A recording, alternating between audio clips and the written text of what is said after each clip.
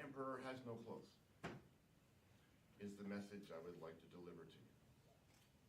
You may have seen or read legal commentators say that the invocation of the Emergencies Act has not been proper, is not valid, the requirements have not been met, and they are correct. And I want just briefly to explain why that is. I don't want to get too far into the weeds, but I think it's important that we all understand what they're saying and why. So, I want to start with the Emergencies Act itself. It is, as you probably know, a federal statute, an ordinary federal statute that already existed, has existed since 1988. It provides the framework for a government to invoke as long as the requirements in the statute are met. And if those requirements are not met, then nothing else works, nothing else is valid. In other words, the government cannot act in this way unless it has statutory authority, right? So that's the first point. Second point is this. The Emergencies Act provides for 4 different kinds of emergencies: public welfare, public order, international, and war. Now on this occasion, if you look at the proclamation, the declaration that the government has brought forward, they have chosen a public order emergency. So the other 3 are now out. We're talking about a public order emergency as defined in the Act. So, let's look at the definition. And the words, as is always the case when you're dealing with law, the words matter. The words matter. They define the line between lawful and unlawful. So here's the definition of a public order emergency. It means an emergency that arises from threats to the security of Canada that is so serious as to be a national emergency. Right? Now, as is so often the case in statutes, you have definitions that have terms that are themselves defined. So one of the requirements of meeting this threshold for a public order emergency is to have a national emergency. What does national emergency mean in the statute? It means this. It means an urgent and critical situation of a temporary nature that is either A or B. And here's A, and I'll tell you B. A is this. A, it seriously endangers the lives, health, or safety of Canadians, and is of such proportions as to exceed the capacity or authority of a province to deal with. That's A. B is seriously threatens the ability of the government to preserve the sovereignty, security, and territorial integrity. Now those are the 2 choices. It's got to be A or B. And in this case, I'll get to it in a minute, the government has chosen A. So forget B. And the final bit of that definition is, and that cannot be effectively dealt with under any other law of Canada. Okay, so we're racking up requirements here. What do we have so far? Number 1, in order to be validly invoked, there has to be a public order emergency that, number 1, threatens the security of Canada. Number 2, seriously endangers the lives, health, and safety of Canadians. Number 3, exceeds the capacity or authority of a province to deal with. And number 4, is not able to be effectively dealt with under any existing laws. If you do not meet all those 4 things, you have not met the threshold of a public order emergency. Now, that's the statute. That's the statute that has existed since 1988. Now we get into what the Trudeau government has actually done. The first thing they did is proclaim, invoke, declare that they were using the act.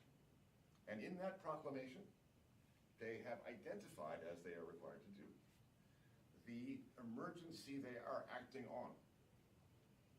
How do they describe it? Well, in several parts, but here's the key one. The emergency is activities that are directed toward or in support of threat or use of acts of serious violence. The emergency is serious violence. That's what the government has said, for the purpose of achieving a political or ideological objective. That's the basis for the regulations that they have now made. One providing for emergency measures on the ground, and one providing for economic measures, like freezing of bank accounts. So the question is this: is that a valid invocation of the Act? Well, just this morning, in response to a reporter, the Minister of Public Safety was asked what the basis was, whether or not they had intelligence about the violence or the weapons. Because after all, keep this in mind, there has not been any violence in Ottawa from the conflict. There has been no violence. And so there must be some kind of evidence that indicates that there's going to be violence, there's going to be a threat of violence, because here again are the words. The words are, in the proclamation, the threat or use of acts of serious violence. In response to the question from the reporter, the minister said that there was no intelligence of the existence or presence of weapons in downtown Ottawa. And in fact, what he said instead was that the basis for the government's actions was rhetoric. Rhetoric. It was speech. It was the expression of an ideological position. Now, just for a moment, consider the implications. This is a government that has invoked an emergency statute on its own admission on the basis of something that somebody has said. They have no actual violence occurring. They have no intelligence about threats of violence occurring. I'm sure you can work out what the consequences are if this is to be considered a proper use of the Emergencies Act. Now, let's just take a bigger picture just for a moment. I don't want to get too far into this, and I don't want to take up too much time. But just for a moment, consider this. The ideology that is now in place in our political realm is one in which language is being redefined. There's all kinds of terms that don't mean what they used to mean. Racism, for example. But included in that list are some very important terms that are very relevant here, like freedom. Freedom now means, apparently, safety. The rule of law means governments taking control of things for, quote, proper outcomes. And one of those words that have been redefined is violence. Violence can now mean words. Honking has been called violence.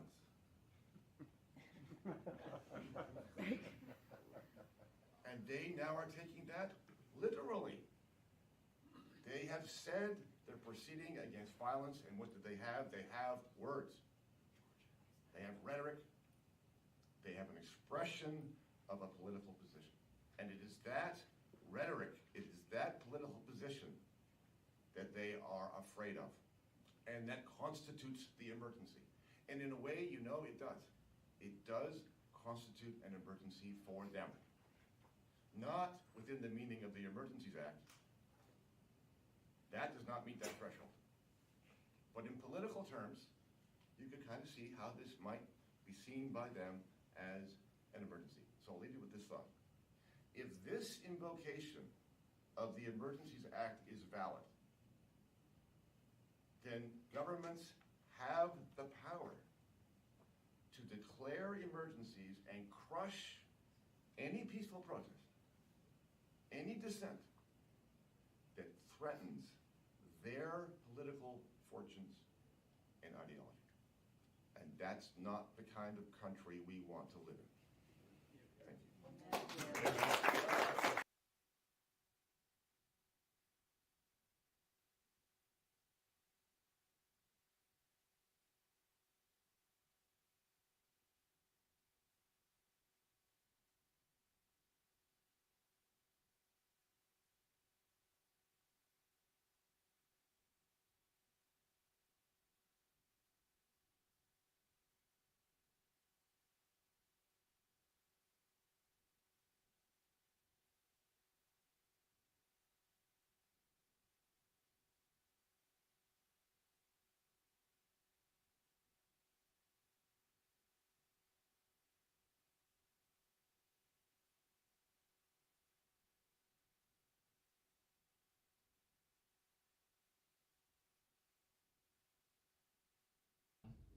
It's Friday, February 4th, and I'm speaking to you from the hotel at the center of the Truckers' Freedom Convoy in downtown Ottawa.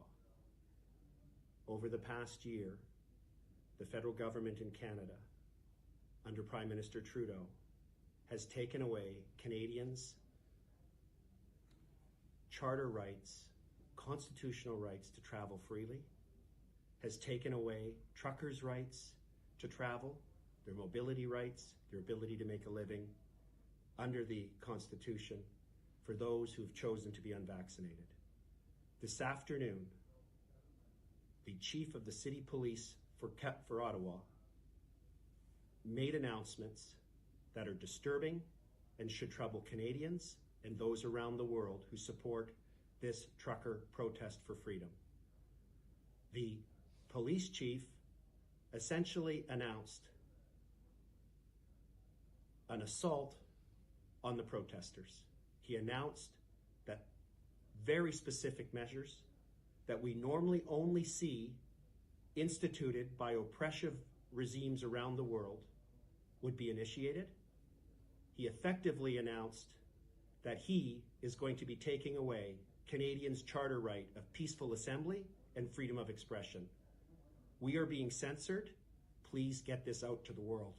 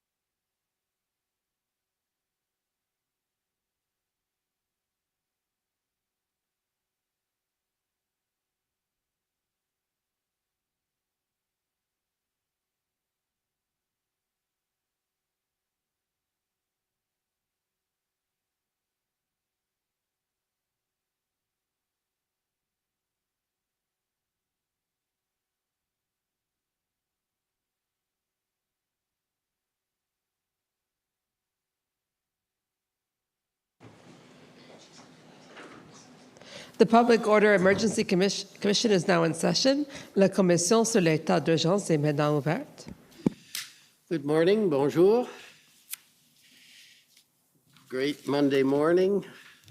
Nice to see you all back again. So we have a new witness this morning. Okay, go ahead.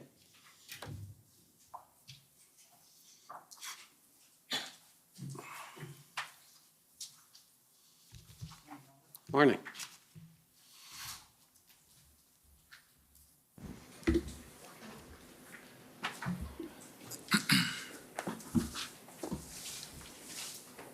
Interim Chief Bell, will you swear on a religious document or do you wish to affirm? I'll swear, please. We have the Bible, the Quran, and the Torah available. The Bible, please. morning.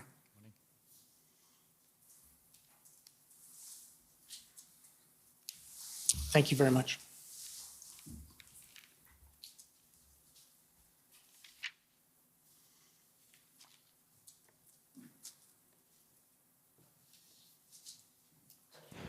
For the record, please state your full name and spell it out. Stephen Bell, B-E-L-L. Do you swear that the evidence to be given by you to this commission shall be the truth, the whole truth, and nothing but the truth, so help you God? I do so swear. Thank you. Thank you very much. Good morning, Commissioner. Good morning, the Interim Chief Bell. Sorry. Thank you. Now, Interim Chief, you remember that... You could just introduce yourself for the record. Yes, it's Frank Au for the Commission. Interim Chief, you remember that we met in the summer remotely, and you attended an interview that we arranged. After the interview, we prepared a summary of the interview, and you reviewed it. Am I correct? That is correct. So I'd like to call up the document WTS 6029.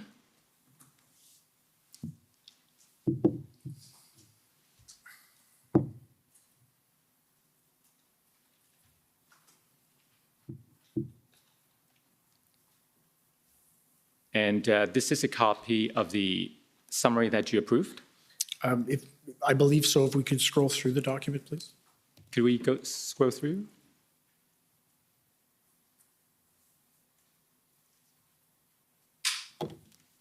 Yes? Yes. Yes, this is correct. But from Okay. what I've seen so far, yes. Now, is there any correction that you'd like to make to this document? No. So you adopt these contents then? Yes, I do. Thank you. Now, Interim Chief, you've served with the Ottawa Police Service for some 26 years. Almost 27 now. And over those years, you've been in charge of many different portfolios. That's correct. I've been involved in several different places within the organization. Could you give us a quick highlight of some of your responsibilities over the years? For sure. I was obviously a patrol officer for a number of years. I was a neighborhood officer. I spent time in our professional standards section, our human resources section, our drug enforcement section. I've had the ability as an executive within the organization to work within all the directorates and now currently have the interim chief position. Mm-hmm.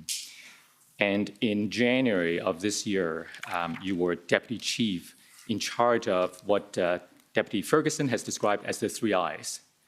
Those are intelligence, information, and investigation.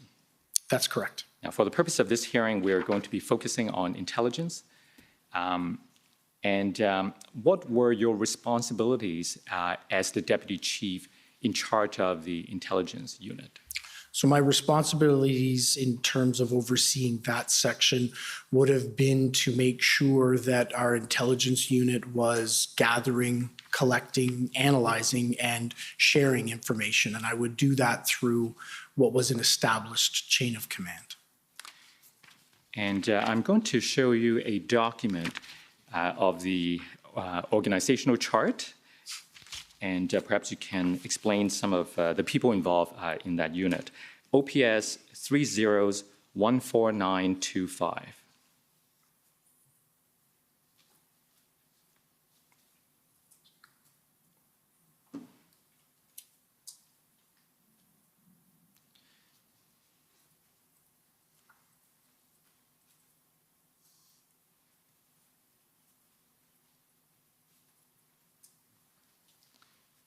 Okay, if we go further to the right, sorry, go up.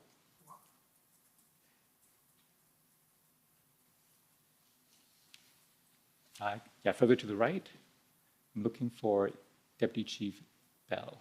That's right. So, am I correct that, we saw the former chief slowly at the top, and then underneath him at the executive levels, there were Deputy Ferguson, who was in charge of community policing, and then you in charge of the 3 I's. That's correct. And then going down that line under you, we see intelligence. So we need to go further to the right. Mm-hmm. So now we see all three eyes. And then under Intelligence Directorate, who was the superintendent in charge when around January and early February? So yeah, I think it's important to note the superintendent in charge at that point was Superintendent Patterson, and there'd been a large movement of superintendents and leaders within the directorate. So Superintendent Patterson was in charge, and he had two inspectors that reported to him, and that entire command team had just been placed in that area. Right. So let's talk about that turnover. When did Superintendent Patterson assume this role of the superintendent, of the lead of the intelligence unit? Superintendent Patterson would have taken that position on January 1st. Okay. And were you not relatively new as well to this portfolio of the three eyes? That's correct. Towards the end of December, I was assigned into that area. Once before that, I was temporarily in the CAO, our Chief Administrative Officer role, for a year due to a vacancy. And then in late December, I took over this portfolio and began to establish it with a new team. So you took over in December 2021. That's correct. And then in early January 2022, Superintendent Patterson took the lead of the intelligence unit. That's correct. And he reported to you? Yes, he did. And under him, you said there are two inspectors, right? And Correct. you see on this chart, they are Inspector Cartwright and Inspector Bryden. When did they join the intelligence unit? So Inspector Cartwright was in the Information Services branch. Right. Inspector Bryden was in the Intelligence Service branch, and both of them started on January 1st as well. And how did those two branches interact with each other, the intelligence and the information branches? So that was something that we'd identified, and that Chief Slowly had identified as a need for us moving ahead, was how intelligence and information work together. So we had a large project underway at that time, which was around intelligence-led policing, to look at how we most effectively gather, analyze, and share information through the organization. So they work together very effectively, but the goal of the ILP project, as we named it, was actually to identify how we can refine that sharing of information even more to make sure the information we're bringing into the organization is shared as broadly and effectively as it could be. We had been involved in that project for probably over a year, and I can say that there were steps and there were efficiencies and improvements that had been found in terms of information sharing. Mm-hmm. Now, in the context of incident command, we've heard last week that the command system is structured by way of three levels: strategic, operational, and tactical. When it comes to the work of the intelligence unit, is that also the rough organization? Absolutely. So in that structure, you would be, I assume, at the top strategic level? That's correct. And Superintendent Patterson would be what? He would be in the operational area. And I would say Inspector Bryden would be moving from the operational to the tactical level. Right. And so inferring from this chart, did Inspector Bryden report up to Superintendent Patterson then? Yes, he did. And they both report to you? That's correct. And okay, so let's first talk about that reporting process. How often would you receive an update or briefing from Superintendent Patterson? Specifically around the issue we're here to talk about, or right, overall generally? So let's turn our mind back to around January, February of this year. Now, we've heard from other people that Freedom Convoy related events came into their radar at around mid-January, say January 13th. So starting at around that time, I'm just trying to understand the frequency of briefings and meetings and so on. So we had regularly scheduled biweekly meetings that we called CTOM, Crime, Traffic, and Order Management meetings that were run by the information branch and that were specifically designed to identify key areas of risk and our response to it within the organization. So that level and frequency of briefing to the entire executive command was on a biweekly basis as it related to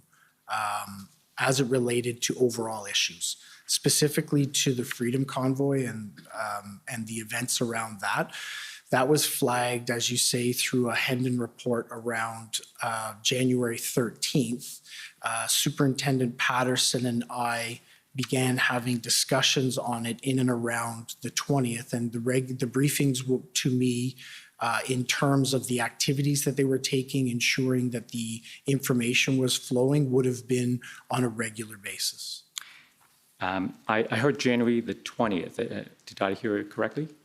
Would have been in and around that week. I can't say which was the specific date through that week, but that's when it would have been flagged and raised in prominence that we did begin discussing it. Mm-hmm. Now, we've spoken to the former chief slowly, and I expect that he may give evidence that he became aware, well, he was in receipt of the first Hendon report as of January the 13th, and he forwarded a copy of that report to you. What's your recollection? So my recollection is that I did not start receiving the Hendon reports until the 27th of January, and that was through discussion with Superintendent Patterson. So I don't recall, and I don't have in searches. I don't believe I received that report. Now, we've also spoken to Inspector Bryden, and during his interview, he informed us that he received a copy of the January 13th Hendon report from Superintendent Patterson. Do you have any recollection at all that you received any Hendon report before the 27th? No, I didn't. No, don't have any recollection. And we've searched to our database to identify when I did start receiving them, and it was on the 27th of January. Now, as one of the deputies assisting the former chief, and you were tasked with the intelligence responsibility. Do you recall any discussions you had with the former chief about your specific assignment with respect to the Freedom Convoy events? Oh, absolutely. The chief slowly indicated when we began to discuss it. We also had morning command calls from 9 to 10 a.m. And during those calls, we would discuss issues that had occurred and emerging issues. The issue of the Freedom Convoy came on our radar in and around that week of the 20th. I can't specifically identify the day. And we had discussions, and there was clear discussion around intelligence responsibility to be involved and identify risks and threats and make sure that we were informing any sort of planning that was going to occur around our response. I understand that Mr. Slowly, the former chief, made it clear that he wanted all operations to be intelligence-led. Is that your understanding too? Oh, absolutely. One of the things that Chief Slowly was very firm about was that intelligence, and I absolutely agree with it, intelligence needs to inform the planning cycle, and it needs to be utilized to actually identify what our appropriate response is. And he assigned you the specific responsibility to ensure that appropriate intelligence were collected and disseminated to the planning team. That is correct. And so that would have been your duty as of around when? When do you recall that first discussion with Mr. Slowly took place? So again, I don't have a specific date, but it would have been in and around the week of the 20th. I'm not sure the specific date of it. Okay. Now, was a threat assessment eventually completed by the intelligence unit? Yes, it was. I want to take you to a threat assessment that the Commission has received. And the document number is OPS 4039.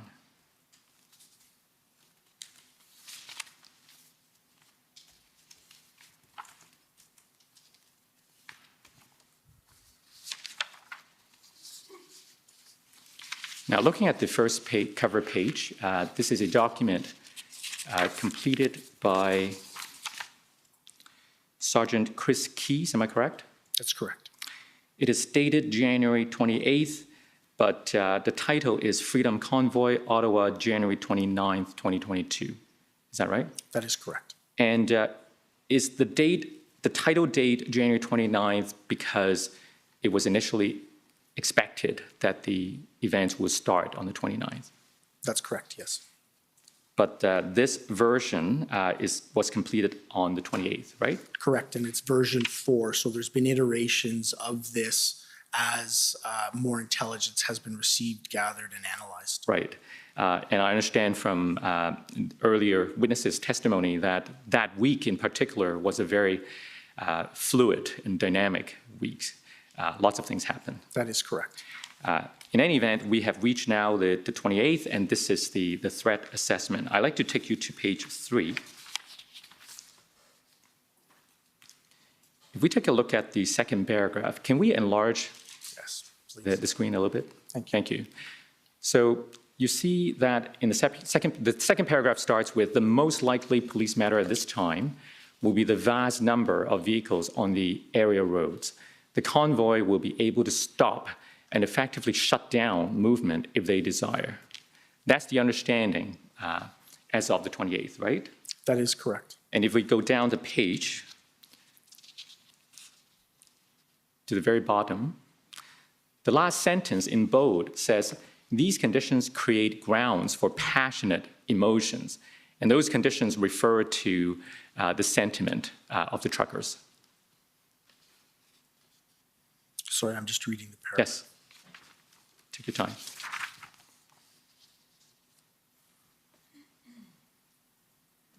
That is correct. Now, if we go to the next page, page 4, and we go to the heading Summation.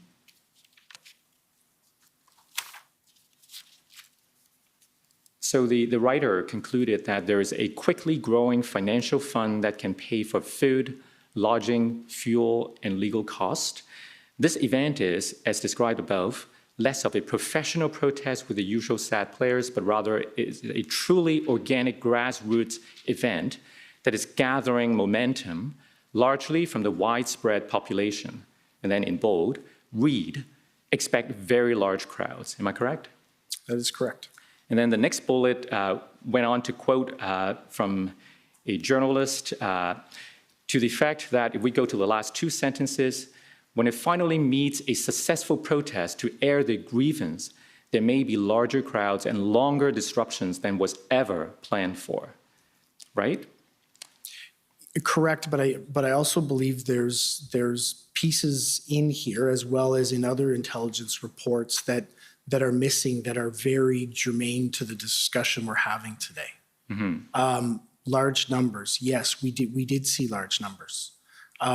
What there isn't included in any of the intelligence that we've received is the community impact that actually occurred. There's nothing around the information that identifies the activities of the protesters when they actually arrive in the city.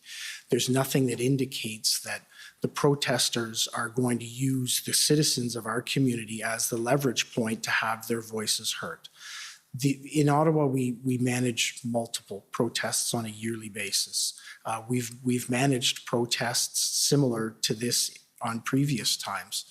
We've never experienced and had no intelligence to indicate that it was actually going to be the leverage of the community and the activities of the protesters to use our community members through their activities as the leverage point to be heard.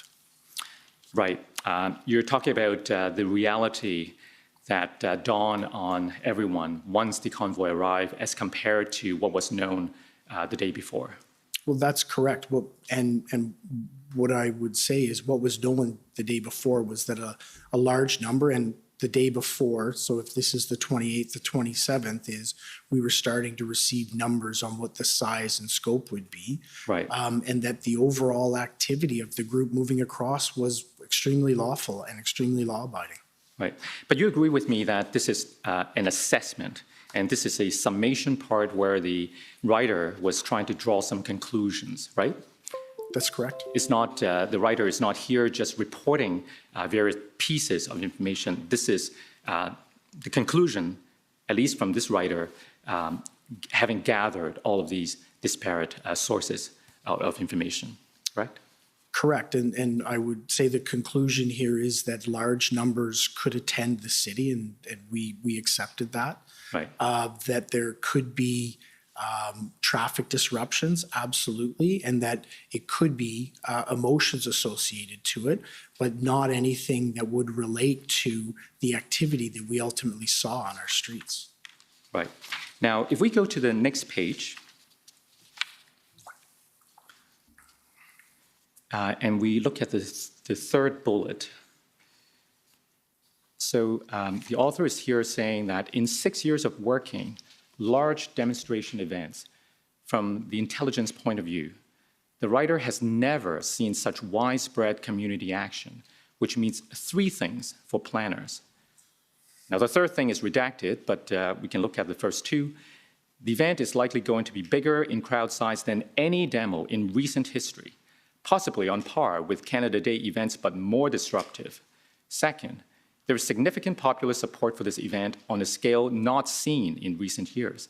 This means the protest groups have access to larger protester pools than they have ever had access to, which means there will be likely widespread disorganization and confusion. Now, the author seems to be warning here of something quite unprecedented, at least compared to recent experience. Do you agree? Yes, I would absolutely agree with that.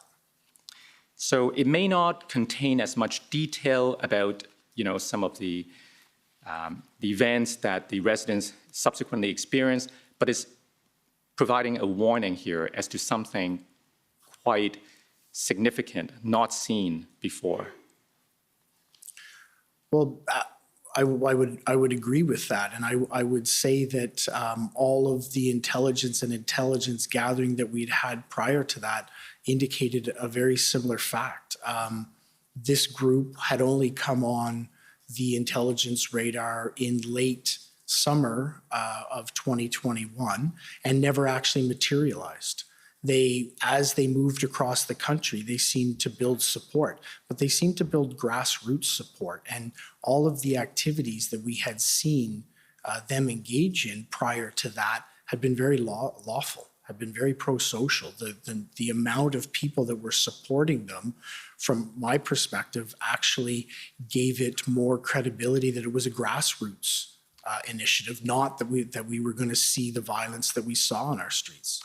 Right, and there's nothing here to suggest anything other than a lawful protest, but the author is pointing to the significant number and the likelihood of disorganization, or at least if not likely, there will be likely widespread disorganization and confusion. Now, if we go on to the paragraph underneath the third redacted point, the demographic of the convoy is very unusual. The protests globally are made up almost entirely of middle class, members of society, since the so-called silent majority is numerically much larger than the professional activists. As a result, law enforcement is being met with numbers of people beyond the norm. So it's just reinforced the theme that we've been on, right? That's correct, but I don't know that the numbers of people who attended from a pedestrian or from a protest perspective were unmanageable or had any sort of consideration about the activities that they would be involved in. Numbers on their own are something that we have managed in the past at different scales. This was large. This was unprecedented. Everyone realized it was unprecedented. But for us as a policing organization, what pushed it over the top was the activities that the people protesting were engaged in and the harm that they did to our community. A large protest that was lawful could have been managed, would have been managed. It was what was anticipated. The activities engaged in were never clearly identified. And from my perspective, that is exactly what made this unprecedented to any other demonstration that we'd ever seen. Right. Now, what Chief Slowly wanted was for you and Deputy Chief Ferguson to coordinate an approach with you, I mean your unit, the intelligence unit, providing the best intelligence to the planning team so that an effective response could have been developed before the convoy arrived, right? That's correct. And he took some oversight role in the days leading up to the arrival of the convoy, right? That's correct. You mentioned so an that- oversight role. He had a role as a chief of police. He was informed and briefed on the progression that was being made. So let's talk about those briefings. You're reporting up to the former chief. How often do those briefings occur? So we would have had discussions on this on a daily basis at our command team calls. And that's where I would be briefed by Superintendent Patterson, and that information would be shared on our command team calls. As we came into the week of the 24th, which I believe is a Monday, and we started to increase those briefings. And actually there was in-person, I don't know the specific time, but there was in-person briefings by Superintendent Patterson in terms of what we were seeing and how we were moving ahead to the command team. Now, if Superintendent Patterson knew of the Handon report as early as January 13th, why was it that you weren't aware until the week of the 20th? So one of my responsibilities as the deputy chief is to make sure that the information is shared. And Superintendent Patterson and I had discussions around that. We had discussions around Project Hendon. And one of my responsibilities was through him to ensure that the information we were receiving was gathered by intelligence, but also shared with our planning team. And he ensured me that that was happening. And then briefed me on the information that was occurring. He identified that there was regular ongoing calls that picked up in tempo and intensity as the convoy moved across and came closer to Ottawa. And it wasn't until some point during that week that he identified that Project Hendon actually had an output in a formal report. It was unknown to me before that. And that's when I requested that he started sharing it with me, and he started to share it with me. Okay. Now, I want to ask you about the plan, the initial plan that was developed to respond to the Freedom Convoy events. That plan was also dated January 28th, right? So I would need to see the plan Yes. you're referencing, because there's different plans. Right. So can we call up the document OPS 404221.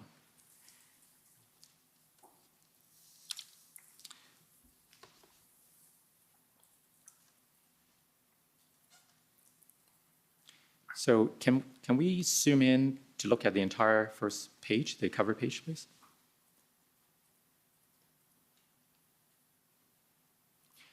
So this document is titled Freedom Convoy, Canada Unity, January 29th, 2022. So the title date is also 29th, but if we go down, we may need to enlarge it now to see the print. Here is noted that it's authored, well, actually the name of the author is redacted. Let me put, we have the identical document in an unredacted fashion, and I've spoken to counsel about this before. Let's call up the identical document in an unredacted version, which is OPP 404262.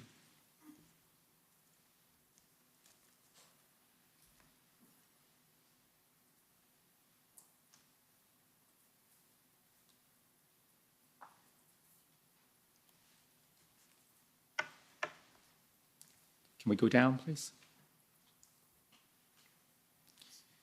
So here we know that the author of this is Sergeant Sean Kay, and is dated January 28th, 2022. Am I correct? That is correct. So that's the same day of the threat assessment that we saw earlier. That is correct. Now, if we turn the next page, the authorizing authorities, there are two here noted. The first one is Staff Sergeant Kevin Kennedy, and if we go down, and Inspector Russ Lucas. And we heard from Deputy Ferguson last week that these are members of the planning team. Am I correct? That is correct. So if we go to page 7, I believe, that's where there was a risk assessment section. Threat assessment. Are you familiar with this part of the plan? Yes, I am. Can we scroll down a little? Am I able to read it before we scroll through? Yes, of course. Can we go back up to the beginning of the section? Thank you.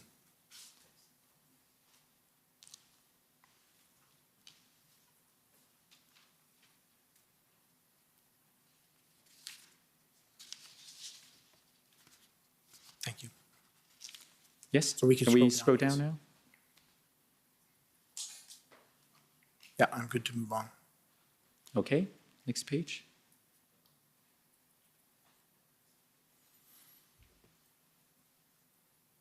If we can, sorry. Can I just have you scroll up one there? Thank you very much.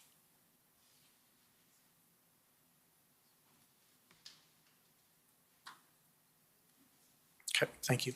Thank you. Now, did you read it at around that time? Yes, I would have received the threat assessment as I was provided, and I believe it was on the 28th, the copy of the operational plan that was being put forward. And what did you think of it at the time? So I received this prior to receiving the actual threat assessment that had been finalized, and what I did know is that there had been very good levels of intelligence sharing amongst the planning team. The planning team had been direct. Excuse me a minute. I'm Are sorry. you, Sorry, no, the only thing I wanted to point out is we've lost connection to the database. So it's difficult for me to see the screen from there. I gather some of my colleagues have also lost connection. okay, we have a, It's the internet that appears to be down, Commissioner. I don't think it's the party database. We've all lost internet connection, if that helps. so internet connection is gone for everyone, but not for me? Maybe there's something to be read into that. I'll just take a moment, and the technicians are dealing with it, because obviously those who don't have perfect sight may not be seeing the monitors. Can you tell me when it's back up, Thank you very much. please?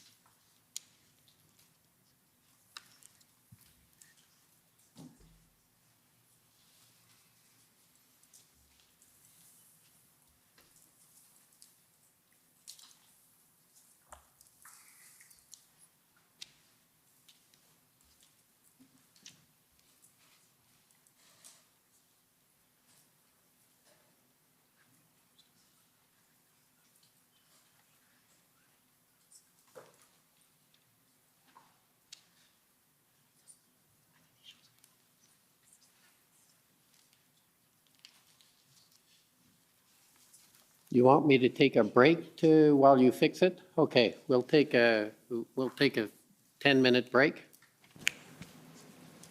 and come back. Sorry about Thank you, sir. that. No, that's fine. Thank you, sir. The commission is in recess for 10 minutes. La commission est levée pour 10 minutes.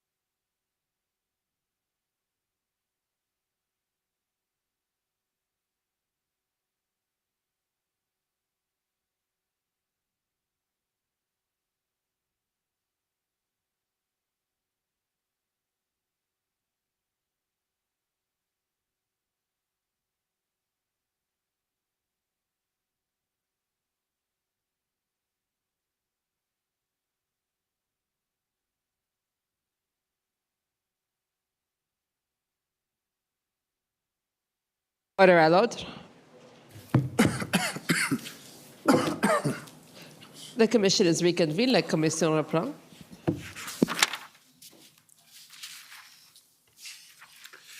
Okay, I understand the technical glitch has been corrected with our apologies. Thank you, Commissioner. Interim Chief, if I could take you back to the initial plan of the 28th of January at page 7, where the threat assessment is found. I think you were in the process of going through the assessment. Yes, that's correct. I'm going to ask you to repeat if there was a question in there. I believe I had an answer, but I want to make sure I'm answering the correct question. Well, that's a very good question. I actually don't remember what I asked, but let's start with, have you reviewed, have you completed your review of this Yes, I have. section? Okay. So I'd like to know, first of all, whether you agree with this assessment. So at the time, I think it's very important to identify how this assessment would have been created. We did create an overall threat assessment, which is extremely important, but this assessment would have also been influenced directly by the connection that existed between our intelligence unit and the planning team. And much of that information would have been gathered through the ongoing Hendon reports. So the ongoing Hendon reports and the analysis of that and more formulated the overall threat assessment. That would have helped to support this, but there was also on the ground regular dialogue about the incoming information that was contained or not contained, as we've had discussions about, to help formulate this threat assessment.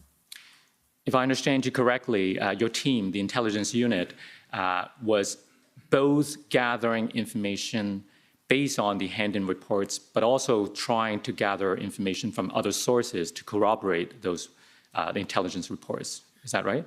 Well, yes, and that was one of the big challenges that also made this unprecedented. It is that there was information, there was intelligence through Hendon, but there was information in an unprecedented and almost inundating way that was coming in, and as it was building through the week until this threat assessment was completed.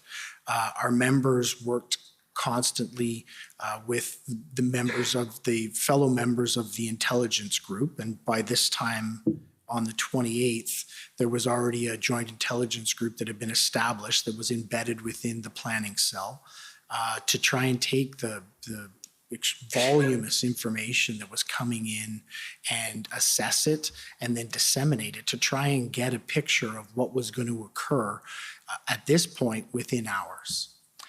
And looking at this threat assessment and in the context of the 28th of January, what you knew, what your team knew at the time, do you consider this an accurate reflection of the reality to the best that anyone in your team can know? So at the time, I wouldn't have known this because I hadn't had the opportunity to review and look through all the Hendon reports, but I think it is a very accurate assessment. I think there is one area that's missing that we didn't highlight enough because I don't believe we had enough information to substantiate the level of risk that it created, and that's specifically around the fact that there may be some members of the convoy who would stay on for a longer period of time around the 28th, 29th, and 30th that we were planning for. So in retrospect, having identified all of this, that should the potential that could occur should have been something that was included in this. So that's the one thing in your view, excuse me, that's the one thing in your view that was perhaps missing from the assessment is the risk of a prolonged occupation, if we can call it that. That's correct. Now, let me take you to some of the other information that you said might have been available as well at that time. So now, you talked about Hendon report. Maybe before we go to the other sources, let's talk a little bit more about Hendon. you became aware of it during the week of the 20th, but you also told us that you didn't go back and read all of the Hendon reports. I want to get a sense of what you did read, and what's your best recollection as to which Hendon reports you did read at the time?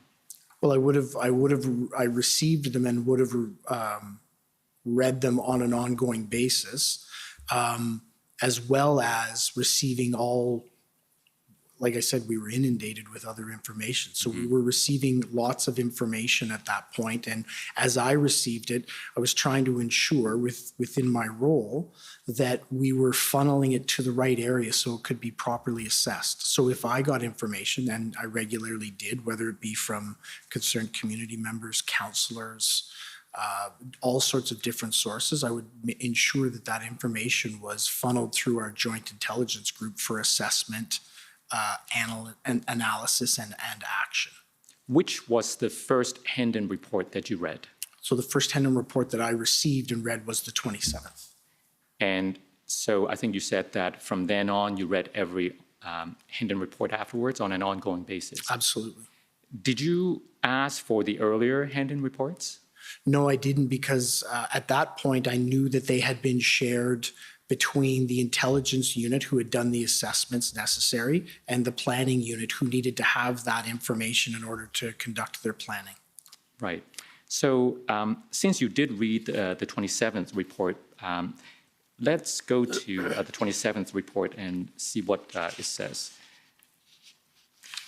If I can find... So just for clarification, yes. And I'm sorry, I have since reviewed all of the Hendon reports. Okay, yeah. But since we're interested in finding out what was known to you at the time, let's start with the 27th.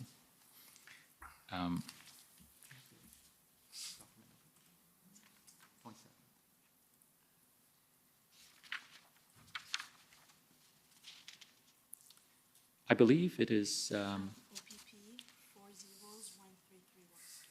OPP 401331.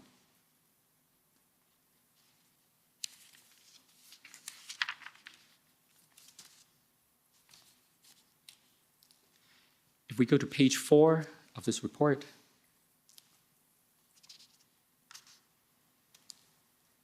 go down. Okay, so do you see the paragraph that says, it is highly unlikely that heavy machinery would be transported in the convoy if there was no intent to use it, or if some individuals in the convoy did not anticipate that it would be needed. Such equipment could be used to facilitate or secure access to strategic operational positions in Ottawa. The presence of this equipment in the convoy may indicate that some convoy participants intend to reinforce positions for long-term occupation in Ottawa, to block access to strategic locations, to damage property, to render roadways impassable, or to intimidate the public, government, and law enforcement. So this is the part of the January 27th Hendon report that you read, right? That's correct. So do you agree that the presence of the heavy machinery supported what the report called positions for long-term occupation? So while I do agree that the report states that, I think the subsequent action is very important to put context to this. We identified this. This was one of the early areas that I identified as a concern. So as a result of that, through discussion with Superintendent Patterson, intelligence was worked with the operational branch to actually start to look at this, look at the existence. By this point, this is on the 27th, people are coming across, and there are police resources, specifically in this case, I believe OPP, who are with the convoy participants. The follow-up that we received from that was that the PLT, the police liaison team, who we've heard about through these hearings as well, engaged with them, and there was understanding that heavy equipment would not be taken into the downtown core. There was also understanding through information we received back that many of the pieces of equipment that we're seeing were fluid within the convoy. It appeared, and as we understood, as it came across Canada, the numbers fluctuated up and down on a regular, daily, almost hourly basis. Some of the equipment that was seen in here was people that in different locations had joined in. I would imagine or speculate that it was so that they could identify that they were part of this and didn't continue with the convoy as it came across. As a result of this information, plans were put in place to make sure that we diverted heavy equipment like this from the downtown core. But discussions were had with the people who had this, and from my understanding, and it will be a question better posed to Inspector Lucas, but from my understanding, all of the equipment identified in here or any other trailer-based equipment never made it into the red zone footprint. So although this is concerning, it's something that we identified, action followed up on and mitigated. Now, do you agree also that there was a serious intelligence gap in terms of any exit plan for these protesters? So I do, if we can scroll down to that area. Yeah, let's go to page 6.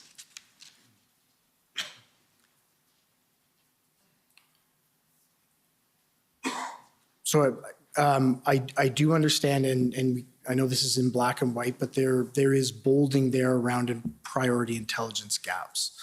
So I believe this area highlights some of the areas where we were concentrating on and some of the reasons for the assumptions that were made. This is, by this date, this is third or fourth, I can't be for sure until we pull the other ones up, where the intelligence and information had clearly identified a 3-day event. All of the discussion was around the 28th, the 29th, and the 30th. There had been, through the reports, passing reference, regular, but passing reference to the notion that a small group of people, a group of people undetermined, could stay for longer periods of time. But predominantly, the intelligence identified it as a 3-day event. And the top 5 areas in here are identified in red as priority taskings. Mm-hmm. The plans for departing Ottawa was something that was a concern and was identified, but based on the fact that it was believed to be a small group, was obviously not identified as a priority tasking. And as part of our planning, the plans, the egress plans for the demonstration to leave Ottawa, based on the fact that there was the concern about how they would get out of Ottawa, was built and developed into our plan. It just never materialized once the groups dug in and decided to stay in the city. Now, there are obviously many hand-in reports. This is just one of them, and the information continued to evolve, as you pointed out earlier. But Superintendent Morris from the OPP did testify here last week as to the likelihood of a weekend event, and he said that he did not recall, I quote, he did not recall any information which could lead to the induction that this will only be a 3-day event based on his review of the hand-in reports. Do you share his view? So I have ultimate respect for Superintendent Morris. I think he's an incredible intelligence leader in this organization, in this country. But when I read these reports, the specifics around the 3-day event are very clear as it moves ahead. There is references that some small numbers would stay beyond that, but all of the information being gathered, even in terms of the priorities for the intelligence gathering, is specifically around that 3-day period. Okay. Now, let me ask you, along this line, about the fact that many of these truckers were coming a long way from the west, right? That's correct. And you knew that. So, for example, you understood that a group of participants from the Western Convoy would stay, well, let me give you the reference. If I could take you to your summary at page 6, so this is WTS 6029.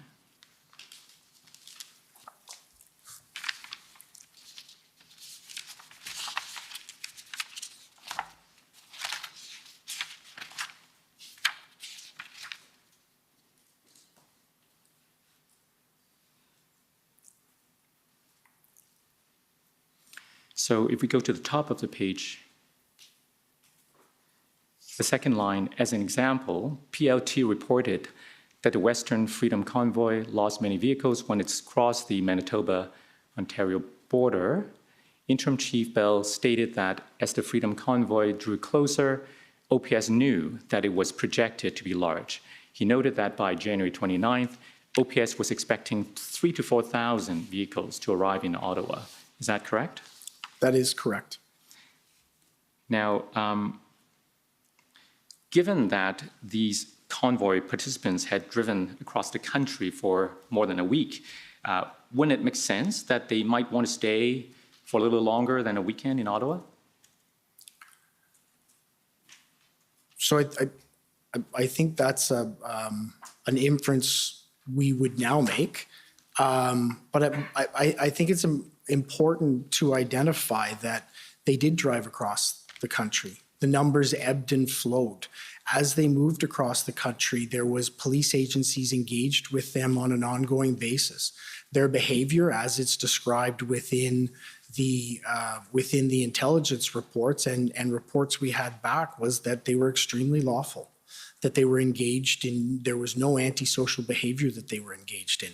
And that was the observations for a number of days. Beyond that, the organizers clearly stated on many occasions and throughout the Hendon reports that their intention was to be lawful and peaceful once they came to our city. So regardless of whether the number would have, whether the number that would have remained would have been smaller as we anticipated it could have been, it was the, again, I go back, it was the activities that occurred here that were the most problematic. We in our police service manage many protests a year. Some of them are prolonged, some of them are protracted. We've had examples of occupations of parks, of occupations of intersections that have gone on for a longer period of time. But those didn't engage in the unlawful activity that we saw here. That is what I believe makes this circumstance different. The scope of people, the size of the area that they overtook, and the activity and the trauma they put our community through. There was nothing to identify that would occur within the intelligence reports. So perhaps if I could clarify, let us assume that the intent was to engage in an entirely lawful protest. Making that assumption, wouldn't the sheer size, the number of trucks, and the intention to stay for as long as it took until the mandates are lifted, create a risk that it will be a prolonged issue for the residents in terms of traffic and other issues that came with such a large crowd in the downtown area for a long time? But I think you identify the key point there. If the protests are lawful, and they're within a contained area that isn't impacting the community, we would go through a regular process in order to ensure that we are managing that area and that we're negotiating with the people for them to be able to leave the area. That, what you described, though, was not what occurred in our city.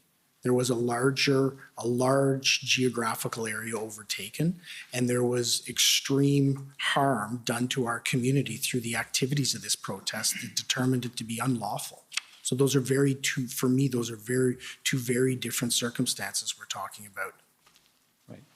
Now, you would agree with me that around that time, both for the former Chief Slowly, who you report to, as well as Inspector Bryden, who reported to you through Superintendent Patterson, raised concerns about the threat assessment. Do you recall any communication with them about the nature of the threat assessment that was produced? So I raised concerns about the threat assessment, and we had discussions about it. So because my expectation was that it would have created more direct references to the Hendon reports and to the intelligence information we were bringing in. The threat assessment, as it's completed, is done on a standard template there is actually a checklist to follow through as you create a threat assessment. We were trying to become more mature and advanced in our collection and dissemination of intelligence information.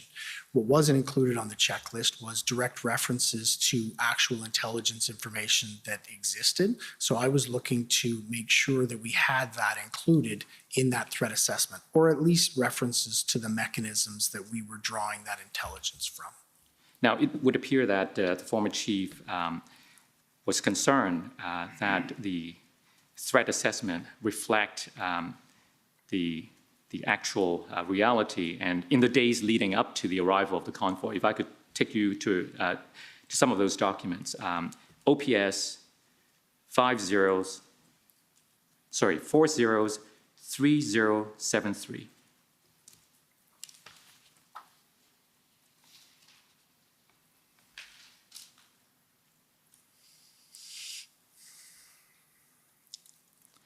So if we go down the chain and to see how it originated, go to the very bottom, please. So somebody go up. So it appears that keep going. It appears that the former chief received information sent to him about some potential threat. Go up.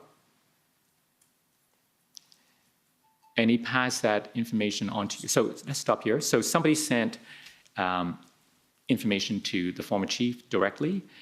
Somebody wrote, "I lay awake tonight as I read Twitter posts from the extreme right vowing attacks on Rideau Hall this weekend. Some are calling for action akin to the happenings in Washington on Capitol Hill. I understand the right to peaceful protest, but I'm writing as a very concerned citizen, as we're not hearing any reassurances from the city or policing regarding the safety of residents surrounding these vulnerable and targeted spots." So we go up now. The former chief forwarded that to you. Sorry, can I finish reading the content? I wasn't at the bottom. Sure. All right. If you can just scroll down a little more, please. Okay, great. Thank you very much. Thank you. Is that good? Yes, sorry. Okay. I'm sorry. Thank you. Sorry, I didn't mean to cut off your reading. If we go up now, it appears that the former chief forwarded that email to you and to Deputy Chief Ferguson. And he said, the email below from an Ottawa resident who's seeing online postings from what he calls extreme right-wing elements calling for violence in the event. If we go further down. Sorry, if you can just, there's one okay. at the bottom. Right. I didn't hit number 3 yet. I will try and read more quickly. No. Take your time. Okay, thank you. So he was outlining the concerns from the citizen. Yep. And then he went on to say, yet our briefing note as of last night says there is no intelligence to indicate that this demo straying will be violent. Please review all available information, intel, incidents, and ensure we have the most accurate threat assessment and the most appropriate operations plan for the event. And he sent that before your briefing scheduled at 9. So you agree with me that the former chief was taking an active interest as you got closer to the event, and he wanted to ensure that the threat assessment reflects the most accurate information the intelligence could provide, right? Can we scroll up on the date? I'm just looking at the date on this. I believe this is 26. 26. No, so in answer to your question, absolutely. We were all taking an active interest in. I think it's important to note here that the information received by the chief was funneled to our intelligence unit and our joint intelligence unit for assessment. The Hendon reports on these days, on the 26th, would reflect that there was no anticipated violence to occur. So we were continually briefing on the violence picture and making sure that all of this information was funneled in to our intelligence unit and then into our planning team. It makes specific reference to activities or actions that could occur at Rideau Hall. We did look into that it raises a national security issue, and I can tell you that there was national security representatives, including CSIS and the RCMP, in our joint intelligence group. So again, this was information that was taken in, assessed, evaluated, put towards our threat assessment, and ultimately this didn't bear out to be accurate. There was no threats made against Rideau Hall. And the former chief was also concerned about the language and content in the threat assessment. If I could take you to the next document, OPS 403748.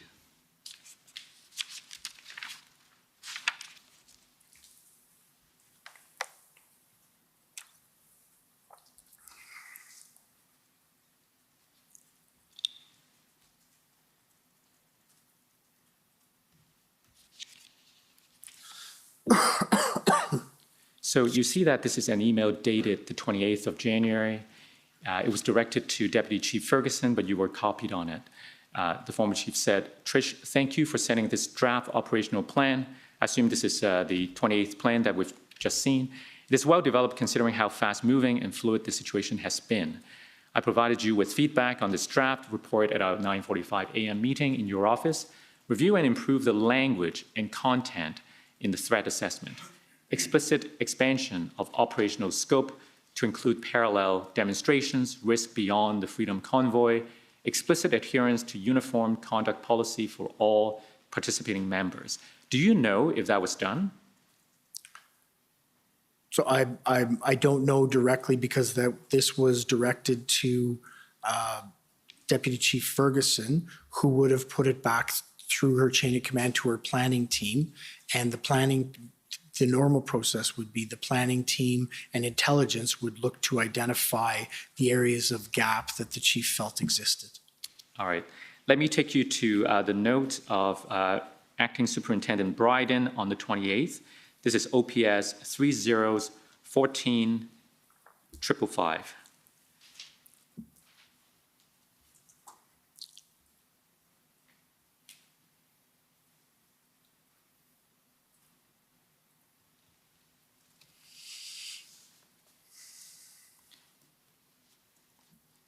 Can we go down?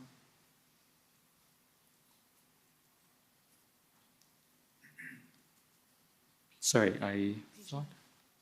Sorry, I didn't give you the page number. Page 9, please.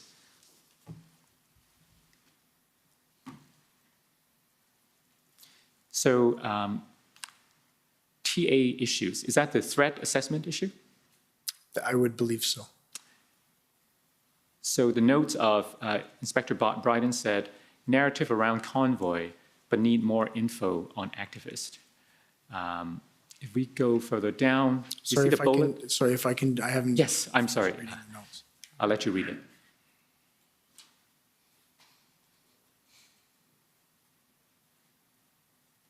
Thank you. The bullet I'm interested in is the one that starts with, plan is to demobilize the convoy on Sunday, but current threat assessment does not support that operational move. Current threat assessment says low or no threat. Do you know what that means? So if you can, and I'm going to apologize, but if you can let me know what date these notes are. I believe it's 28th. Can we go up to check the date?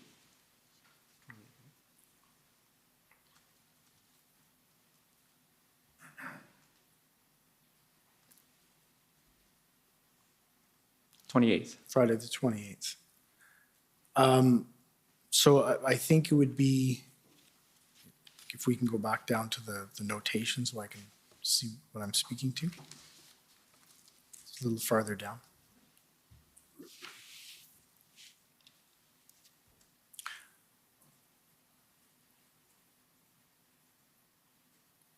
So I'm not sure, that isn't a meeting that I'm involved in. So I'm not sure specifically what he would be speaking to specifically there.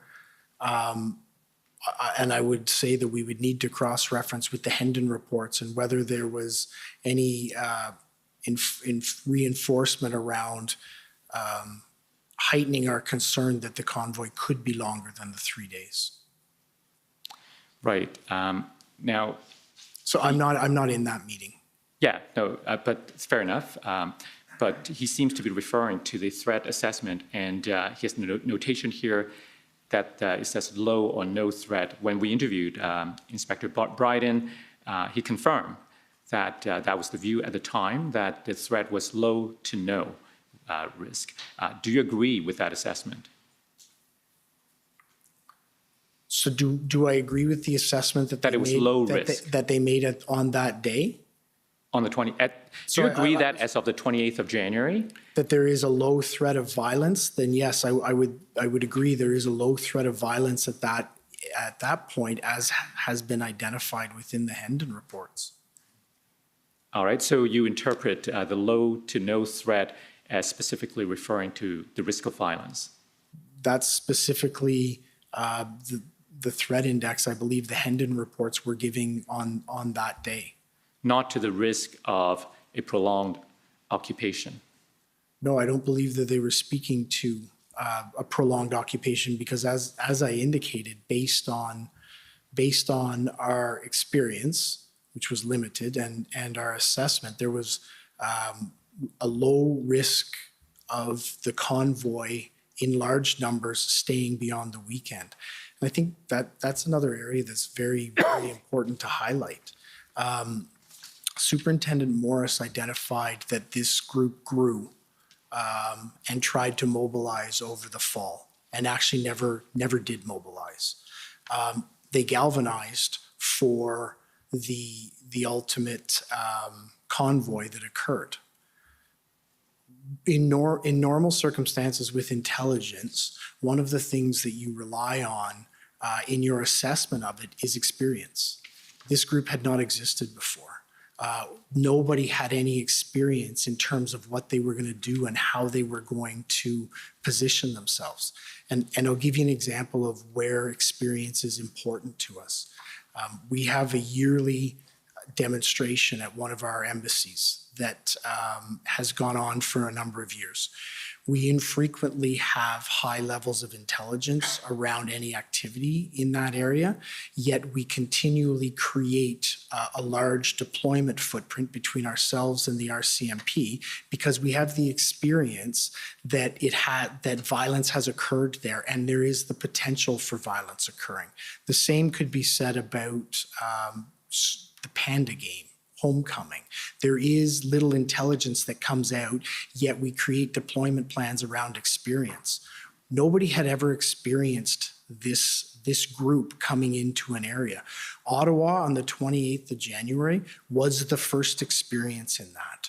So I do know that following this, there has been extensive changes internally, and people have seen a definitive change in our response based on our experience. But across the country, police leaders identified that they now had a scope of what their experience could anticipated to be with this group.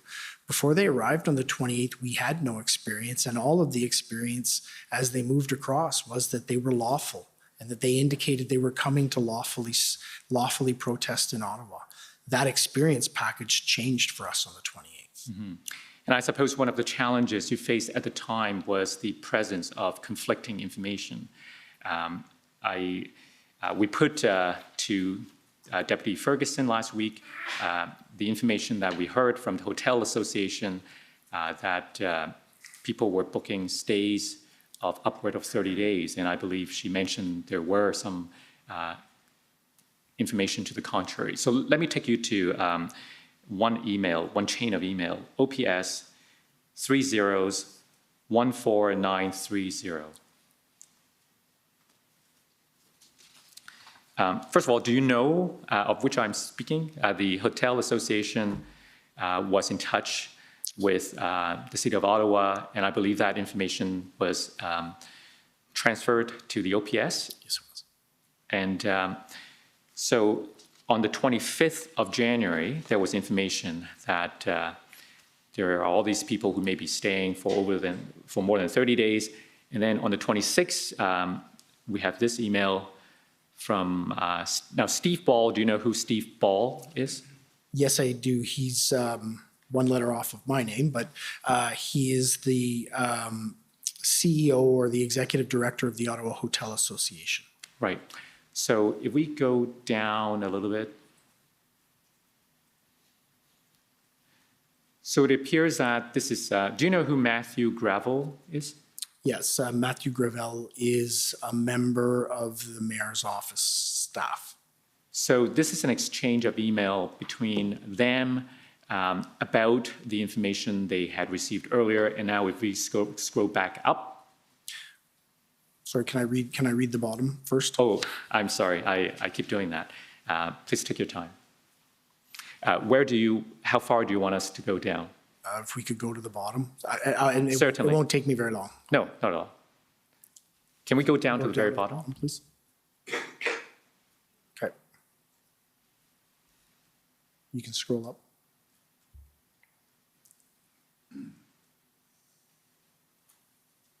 Thank you. You can scroll up.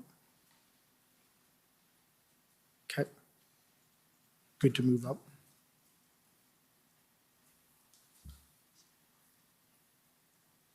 Okay.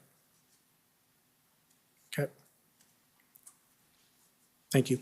So I just want to draw your attention to this part at 9:08 p.m. I'll get a sense of how long they're planning to be here by how long they, I guess it should be book rooms. So far, it's only for a few days. So is that one example of information not being entirely clear?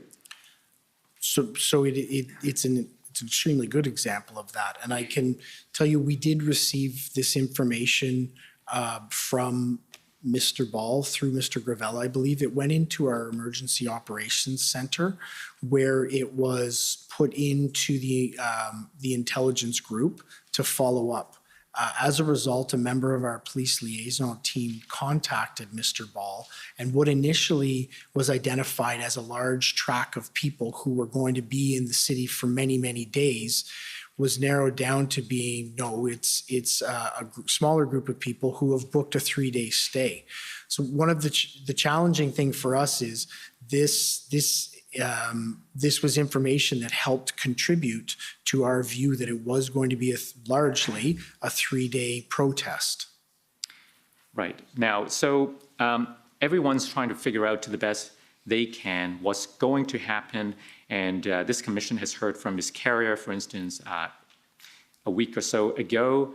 I referenced this when I examined Deputy Chief Ferguson last week, so I'll put that to you again, because Ms. Carrier, who was a businesswoman, a layperson with no access to any police intelligence, just based on her observation, she said, if I could find the transcript, she said, to me personally, it was clear that the 70-kilometer train of trucks that crossed the country was not coming in for a small protest in a day.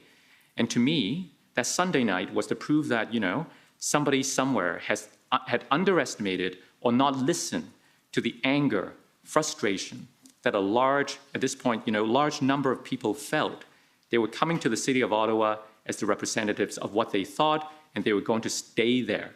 They were going to stay there until they were heard. So entirely apart from intelligence, reports, and so on, there's this common sense inference that some people draw, that people are not going to drive all the way from the west with all of these emotions that the intelligence reports also refer to only stay for a weekend. So in terms of contingency planning, what role did intelligence have to inform that contingency planning? So I think intelligence would have played an important role, and to try and highlight the risks that they knew at the time, and I believe that was done. It became more possible, as was identified, that a small group of people could continue beyond the weekend, but that mainly was being planned around a weekend protest. all of the activities that we took, including this one with the Hotel Association, led us to believe that that's what it was. The intelligence, as we read it, talks about a large protest, but the numbers that are necessary for planning didn't start to come in until the day before, and that, please don't hear that as a fault of anyone. It was just very difficult because of how fluid and dynamic the situation was for us to be able to gather through our partners real-time intelligence. So intelligence continually stayed on, continually fed the planning team of what they knew at the time with the best information. As you described it, though, it was a fluid week. It was a roller coaster that week in terms of information coming out and refining down. And ultimately, the numbers, the size of it weren't fully refined until the 29th and the 30th, when it was already upon us. And I'll go back to it again because I don't think it can be understated. The real impact of this protest was the community harm that was created. That was what the problem and the consequence to our community was through the activities of these protesters. There wasn't any information that identified that. And that, for me, is what created the need, the emerging need for us to make sure that we had the action plans in place as we saw that emerge. Our community were dramatically exposed to violent activity over that period of time. Now, this may be open to debate, but one may argue that the combination of the large number of people in trucks with the expression of an intent to stay for some time until the mandates are lifted logically lead to this risk of social trauma if large number are going to stay here for a long time. Do you agree? So, and I think that goes to exactly what I talked about experience. The other piece you need to add in there is experience with the group that you're gathering the intelligence on, to actually assess it and then to see how they are engaging in activities. The experience we had until this point was you were exactly right. They were people moving across the country, determined to be heard, but they were peaceful. And they indicated that their intention was to be peaceful when they got here. That isn't what materialized, and that isn't what caused the consequence to our city. People protesting in an area lawfully is something we can manage and handle. People creating an occupation that traumatizes our community was something that no community had ever seen, was unprecedented, and was the situation we're facing when we began to get the experience of these people. Now, we expect that Superintendent Bernier, who is testifying tomorrow, may say that there was a bizarre disconnect between the intelligence and the planning. What's your perspective on that? So I would need to know exactly when at what point he's speaking of, because what I do know is as the planning team was doing their assessments and as the planning team was building their plans, that the intelligence and the planning team were very tightly connected. I've seen and observed several emails over my preparation for this that indicate that at every point that one of the planners is looking to develop a plan, they're referencing intelligence. And that's, as a leader in this organization, is exactly what I would expect to happen. Okay, so let's go to his interview summary so that we have more context. WTS 6030, page 4.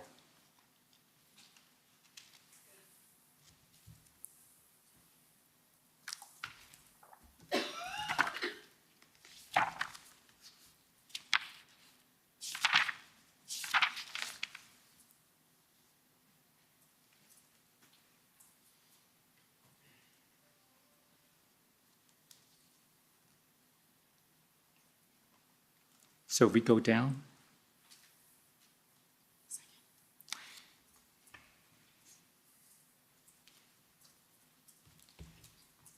Oh, sorry, it was earlier. If we go up again, the second paragraph. So page 4, second paragraph. Superintendent Bernier also shared his concerns about the Freedom Convoy with his supervisor, Superintendent Drummond, on the 27th of January. He told Superintendent Drummond that there seemed to be a bizarre disconnect between the intelligence contained in the Project Hendon reports and OPS's preparations. Do you agree with that? So those issues were never highlighted to me. I don't know what would form Superintendent Bernier's opinion on this, but those issues were never raised. And I would hope at that point they would have been raised if somebody felt that there was such a disconnect between them. But the question I guess I put to you is not whether they were raised, but whether you saw a similar disconnect between the information contained in those reports and the way the OPS was preparing for the arrival of the convoy. No, I didn't, because I think what you could observe, and it'll be very important to flush out through our planning team, is that the information was fluid, that we continued to develop more, receive more information that became more refined as we moved ahead. That information was shared with planning. I believe that's why the planning process was as fluid as it was as well. This was a circumstance that was changing by the day, by the hour, with information coming in, and intelligence was bringing it in and assessing it, and planning was trying to respond to it. And then it wasn't finalized until the convoy actually arrived in our city. Now, as you know, this commission is ultimately about learning from the past to find out what happened in order to improve what we can do in the future. So as the deputy chief responsible ultimately for the intelligence unit, what are your thoughts on what could have been done differently or better in order for the OPS or other police services to respond better to an event like this in the future? So first, I'd like to start with thank you very much. I'm very happy that that's one of the areas the commission's looking at, because I think there are many lessons for us to all learn through this. Some of those lessons I can tell you we've already learned and put into practice. In terms of intelligence, I know that one of the things that we've developed is better capacity and capability around open source information. What was born out of this situation was a unit that's been created within our organization specifically dedicated at collecting open source information and sharing it into intelligence. I think the opportunity around intelligence is to ensure that intelligence, open source, and police liaison team information is more readily shared so that it can be cross-referenced. We've seen that develop within our organization. I also think, and one of the things we've been able to do is we read the intelligence differently now.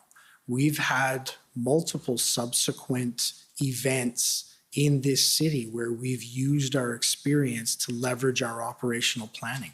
One of those was Rolling Thunder.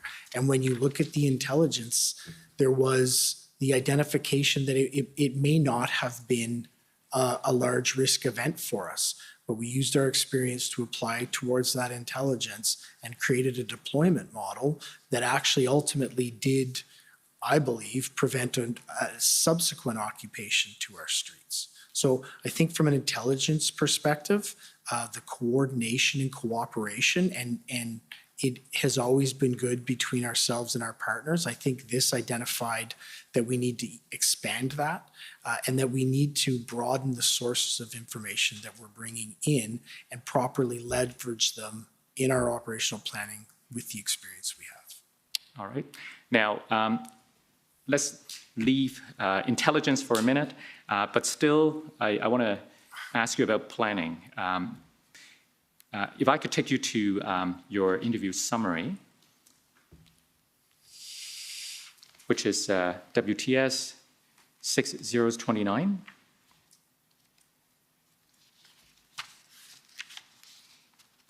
If we go to page 4,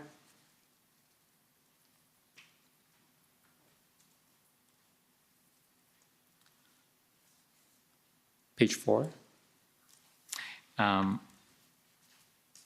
looking for the part where you said that the OPS's approach to the protest at the time of the Freedom Convoy did not consider community impact. That paragraph right at the top. Okay, sorry, we There. passed it. Interim Chief Bell saw it as OPS. That's right. Interim Chief Bell saw it as OPS's role to respect lawful protest. He noted that OPS was experienced dealing with lawful protest on national and international issues and ensuring public safety at these protests. He commented that OPS's approach to protest at the time of the Freedom Convoy did not, however, consider the community impact of demonstrations. If we go down a bit. Since the convoy, you not only consider public safety and Charter of Rights and so on, but also the impact on the community. That goes to part of what you just told us. Now, at the time, though, you sought a legal opinion on what lawful authority was open to the OPS to respond to the arrival of the convoy, right? That's correct. I requested that legal opinion following one of our morning calls, our command team meeting, as one of the requests that was going to be, we needed to fulfill in order to make sure we understood our legal grounds. Do you remember when you sought that opinion? I don't remember the specific date. Okay, let's see if your notes help refresh your memory. OPS 000-14525.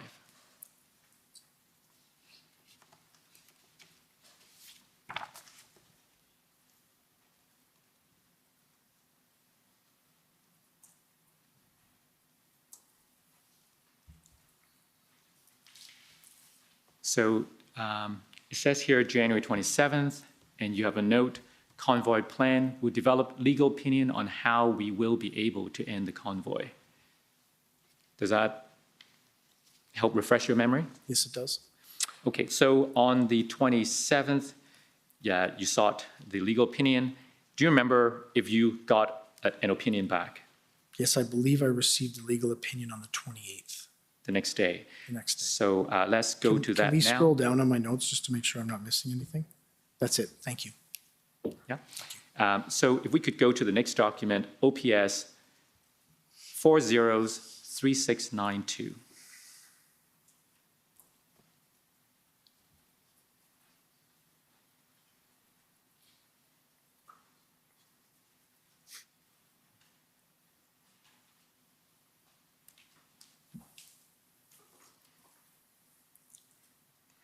Is this the opinion you received? Yes, it is. Did you read it at the time? Yes, I did. Sorry. Yes, sorry. Yes, I did. Okay. Did you circulate this opinion to anyone else? Yes, because it was requested at one of our morning calls, I would have shared it with the entire command team, I believe. That But I don't have includes- independent recollection that I did forward it on. Okay, but you believe you did? I believed I did. I collected it on behalf of the executive team, so I would have shared it with the executive team. And just to be clear, by executive team, you meant? So it would have been anyone who was present. So it would have been with legal counsel who would have done this, Deputy Chief Ferguson, CAO Dunker, Chief Slowly, the Chief's Executive Officer, Kevin Maloney, and others. I just don't have recollection of who I forwarded it to. Okay, so let's take a look at this opinion. Staying on page 1, if we scroll down, the paragraph that starts with while the convoy, we could go up, yeah, that's good. While the convoy has not yet reached the city of Ottawa, various considerations will need to be assessed and reassessed to determine the appropriate response, including the balancing of competing charter rights, impacts to public enjoyment and the right to mobility, impacts to health and safety, impacts on obstructing emergency vehicles, and impacts to public safety generally.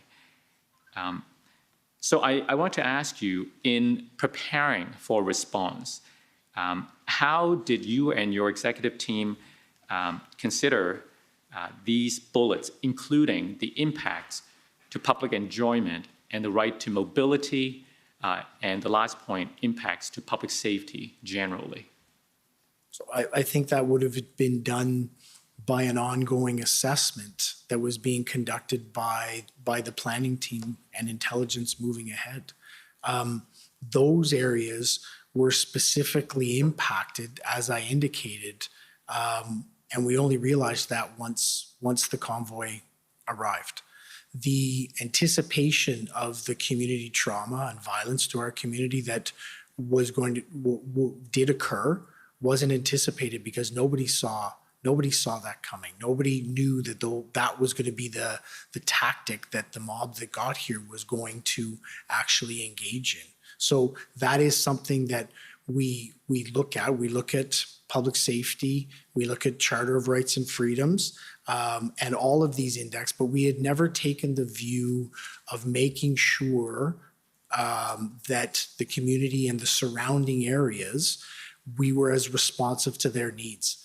We take that into account more than ever now, and that's what you've seen as we've responded to Rolling Thunder, responded to Canada Day, to make sure that we interpret our intelligence with our experience, but also make sure that we identify potential hazards or concerns that could occur within the community and put that absolutely front and center in our planning.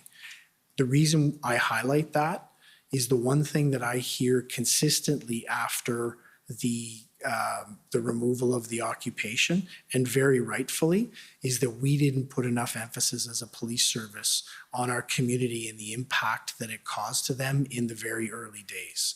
That they felt that we didn't focus on the harm that was being done to them. While we have always had that in the planning, I think we need to be overt in it and say, community, this is your city. These are your streets. We will conduct ourselves in order to protect you within this community and protect you within those streets. So I think the emphasis that I'm playing is that we need to always have charter rights and freedoms in our mind. We always need to have community safety, but we need to make sure that we bring the community impact to the front of everything we do, because it was the area that was most violated during this event. Now, the opinion talked about the balancing of competing charter rights. Perhaps many of the residents felt that there was an imbalance. And one of the central questions that arose from the planning perspective is about the ability of preventing the trucks from entering the downtown core in the first place. So I want to ask you, what was your understanding of the lawful authority for the OPS to prevent the trucks from going downtown and park there that first weekend? So I believe that we do have the ability, and I think we've exercised it several times since then, to prevent the vehicles from going down. A truck isn't a protected entity under the Charter of Rights and Freedoms. People are. That is something we had not exercised prior as an organization. When we had vehicle-borne demonstrations, protests, or events in what is the downtown core, we had always allowed them because our experience was they had come and they had left, and we had managed them. And that was a regular occurrence for us. So that happened many, many times, usually many, many times a year. So although the charter doesn't protect the vehicles, I do know that our experience had been that we would allow those type of vehicles. I think there's another side to it as well that's very important, particularly as we became closer to the date. We saw the volume of vehicles that were going. They were coming to Ottawa. They were very clear about that. They were coming to Ottawa. So the ability for us to protect and preserve public safety would mean that we would want them to go into a designated area so that we could better control it. We didn't anticipate the activities. We didn't anticipate the size or scope of number of people who stayed, because we do have to remember most people did leave on Sunday night. So the ability for us to manage the protest and demonstration in a core, as opposed to people coming and have a blocked off downtown core and leaving their trucks on the 417 or trucks dispersed around many different areas. It was going to be more manageable for us in a centralized area. All right. Now, we asked the same question or a very similar question of Mr. Slowly, the former chief, and I want to show you his answer and ask you if you agree with him. Can we go to the document WTS 6040?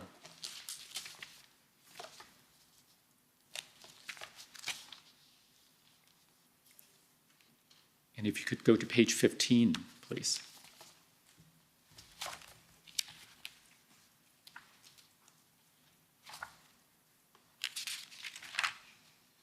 The second paragraph. Chief Slowly was advised that based on the known intelligence reports, OPS did not have the legal authority to deny the Freedom Convoy access to downtown Ottawa simply because some people disagreed with the views of some participants. He understood that OPS did have authority to close roads and restrict traffic if there were public safety concerns, but closures and restrictions had to be commensurate to actual threats or reasonably predictable threats. Highway Traffic Act or bylaw violations alone would not be sufficient to justify restricting access to the city for all protesters. Do you share his view?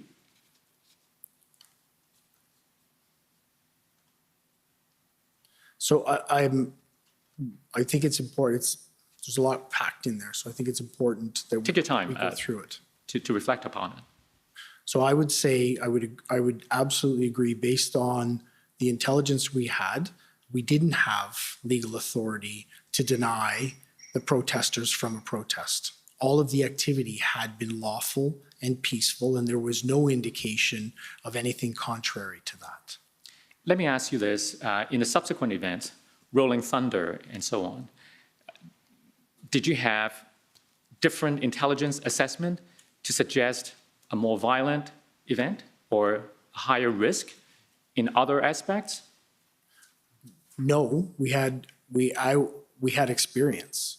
We had experience in exactly what had occurred. We had seen and learned from what had occurred during the Freedom Convoy, and we had worked with our city partners and policing partners to identify different mechanisms to actually restrict access to an area. So, in other words, it's not the nature of the anticipated protest that changed the planning. It's the experience of having been through what Ottawa went through in January and February that caused a different planning approach. Absolutely, and I think that experience that I talk about is something that you saw across the country as people planned and responded to similar incidents. Toronto Police Service and the City of Toronto had a much more successful intervention in a protest in subsequent weekends to what we had initially. And Chief Raymer's been clear in identifying it. Part of that was because of the experience that they saw occur in Ottawa, that they identified different threats in different ways and built a plan around the experience that they saw us endure. Would you agree then that the only thing that's changed is the appreciation of the potential risk?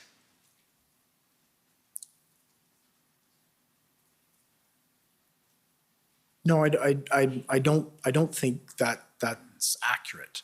I think what's changed is we have an understanding of what these groups are capable of when they come together. We have an understanding of what could occur as these groups coalesce around a cause in an area, and that's Rolling Thunder. I would propose that had we not had the experience we had, we wouldn't have planned in the way we did. We wouldn't have had the public order deployment. We wouldn't have had the exclusionary zone. And in that case, the Friday evening that it occurred, we would have had a truck that attempted to occupy an intersection that was followed quickly by other vehicles, set up and be successful for a period of time in, again, taking over an area of our city. That's the appreciation that we have of what is possible when these groups come together. That's the experience that I'm talking about that we are now applying to all of the intelligence. So if I understand you correctly, you said what's different is the new understanding of what could occur, right? Those are your words? Yes, those are my words. How is that different from appreciation of the potential risk? Your words are probably just more eloquent than mine. Okay, we'll go with your words. Now, I do want to ask you this. Taking you back to the legal opinion, which is OPS 403692.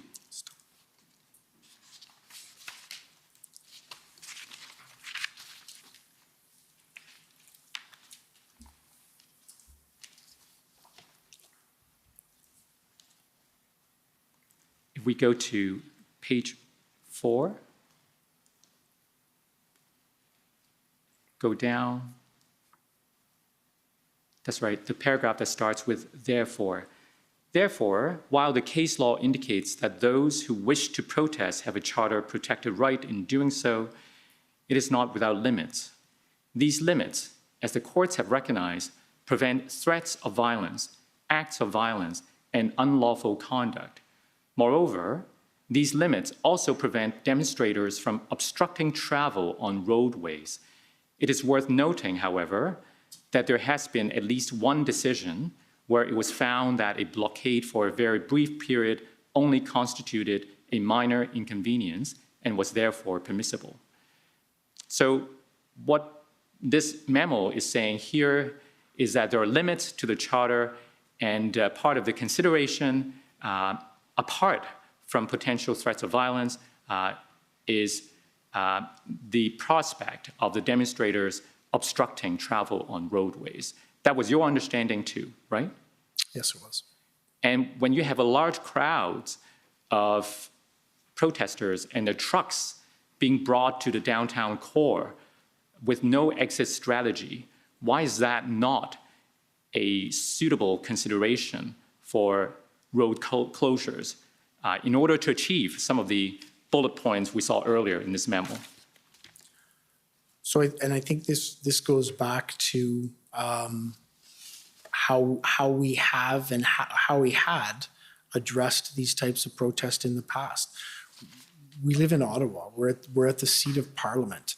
Protesting is something that lawful protesting is something that our community accepts, and I believe our community appreciates. And they have an expectation on us to be able to appropriately manage and facilitate those protests.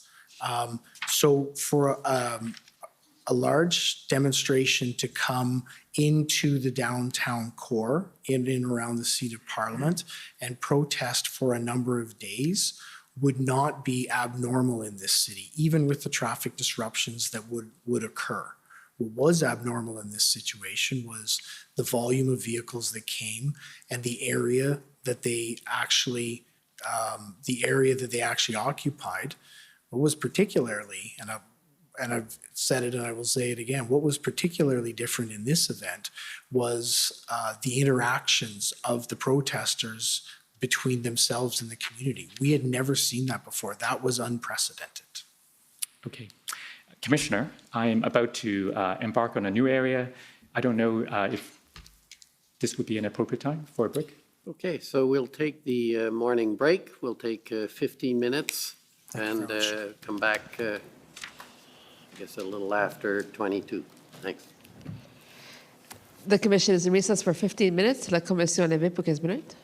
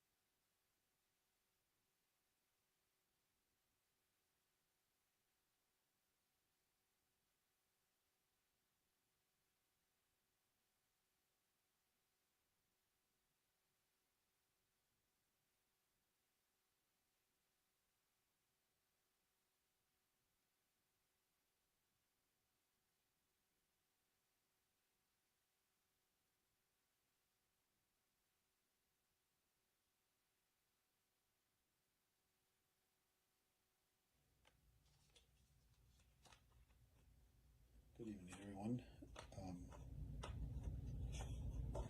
It's February 18th, and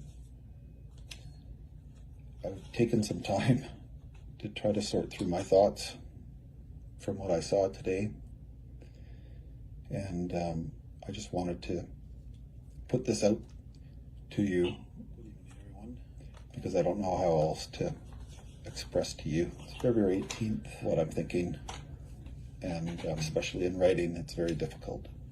I've taken some time to try to sort through my thoughts from what I saw today, and I just wanted to put this out to you because I don't know how else to express to you. It's February 18th, what I'm thinking, and especially in writing, it's very difficult.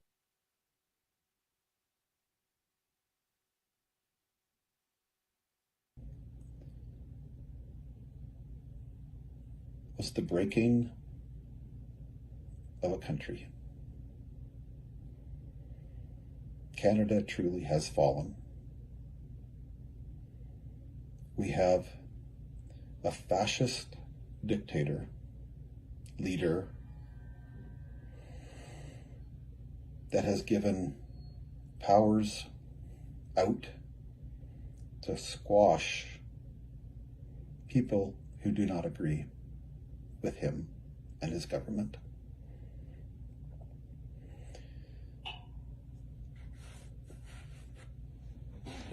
The people doing his bidding are the very people that I call brothers and sisters. I did your job for 24 years, up until last December, on the street.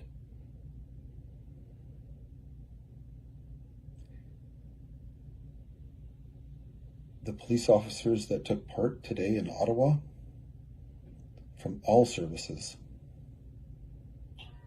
need to check your moral compass. I know your conscience inside of you was saying, this is wrong. I should not be doing this. You need to step off the line, all of you. You need to continue to be that person that stands up and protects the Canadian citizens. Those protesters in Ottawa were peaceful. They were loving. They were those folks that are your neighbors. You want to know why I know that? I was there. I was a peaceful protester. I spoke on that stage. I walked around for hours, both during the day and at night. What Trudeau has said in the lying mainstream media is all untrue. You are acting on lies. Your leadership is acting on lies. They are not upholding their oath to the people of Canada. I'm appealing to you as a police officer to not partake in what you know is wrong and unlawful. You are hurting other Canadians, your neighbors, the same people that live in your communities, the same people that you see at hockey games when you take your children, at the gymnastics club when your little girl is doing gymnastics, the people you see at a coffee shop when you're out of uniform or in uniform. Those are the people that you perpetrated that horrific action upon today. I saw horses trampling on people that were standing there. I saw people kneed in the ribs and kicked, butt stroked with your tear gas gun. I saw all that.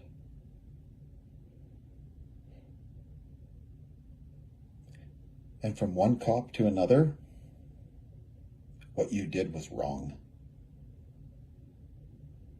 If you were one of those police officers, you should not be.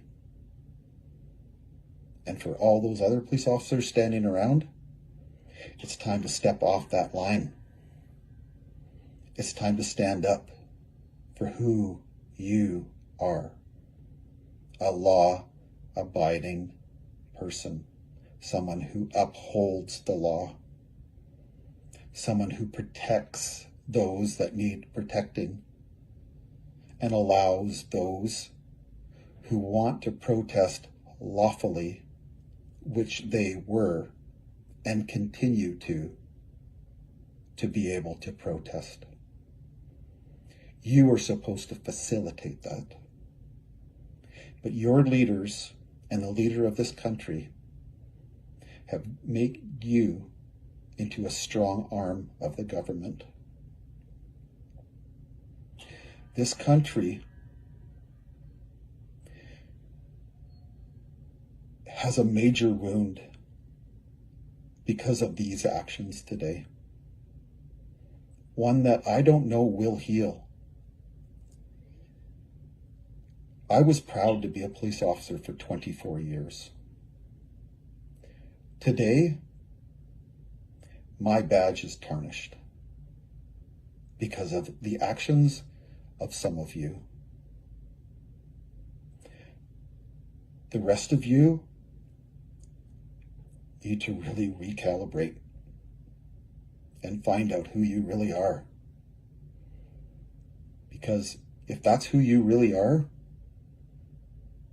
I don't want you to be my police officer in my community. I'm appealing to you guys, the ones in Ottawa especially, from all over, all services. There's not just Ottawa Police Service, it comes even from Calgary, where I served for 24 years. Start looking at what you guys have done today and see if you would be proud to go home and tell your children what you did today. That this was a defining factor in your career, that you made a difference, and that your wife or your significant other or husband or mother and father would be proud of you for fulfilling your duty today. If you can't answer that question, then you need to stop doing it. You need to tell your leaders, no, I won't do this. If it costs you your job, so be it. But here's the thing, it might cost you your job anyway. From the actions I saw, horrific. Please do not continue with what I saw today. I am begging you, as a human being to human being, let alone cop to cop, do not continue with what I saw today. Policemen need to be different. You are held to a higher standard. You are not just to do the bidding of an unlawful government or a government who doesn't like people protesting what they have to say. Stand up. Step off that line. Do not do anything that you would not be proud of to tell others in your life that you did. be that person that swore the oath to uphold the law and protect Canadians.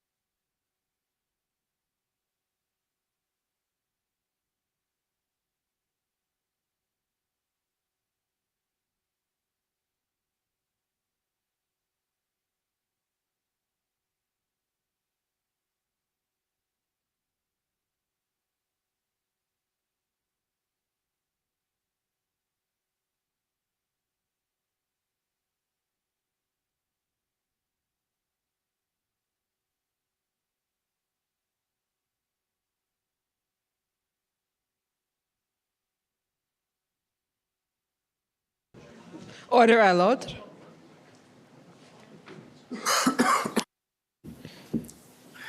The commission is reconvened. La commission reprend. Good morning again. Morning.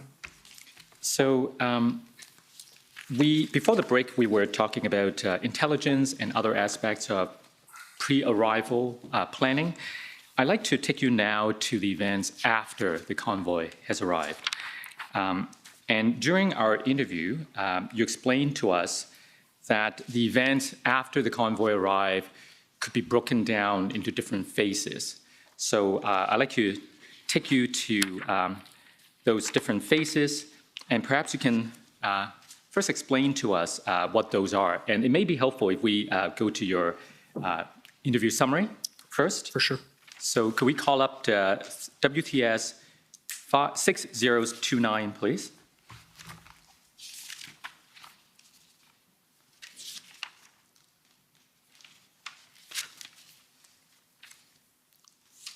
And this will be found at page 9. So Interim Chief, you told us that, broadly speaking, the events after the convoy arrived could be broken down into 3 phases. The first, roughly from January 28th, which was a Friday, to February 4th, another Friday. Now, you separated the weekends from the weekdays because you said the weekends are very different. First of all, why are the weekends so different from the weekdays? So what we found during the course of the occupation was during the week time, it was the people that were here. We would see those numbers swell Friday night, usually Saturday during the day, into Sunday, and then disperse into Sunday, and we would go into another week long. But the people that traveled to Ottawa not in trucks, but people traveled that on foot attended the area during the weekends really seemed to swell and rise. And the week was more of a stagnant, stagnant's probably not the right word, a period where it was the people that were dug in and sitting there and remaining. So phase one, from January 28th to roughly February the 4th, I believe you call that a period of orientation or adaptation after the convoy's arrival. Tell us what you meant. So during that period, several key things occur. So on the 28th, the convoy arrives. We are anticipating a 3-day event with the potential of a smaller group of people staying, and there's massive numbers. So through the weekend, and I wouldn't be the one to best speak about it, but through the weekend, the event is managed. Sunday night, so I believe that's the 30th, we then anticipate most people leaving. Many people left, but we still had a very large red zone that we identified it with lots of trucks, with antisocial behaviors that are targeting our community. So we start to then move into the Monday where we're seeing an entrenched group who are actively demonstrating, protesting, and targeting our community. During that phase, so on the 30th, as we're looking at going into Monday, demobilization planning, as it's called, is being identified by Deputy Chief Ferguson. So there's direction that's being put out by Deputy Ferguson. Okay, so always the potential of them, some staying. We have a very large footprint now. What are our potentials to actually remove people from this area if we need to go there? So that's tasked out on the 30th. So during that week, we're starting to orient ourselves. So I wasn't present at it, but on the 1st of February, so 31st is Monday, 1st of February is Tuesday, there's a meeting that occurs between Deputy Chief Ferguson, Chief Slowly, and the large public order unit commander table to start looking at options for a tactical resolution to this. So that group then is tasked out with coming up with options that could be used. That public order team then brings back options to Chief Slowly, myself, Deputy Chief Ferguson, and other senior leaders to identify the 3 options that they had identified on the 4th of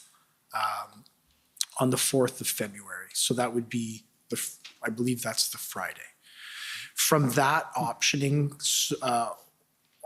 solutions that have come out, there's 3 that are identified. The command team has the discussion with them as we go through, weigh all the benefits of each of them, and ultimately an approach is then identified on the 4th. So that takes us through the first week. So the orientation is figuring out what's going on within the environment, making sure, trying to get the resources that we require or assign the resources that we require to hold the red zone in a safe manner, try and manage public safety issues in the way that we can with the limited capacity we have, as well as then start to develop planning or at least identify strategic concepts around how we're going to approach this moving ahead. Right. Now, I have more questions for you about this first phase, but before we get into that, I'd like you to tell the Commissioner, first of all, what the other phases are. So the second phase, I believe it is from February the 7th, which is a Monday, to February the 11th. Is that a Friday? I believe it is. I'm sorry, I don't know. This is a block of time to me, the days. I'm not sure of what that day is. Okay, but in any event, from the 7th to the 11th, right? I believe the 7th, the 4th is So The 7th would is be a a Monday, Monday, and the 11th would be the Friday. the Friday. Yeah. So during that period is the time that we're looking at doing. It was the strategic concept that was developed and approved was to look at taking off bite-size or chunk-size pieces of the demonstration to decrease its footprint, to ultimately resolve it. Keep taking bites out of it until it's actually fully resolved. That week was orientation around developing targeting lists, for lack of a better word, identifying how it would be approached and developing smaller operational plans to do operations to try and limit or shrink the footprint. So that's the period when you called it the period of ad hoc responses, right? That's correct. And then we move to the third phase, which starts on February the 14th, which is a Monday, and carries on to the end of that week, the 18th.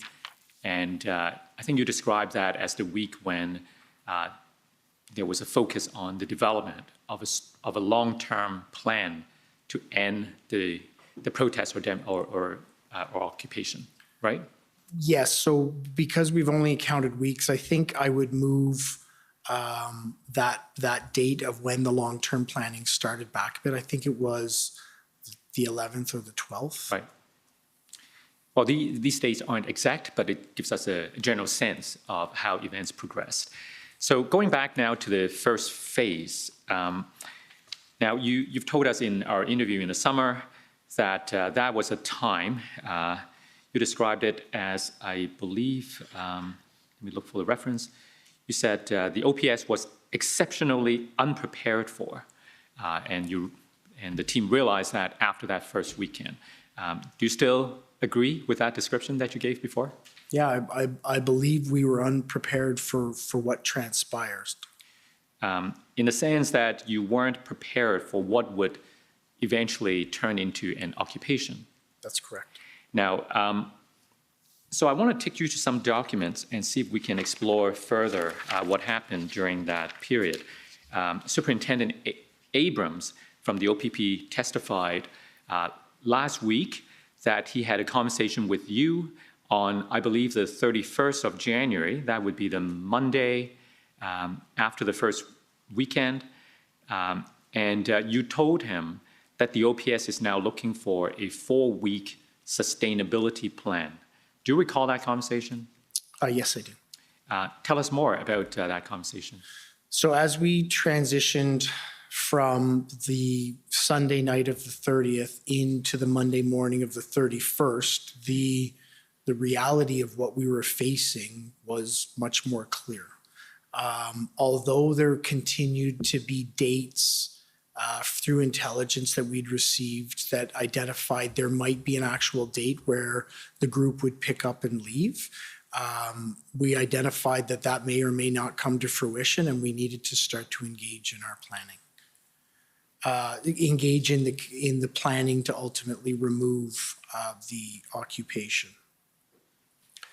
So one of the things that we did at the very early outset in a command team meeting, I think it was actually at our morning call or a specific briefing around the convoy, I can't remember which one it was, but we established for the purposes of planning what would be a long window of what we could potentially be looking at for sustainability perspective. It's an important premise for us in order to look at the window that we're going to need to plan for. This is mainly not to identify when it's going to end, to identify what is the potential that we may need from a staffing perspective, from a resource perspective, so that we can actually look at planning how we manage our members and other resources coming in. So although we didn't know what the length of it would be at that time, we identified on the long end a 4-week planning period for sustainability so that we would know we had the resources in place that we needed when we needed them. Mm-hmm. And you and Superintendent Abrams had ongoing discussions as the events progressed, about the different challenges facing the OPP and the OPS, correct? Yes, so one of the things that we agreed to, because there were so many tasks at that time, there was a lot going on, that I would support Deputy Ferguson by being the conduit to the OPP to either ask questions at a strategic level or get input or questions from them. And that's the role that I played, and that's the context that I had my conversations with Superintendent Abrams around. Right. Now, if I could take you to Superintendent Abrams' summary of the events around that time, perhaps you can tell us if you agree with his description. Could we go to WTS 6013, please?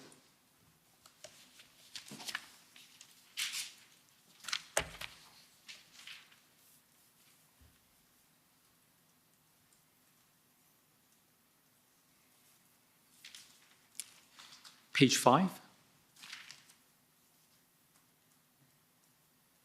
So on February the 4th, Superintendent Abrams had what he characterized as a formal conversation with Deputy Chief Bell about OPS's lack of a plan and unified command structure. He explained that by unified command structure, he meant that OPS needed to be unified within itself because it was not at the time. He told Deputy Chief Bell what his OPP officers had relayed to him, that OPS was disorganized and poorly coordinated. He also told Deputy Chief Bell that OPS's maintenance of multiple command centers at the 245 Greenbank Road, OPS office, where OPS's MIC, that would be Major Incident Commander, Superintendent Patterson was based, the OPS headquarters on 474 Elgin Road, and at the NCRCC in Orleans, where OPS's Incident Commander was based, were contributing to these problems. Deputy Chief Bell agreed that OPS needed to formalize operations and told Superintendent Abrams that OPS was trying to develop a plan and a unified command. In characterizing the conversation, Superintendent Abrams explained that it was an uncomfortable situation, but he felt compelled to raise his concerns and offer advice. Now, there's a lot here, so let's unpack it. First of all, he mentioned that there are multiple command centers, and I believe there are at least 3 locations there. Is that what happened at the time, that there were multiple command centers within the OPS? So there was different areas where work was being generated out of or coordinated, but the NCRCC, the National Capital Region Command Center, was the dedicated command center for this event. The Major Incident Commander, Superintendent Patterson, did originally work out of his office at 245, but I believe he regularly attended the NCRCC. I'm not sure, that we'd have to verify that through Inspector Lucas. There also was there another one there? Based on 474. 474 was where the executive command was. So the NCRCC was our command center. That's where all operations were resourced out of. That's where our joint intelligence group was. That's where our incident commander was. There was meetings that occurred in different areas. There was different locations that did need to feed information into the NCRCC, but ultimately the NCRCC was the area where operations were controlled from established from before the convoy arrived and only demobilized many days after it had been dismantled. If the NCRCC was where all the actions were, where the command post was, do you know why Superintendent Patterson was operating initially, at least, from a different location? I can't comment on that. I don't know. Okay. Superintendent Abrams also pointed out that there was a lack of a plan and unified command structure. Do you agree with those concerns? So we would have had a command structure that that was based out of a unified command that was based out of the NCRCC, the Ontario Provincial Police, the Ottawa Police Service, the RCMP, PPS, Parliamentary Protective Services, were all co-located in that area. So there was the unification of all of those resources there. From a strategic level command, no, I would absolutely agree with Superintendent Abrams' assessment that we needed a better, more integrated strategic level command. One of the learnings for me from this is, even though it was assigned to me, it wasn't necessarily more helpful for Superintendent Abrams from a strategic command within the operation perspective to come to me instead of managing directly through Deputy Chief Ferguson. So those are some of the issues we identified and continue to rectify, particularly as we moved towards our integrated planning team and our unified command. Right. Did Superintendent Abrams not also raise some issues with you about the difficulty for the OPP officers to integrate, in the sense that the OPS, in his view, had failed to provide deployment instructions to his officers? So Superintendent Abrams identified several different issues that were relayed to the incident command, and I know one of the issues in the early days was the tasking of a number of Ontario provincial police officers who had actually the lack of tasking of a number of Ontario provincial police officers who had attended to assist.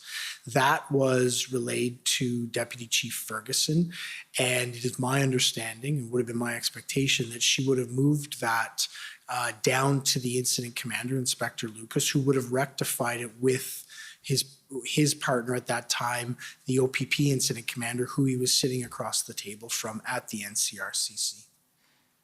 Is it your understanding that there were, in fact, OPP officers physically situated in Ottawa who were just sitting around and not being effectively deployed, notwithstanding the lack of resources on the part of the OPS? So I do understand that there was an occurrence of that did happen, that was raised to me, and it is my understanding that it was immediately rectified and didn't occur again. And was there not also concerns that in terms of the planning, there were OPP planners provided to assist the OPS, but they couldn't really do their job because they were getting conflicting directions from the OPS? So I don't believe that was a concern that Superintendent Abrams raised to me. Okay. Could we go to page 4 of this document?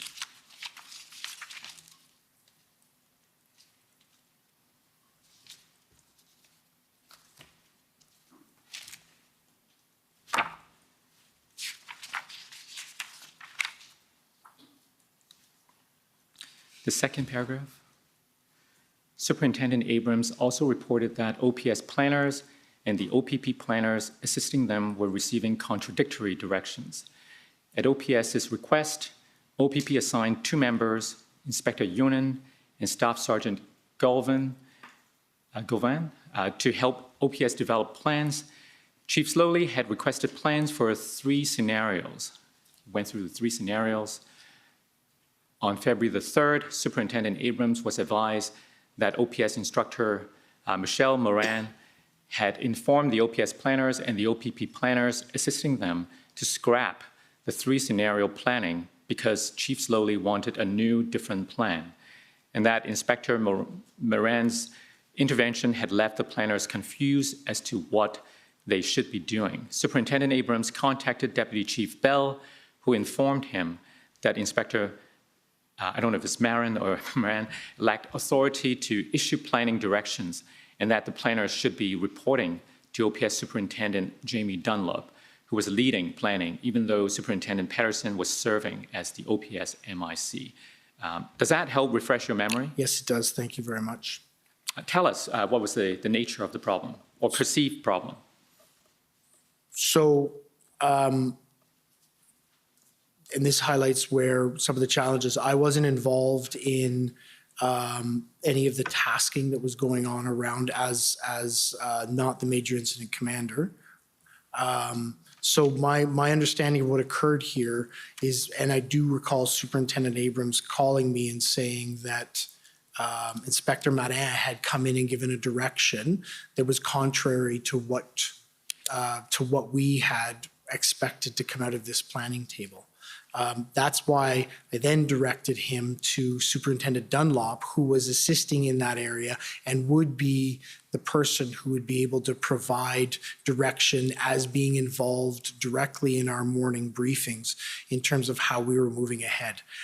I don't know what occurred to have Inspector Marin engage in that way with that direction, but I did highlight to Superintendent Abrams that if there was any questions in that planning area or in that public order area, that it was Superintendent Dunlop who was best equipped to answer them, and he would be the only one that could give directions in that area. All right. Now, let's move on then to the second phase, as you've described it, the phase of ad hoc responses. This would have begun on around the 5th, although you separated the weekends from the weekdays, so probably the 7th, right?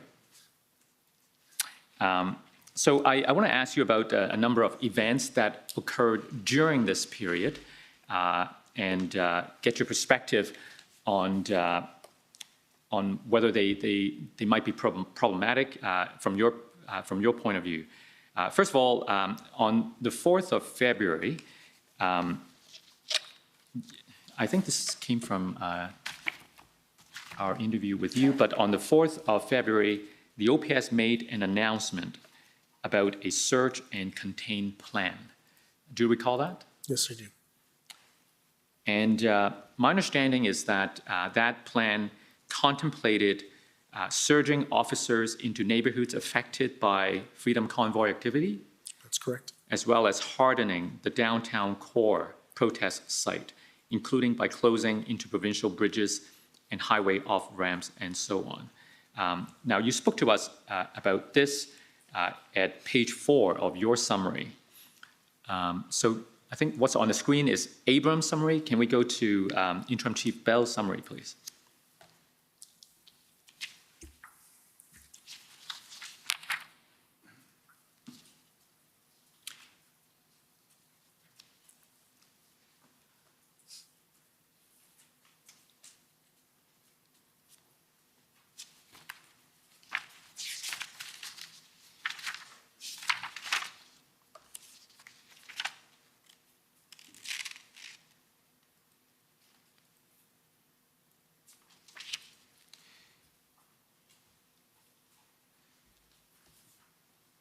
So if we go to page 14,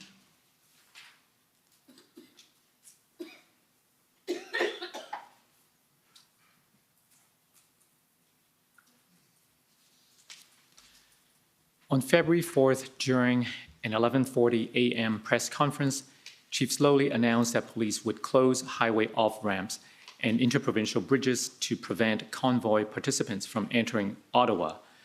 Now, first of all, I don't know how precise the wording is, so I want to ask for your best recollection of what was announced during that press conference. So what was announced during that press conference was that the Ottawa Police Service would take into account all options, including consideration of closing of the off-ramps and of the interprovincial bridges. So there wasn't a definitive statement saying we are closing the bridges.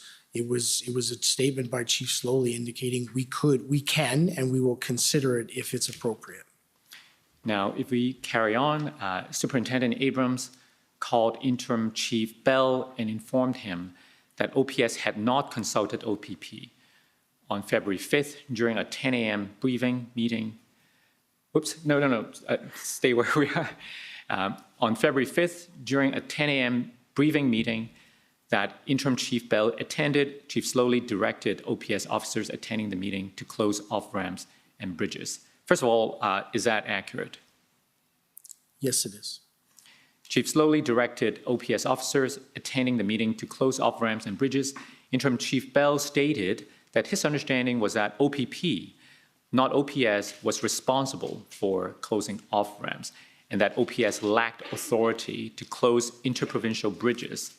Could you explain the authority to do any of these things to us, please? So the ability to close off-ramps is normally attributed to the OPP, the Ontario Provincial Police, because they are the police of jurisdiction responsible, or the police responsible for the 400 series highways through Ottawa. So Ottawa Police would not normally engage in exigent circumstances that could occur, but we would not normally engage in closing off-ramps at the top of the ramp because it was an OPP responsibility.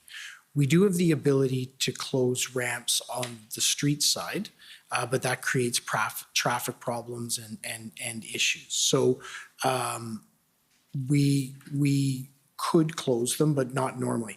Interprovincial bridges are a different circumstance. Interprovincial bridges are much more challenging to close, particularly in a preventative way. In exigent circumstances, as things are occurring, they may be closed. And the first weekend, the second weekend, and even in the third weekend, you saw that happen when the threshold for us to do that was met by the operational commanders. But to preemptively close an interprovincial bridge would take the intervention of I believe it's the Minister of Transportation, to be able to allow us on a preventative measure to close those bridges. So if I understand the sequence, the press conference happened on the 4th, right? That's correct. And then the directions to do these things, to close off-ramps and bridges and so on, came on the 5th, the day after.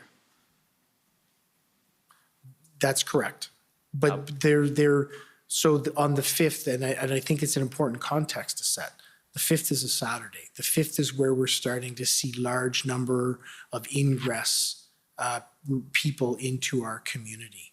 The intelligence and the information we have around convoys is starting to come in again. So this is, I believe that this is the chief responding to the increased threat that we feel we may be under as we move ahead. That's part of why you distinguish the weekends from the weekdays. They were very different periods of time from an operational perspective. Right. Now, with respect to this incident, the 4th and the 5th, the proposed actions and so on, did you have any concern about the way things unfolded? So I did, on the 4th, no. I believe the statements that were made were very appropriate. We will consider everything as we move ahead. On the 5th, my only concern would be as the chief of police, to provide direction like that on an operational matter as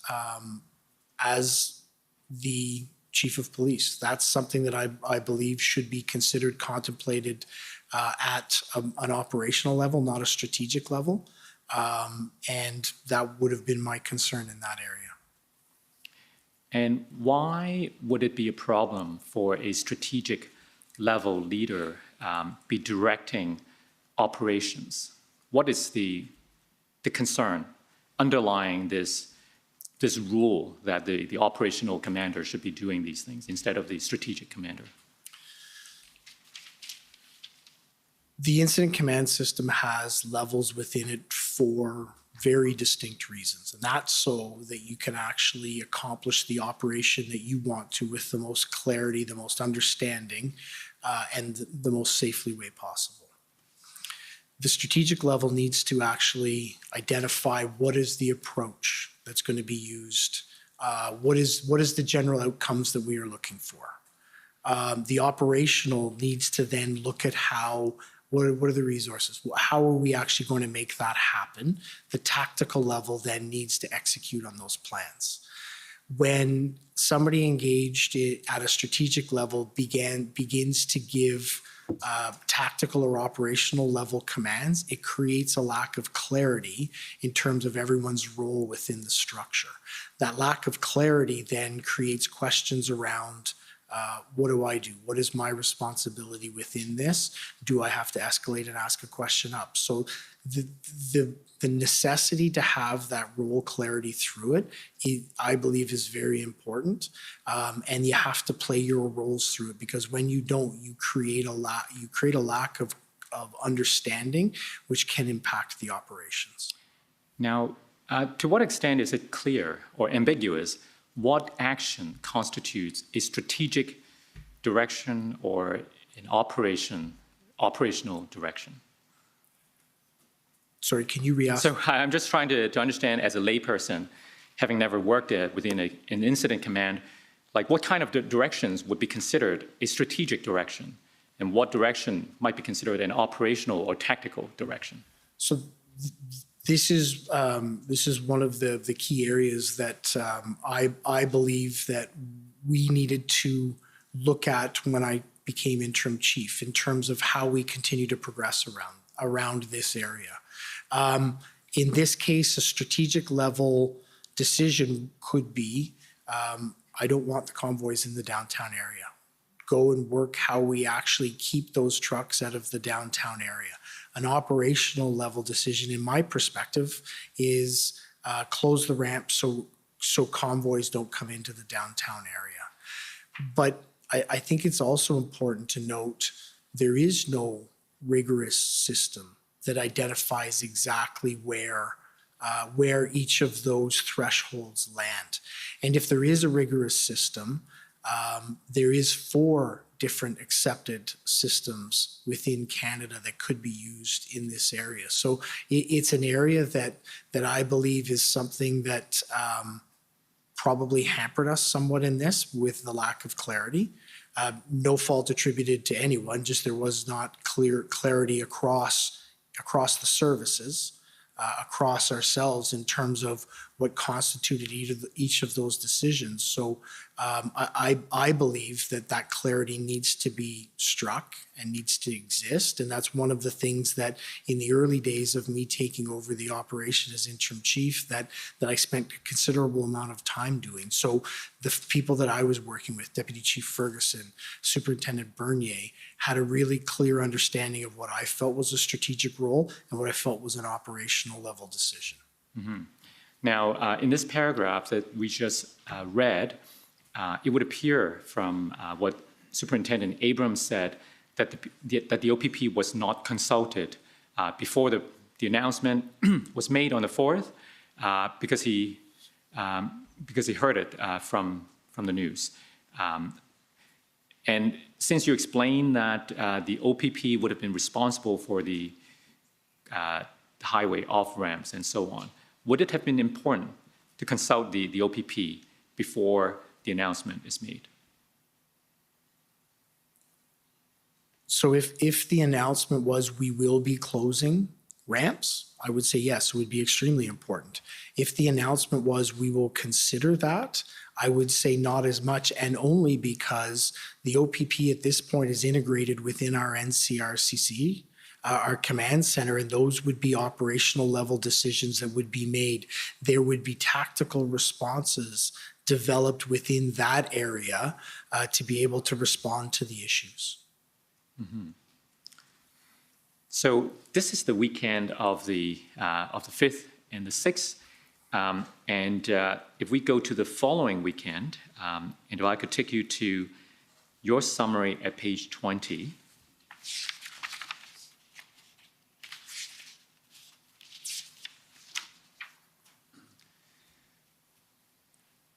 I suppose the OPS was anticipating another surge for another weekend, I'm sorry. No, go ahead. What I know was occurring here was there was intelligence and tracking of a convoy that existed, I believe, within Quebec that was being followed towards Ottawa. That would have been the early morning intelligence briefing in terms of what was to occur. This is a Saturday as well. This is the second final Saturday. So we are continuing to build, monitor, maintain the area, but we are tracking a convoy at this point. So in the middle of the first paragraph, during the briefing, Chief Slowly directed that OPS close interprovincial bridges and highway off-ramps into Ottawa until Monday, February the 14th. Chief Slowly indicated that OPS needed to act because of the municipal and provincial state of emergency. So there appears to be a perceived need to close these off-ramps and bridges again, and he's directing, it appears from this paragraph. Is that what happened? That's correct, yes. So if we go to the next paragraph, Interim Chief Bell engaged in back and forth discussions with Chief Slowly about whether OPS had authority to close interprovincial bridges and highway off-ramps, including at a 12:17 p.m. meeting that OPS General Counsel Christian Hanaud attended. Now, first of all, wasn't this discussion, didn't you already have this discussion with the former chief the weekend before about the authority to do all this? No, I hadn't had it the weekend. I see. Okay. So anyway, you have these discussions with him on the 12th, I believe. And then in the middle of the second paragraph, Interim Chief Bell explained that while planning and operations would ordinarily have been Acting Deputy Chief Ferguson's responsibility, he was relieving Acting Deputy Chief Ferguson that day so that she could rest. Ultimately, Chief Slowly agreed that OPS lacked authority to close the bridges and off-ramps and rescinded his direction. So first of all, this is the weekend that Deputy Chief Ferguson took 2 days off. We heard about that. Is that right? Yes, that's correct. So during her absence, you stepped in to look after her responsibility. And that's why you were engaging in these discussions, right? Because normally this is part of the planning. That's correct. This would have been under Deputy Chief Ferguson's purview. Right. The next paragraph, during these discussions, Interim Chief Bell informed Chief Slowly that Superintendent Bernier had developed a traffic mitigation plan to divert arriving convoys away from the downtown core instead of closing off-ramps and bridges. So first of all, we heard about directions to close off-ramps and bridges. Did you have the same concern expressed earlier the weekend before about a strategic level leader providing operational level directions? Yes, I did. But in this case, we have a different incident commander or event commander who already developed a traffic mitigation plan, right? That is correct. So we start reading from the middle of the third paragraph. Chief Slowly told Interim Chief Bell that he needed more details on Superintendent Bernier's plan so he could decide whether to approve it.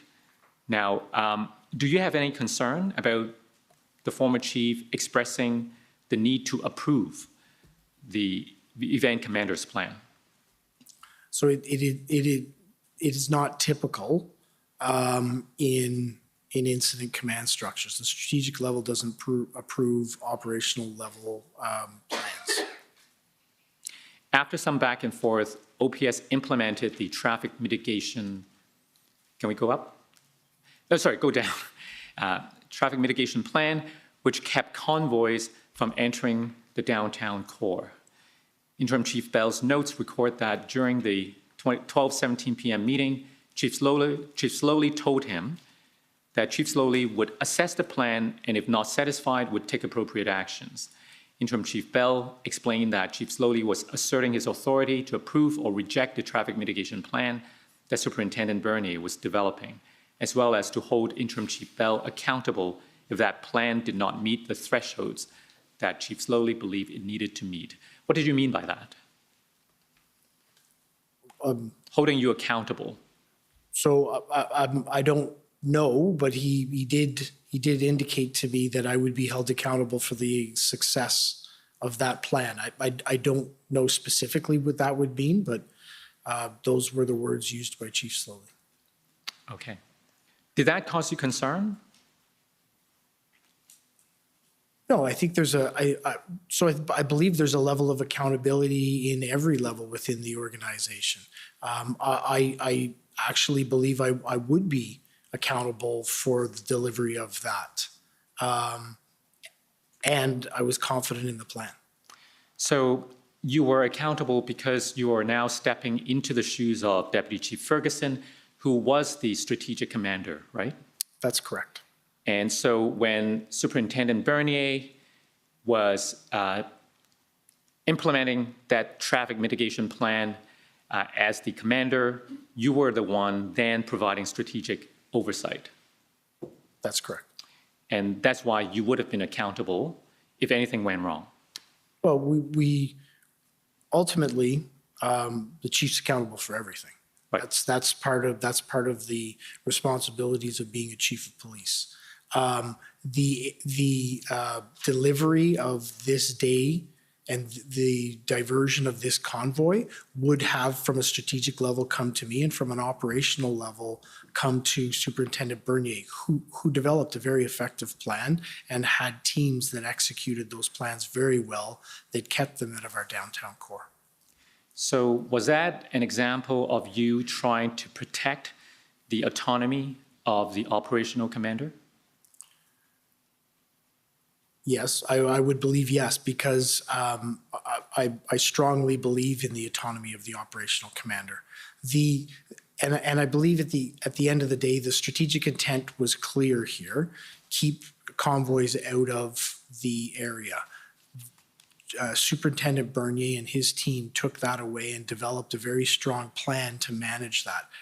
Members of our organization and other organizations executed that plan very well, that ultimately did result in those convoys not attending. That is how strategic, operational, and tactical level decision makings are intended to work. Mm-hmm. Now, I want to turn your attention to another aspect that happened during the convoy events.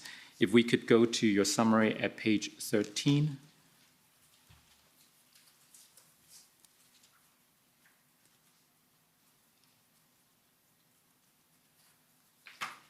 If we go down a little.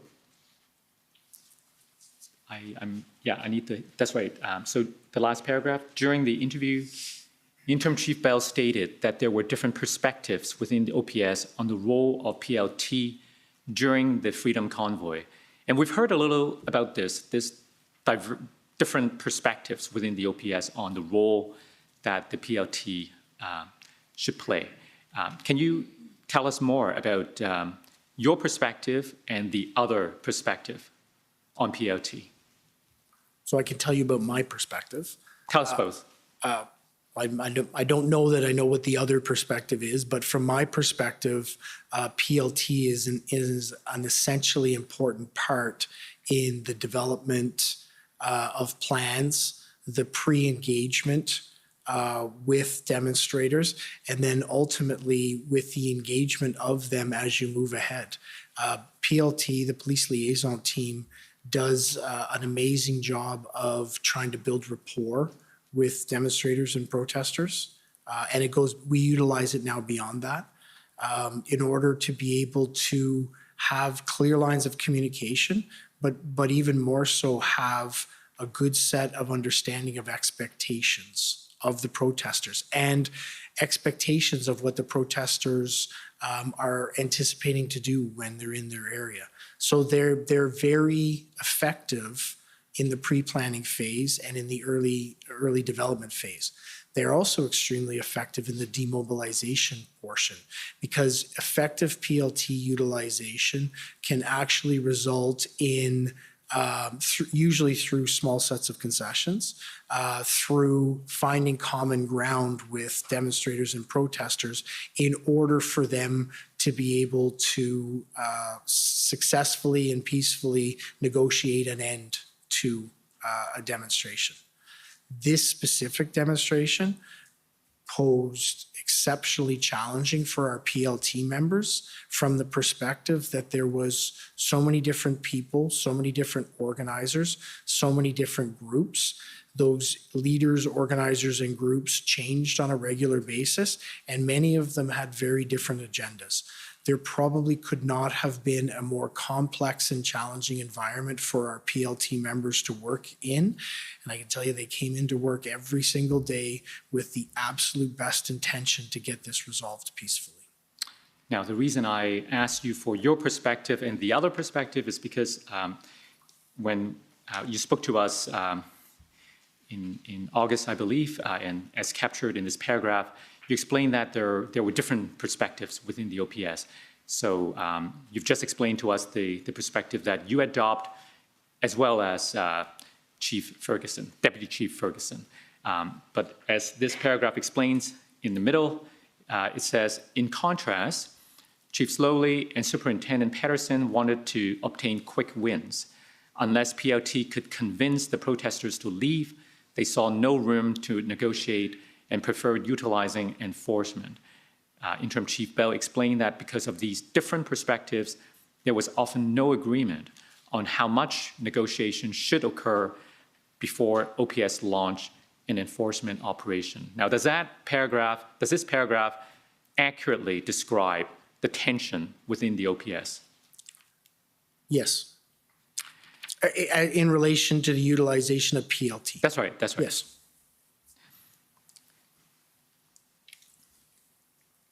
Now, do you recall that on February the 6th, on around the 6th of February, that you had a conversation with Superintendent Abrams from the OPP, and he said that the OPS needed to give more PLT autonomy to the PLT team, and that the OPS command was not doing that. Do you remember having that discussion with him? I do recall on that occasion having discussions with Superintendent Abrams about. Can you tell us more? So I think you've summarized it very well. The Ontario Provincial Police has an extremely well-developed, well-used, well-balanced police liaison team. We model our program around them, and they, in a much earlier way, in a much more active way, would have liked to see engagement of PLT throughout this. And I think what you're seeing there is some of Superintendent Abrams' concern over what he perceived to be a lack of utilization of our PLT resources. Right. Okay, so we're still within the second Donc, phase. à l'intérieur de la deuxième page de cette réaction de réponse, nous avons entendu différents témoins parler d'une rencontre le 9 février après l'arrivée du groupe de planification intégré à Ottawa. Le chef parti et son équipe ont rencontré l'équipe de commandement de la SPO, du SPO. Donc, c'est sur cette rencontre le 9 février. Mais avant que le groupe de planification intégrée ait rencontré votre équipe, vous étiez déjà impliqué meeting with the chief and Deputy Chief Ferguson, right? That's correct. And I want to take you to page 17 of your summary about your recollection of that meeting. Excuse me. So the first paragraph, after the briefing ended, Chief Slowly met with Interim Chief Bell, Acting Deputy Chief Ferguson, and OPS Chief Administrative Officer Blair Dunker at 9:15 a.m.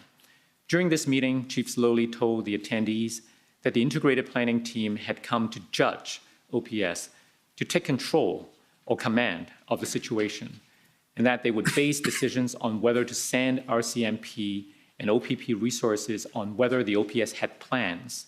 Chief Slowly expressed the view that OPP and RCMP were not there to help and were taking directions from their political masters. Does that accord with their political masters?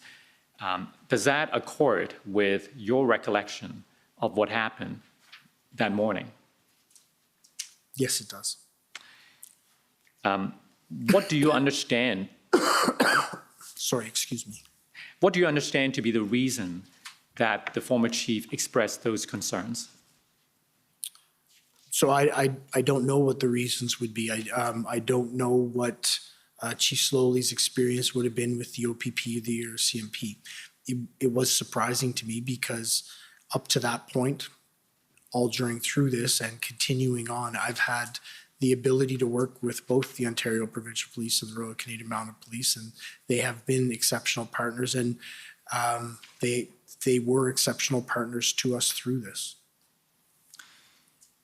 Now, in terms of the timing, so this is February the 9th, and we've heard that a day or 2 days earlier in the Ottawa City Council, there was a motion. I can't remember who was the councillor who brought forward the motion, but effectively to ask the RCMP to take over. Are you aware of a motion? So through this, there was many motions. I think you're specifically speaking about a motion on February 7th that was forwarded by Councillor McKenney in relation to asking the RCMP to engage in take over policing of the parliamentary precinct. So I am aware of that motion. Now, you were there that morning when the former chief expressed these comments. Did you understand his comments to have anything to connect with the events before, such as the motion in the council? So again, as I indicated, I don't know what motivated these comments by Chief Slowly. What I do know is that in relation to that motion, we had identified that it actually wasn't grounded in law. The Ottawa Police Service is the police jurisdiction in the city of Ottawa. So in all of the city of Ottawa, including the parliamentary precinct. So we had provided a letter to the city to indicate that. So it wasn't grounded in law, that motion. I don't know whether it contributed to these comments. That's a question better suited for Chief Slowly. But I do know that the motion as it was put forward wasn't grounded in law. Now, you mentioned that you did not share the same concerns as expressed by the former chief. In the next paragraph, you explain why. Now, I don't want to take too much time reading through your summary, so I'm going to take you now to the afternoon meeting with the Integrated Planning Group. And if we could go to a different document, OPS 30-14454. I understand these to be minutes taken by the scribe at that meeting. If we could go to page 131, please.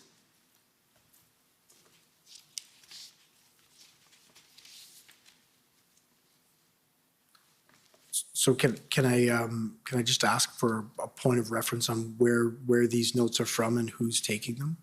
I believe these are scribes taking notes for the former chief, right? I can assist my friend.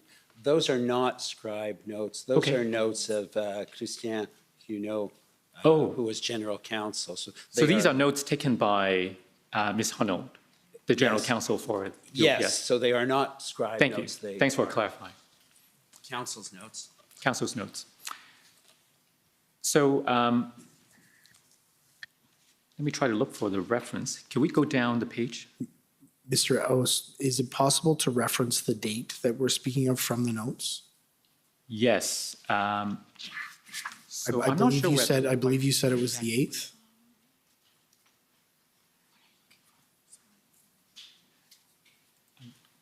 Moments, indulgence.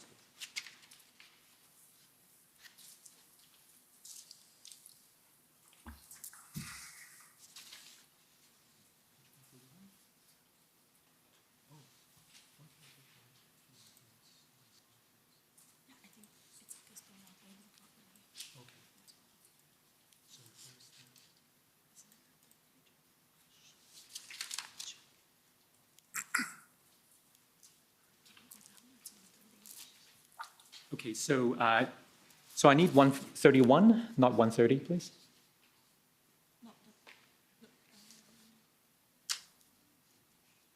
Keep going down. Oh, was it early? Sorry, can we go up again?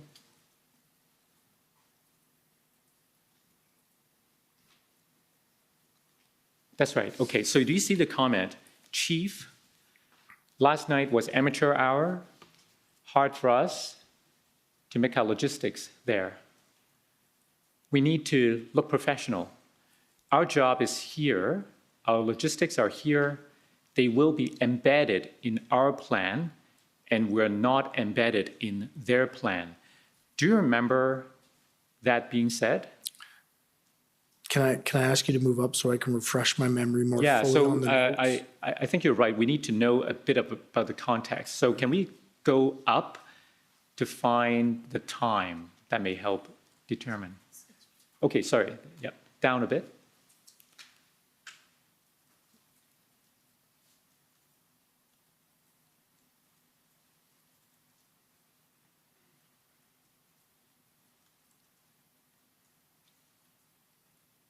Sorry, can I just read that portion? Can you go back up a little, please? Thank you. So it appears that this is a meeting that started at around noon, Okay. right? And then if we go down a bit, you see the comment from Trish Ferguson, I want us to limit politics. We've heard from her that those were discussions at the meeting itself. I recall this meeting now. The chief said, last week we didn't have an incident command. Everyone was running around with confusion. Now we know our roles as of noon. And we go down. Some of us did our jobs last week in what our teams needed. We need to stay focused and stick to the plan. Trish, they're here to help. Not sure why we're forcing them to arrive here. I believe that was a reference to their attending at the headquarter location? That's correct. So getting back to the question I wanted to ask you, what did you understand the former chief to mean when he said, our job is here, our logistics are here, they will be embedded in our plan, and we are not embedded in their plan? What's our plan and what's their plan? What I understood him to mean is that we would maintain command and control of the situation, and that any plans that would be developed by us or with us at the head of the table. And did you understand why that was important to the former chief? No, I did not. Did you share that concern that the team, the integrated planning group, should be embedded in the OPS plan rather than the other way around? No, I wouldn't share that concern. Okay. Now, if I go back to your summary, so switch back to the summary, please. WTS 6029.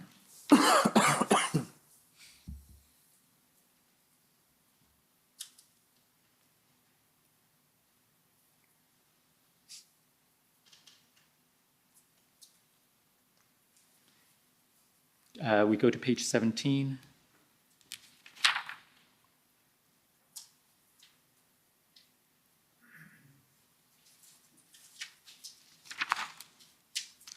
You see the paragraph at the very bottom.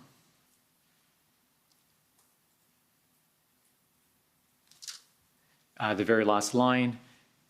You describe this meeting as contentious and heated.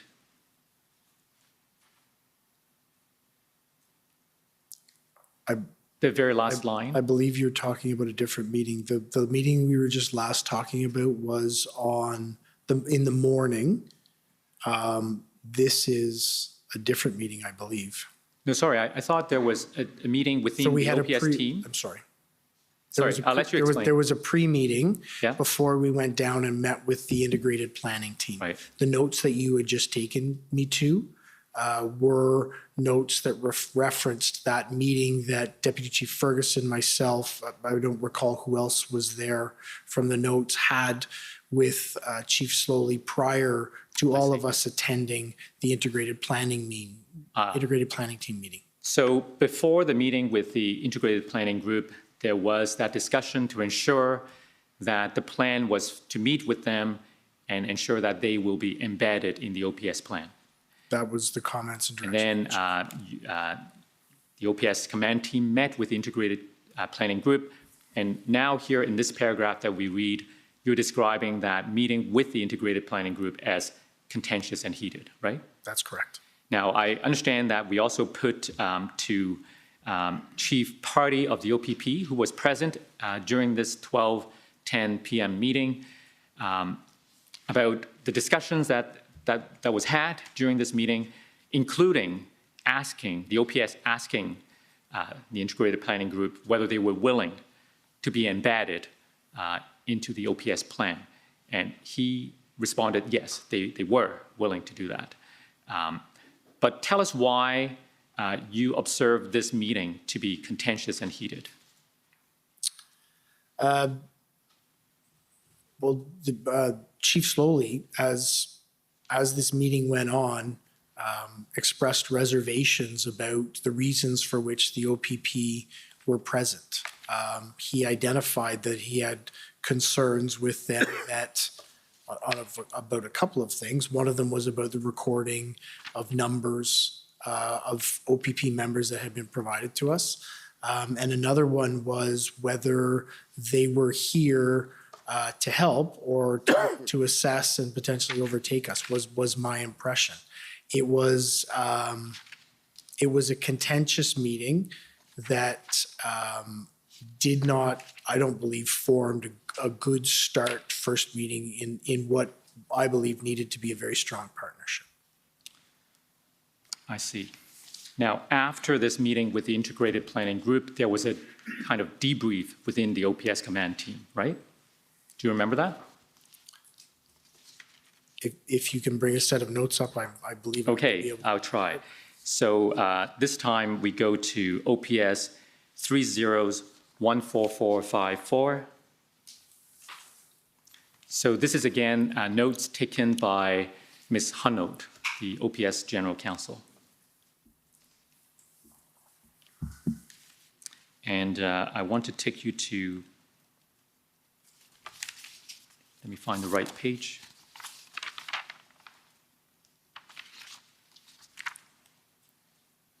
Let's try 139.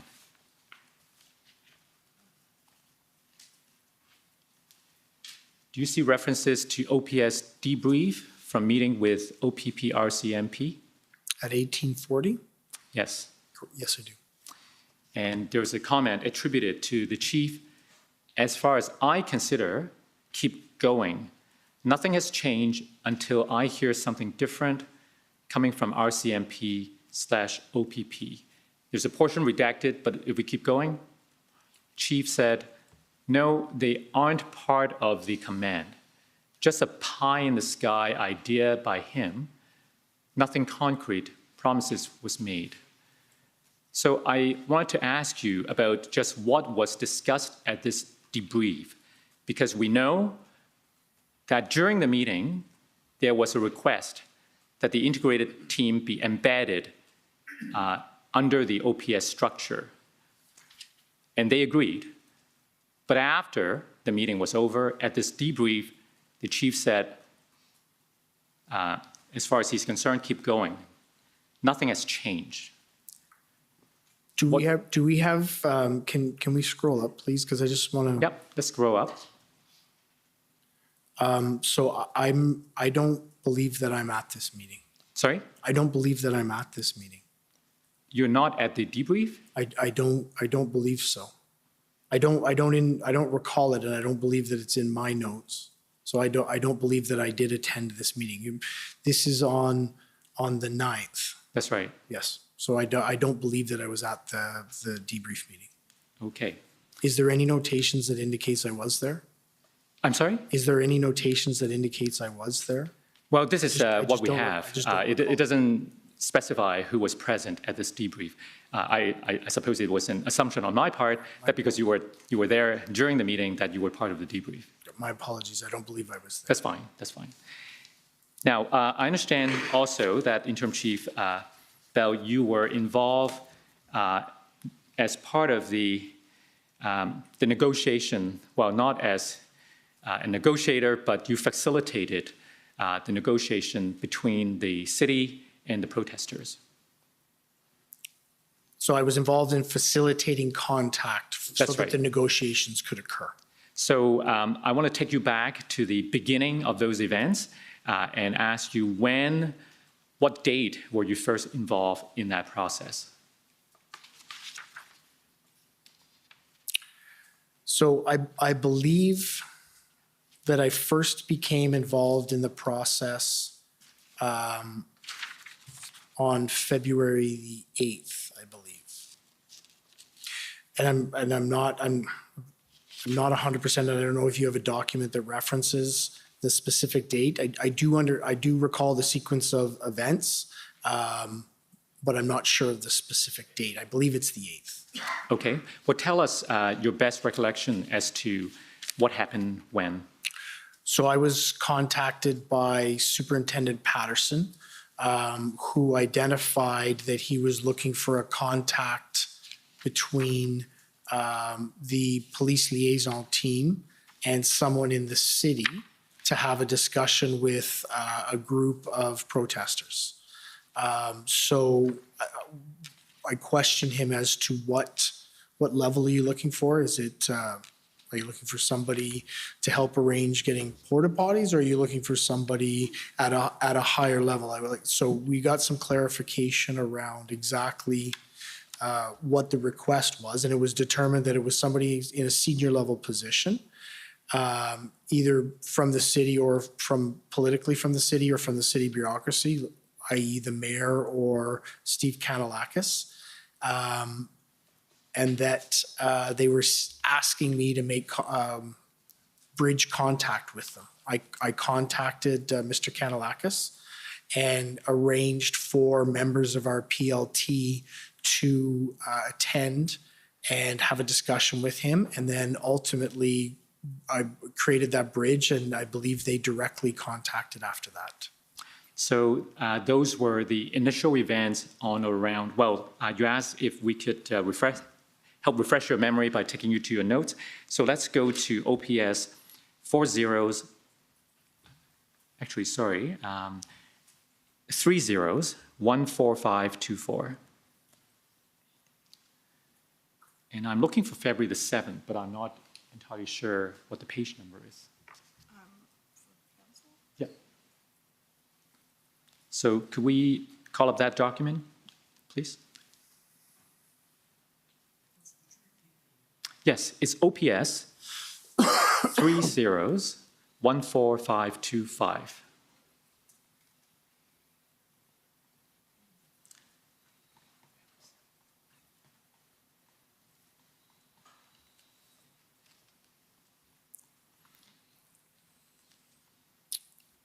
So my understanding is that, can we scroll down to February 7th? It starts on page 25.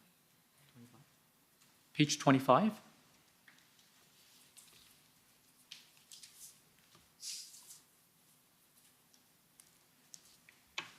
I believe it's in the evening.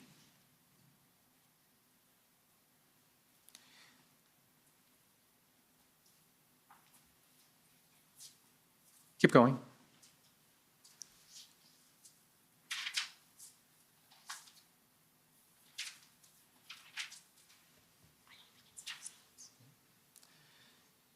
All right, maybe let's try another way.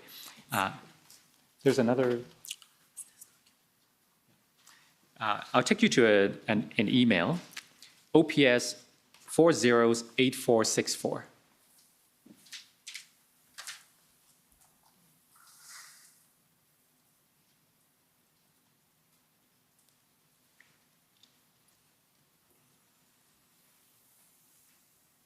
Now, if we go down to the very bottom,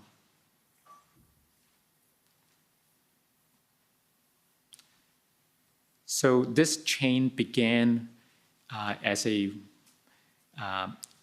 request from Mark Pedersen to John Ferguson. First of all, who's John Ferguson? John Ferguson is a staff sergeant within our organization, and during this period, he was assigned to be responsible and head up our police liaison team. So it started as a request from Superintendent Pedersen to Staff Sergeant Ferguson, and then if we can go up and follow the chain. Sorry, can I take an opportunity to read that? Thank you.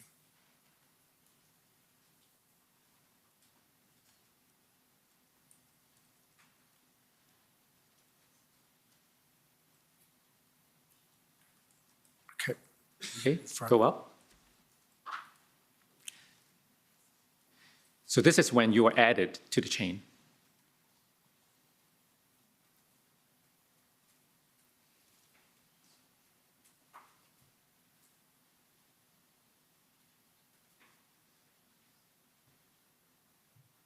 Okay. So does this help refresh your memory as to the date? Yes, absolutely. February 7th. My apologies. I said the 8th. It is actually the 7th. Okay, and the events are essentially as you've relayed? Can we keep going up? Go down a bit, please. Sorry, can I see the rest of that? Go down, yeah. Thank you. Thank you. Now go back up.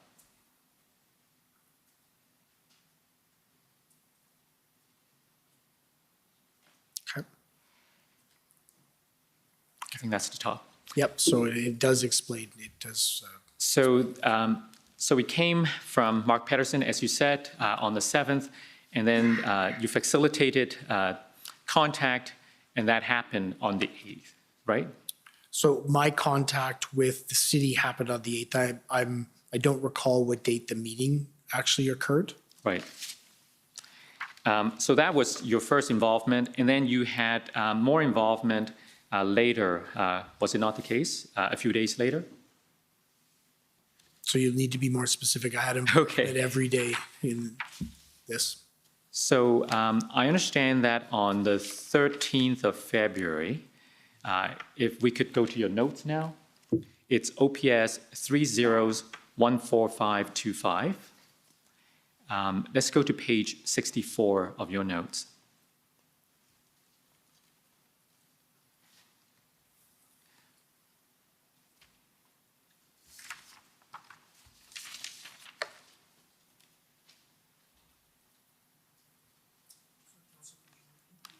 Yes, page 64.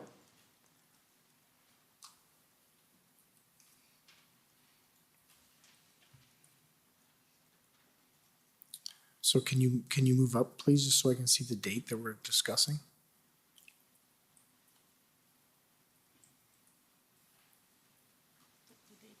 I believe the date is February 13th. Okay. So, okay. February 13th? Yeah. Okay. So let's go to 12 p.m. Mm-hmm. So it appears that there was a briefing and in which you were told of a deal to move the trucks. Do you recall that? Yes, I do. What can you tell us about that? If you can go down so that I can refresh my memory, I'll. Okay, if you can go down more, please. Go down, please.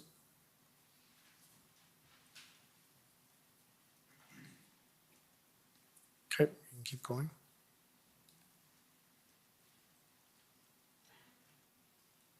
Keep going, please. Okay. Now, I wanted to ask you, so in the previous page, page 65, there were some concerns noted around the logistics of moving trucks and that crowd filling the neighborhood roads and so on, right? So it wasn't crowd filling, it was concerns that if we displaced a truck from Kent Street, say, and put it onto Wellington, that another truck would then occupy behind them on Kent Street. Those were some of the early concerns that were identified. So what was your role at this meeting? I was there listening. Okay. We were just being briefed as part of the executive command. This is on the 13th, so I believe Deputy Chief Ferguson is again, has responsibility of convoy operations, so I'm just one of the executive team who's listening and receiving this information to identify what actions we need to take. Now, by this time, Deputy Chief Ferguson would have been back, right? Yes, that's correct. And so how did you become involved in this? So I believe if we go up, it was an overall command level briefing. So if you can go up and I'll identify the people there.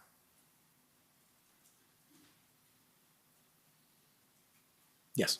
So a little higher, please. Yep. So Chief he called the meeting this way, he's not identified. John Steinbeck's, Christiane, Kathy Burns and Vicki Nelson's are scribes. Steve Box, who's the chief of staff for Mr. Kanalakis and Mr. Kanalakis. So it's a command level briefing for us. I didn't identify Deputy Chief Ferguson, but I do believe she was present at this meeting as well.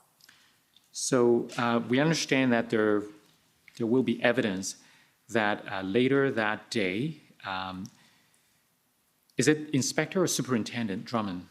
Superintendent. Superintendent Drummond met with the city and protesters to work out some of the details of the deal. To what extent were you aware of those details? So Superintendent Drummond was assigned to be the liaison back to the police because we would need to facilitate the movement of those vehicles. So he was assigned by, well, I believe it was Deputy Chief Ferguson who assigned him to do that. So that was my understanding of his responsibility.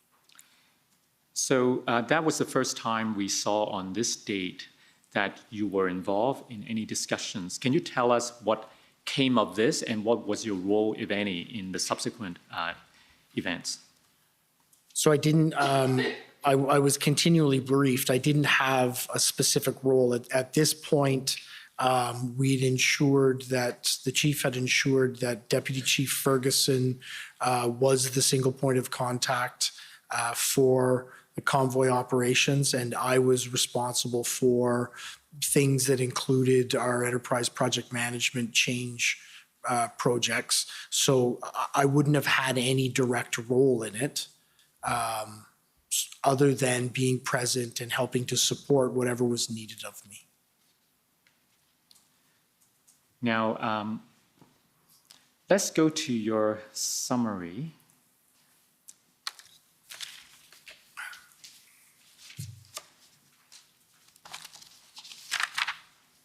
We're near the time for the lunch break, so just if you could be sensitive to when's a good time.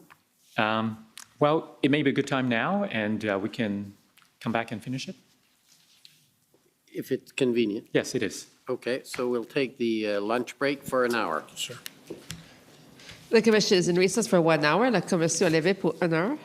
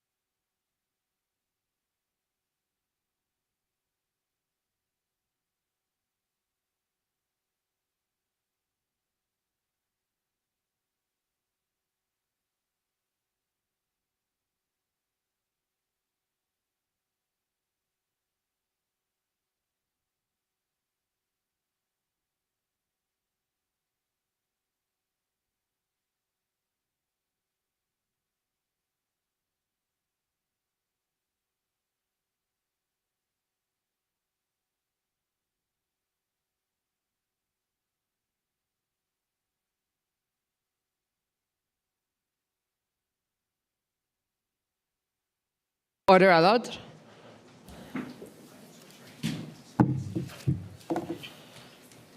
The commission is reconvened. La commission reprend. Okay, well, welcome back. There's a bit of an internet problem. It's not here, it's the service provider, which means that we don't control it. We're working on trying to get it going. We have two choices. We can continue and all of our functions continue, the webcast and the access to the documents, but you will have not access on your laptops. You may be able to tether to your phones, but that's an issue. So the question is whether we should or should not proceed on that basis. We can delay. I'm looking for a consensus or a response. I obviously don't mind because it doesn't affect me. So that's what I'm canvassing. If you could, I'm told you have to introduce yourselves because they're having trouble in the transcripts when there's an objection. There's no objection. Sir Brendan Miller for Freedom Corp. I can advise that the other internet connection works. It's LAC, guests, back, invites, fully works. It's just not the one that we typically use. Very creative. Obviously, there's a lot of organization in the convoy organizers.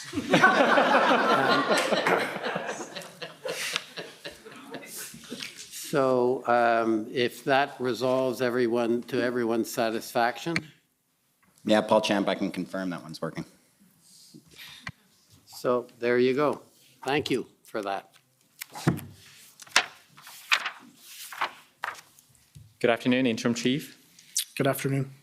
So just before the lunch break, I took you to the events of February the 12th, I believe, 13th. And I took you to your notes. Perhaps we could go there again. OPS 30-14525.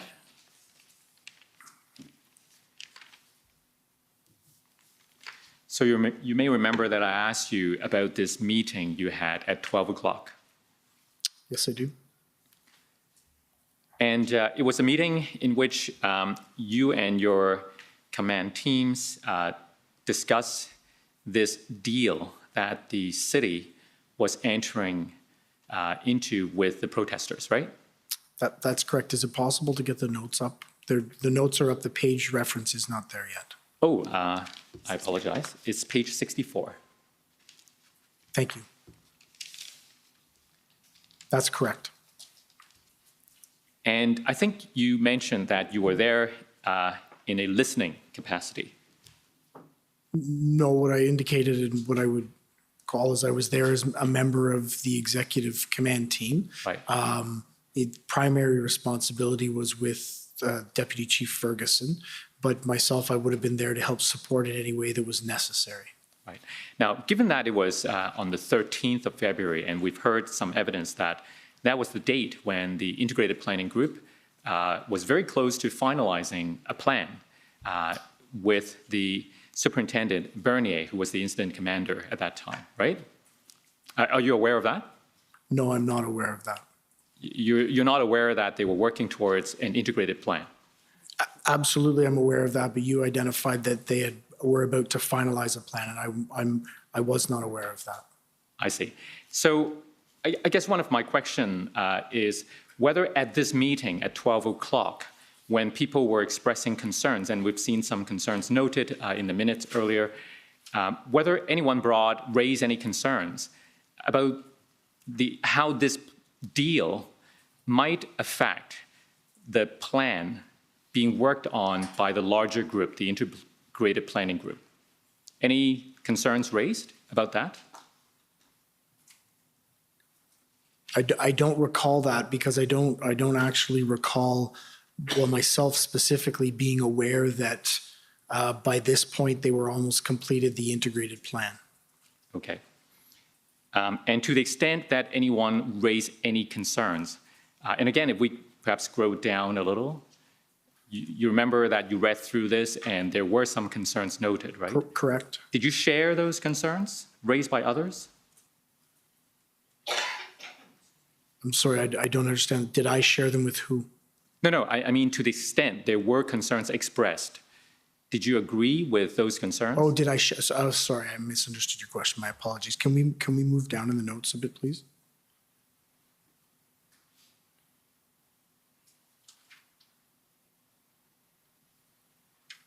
Keep going, please. Yeah, so I believe thank you. I believe they're legitimate concerns that needed to be identified and raised in terms of how we would move ahead. Yeah, so if we scroll up a little, for example, feds are moving into stage of engagement. What does that mean? I think one of the discussion points that we were having at this meeting is that the federal government was coming to the point, somebody had made the comment, not myself, but that the federal government was coming to a point that they were looking to engage in what was happening in Ottawa. Okay, and if we go down, concern of logistics on how to move trucks, what was that about? So the logistics specifically would be, how do you organize ourselves to move the trucks? Which trucks are going to move? Where are they going? Just the overall logistics of the movement of the vehicles from one place to another. Now, you may not have been aware of the details of the progress of the integrated plan, but you were stepping in on the 11th and the 12th for Deputy Ferguson, and in that capacity, you were involved with the planning part, right? Absolutely, in terms of how the work that I understood that the work was coalescing between the integrated planning team, but I didn't have any indication of how far along they were with establishing a unified command and a unified planning team, or how far along they were in actually completing the plan. Would it have been important to understand how this deal fit in with the overall plan? We've heard from Chief Party about the importance of ingredients, fitting into the overall plan. And I would agree with Chief Superintendent Party that it is important that these two activities mesh together. But you don't recall any discussions at this meeting about those concerns being expressed? No, I don't. Okay. Now, we know that on the 14th, the next day, oh, by the way, maybe if I could take you to your summary. So again, this is, I think Mr. Clerk will know the number better than I now.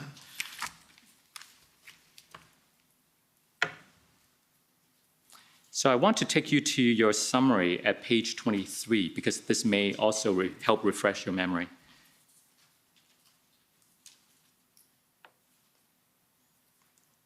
Page 23. So if we go down a little, so even though the meeting we just talked about was on the 13th, you learned about this plan to move forward with a kind of deal between the protesters and the city on the 12th. On February 12th, Chief Slowly told Interim Chief Bell that the city was involved in discussions with the convoy leaders to have movement with the current situation and that the information was highly confidential. Does that help refresh your memory? Absolutely. And I think we did cover off the content of that meeting earlier on the 12th.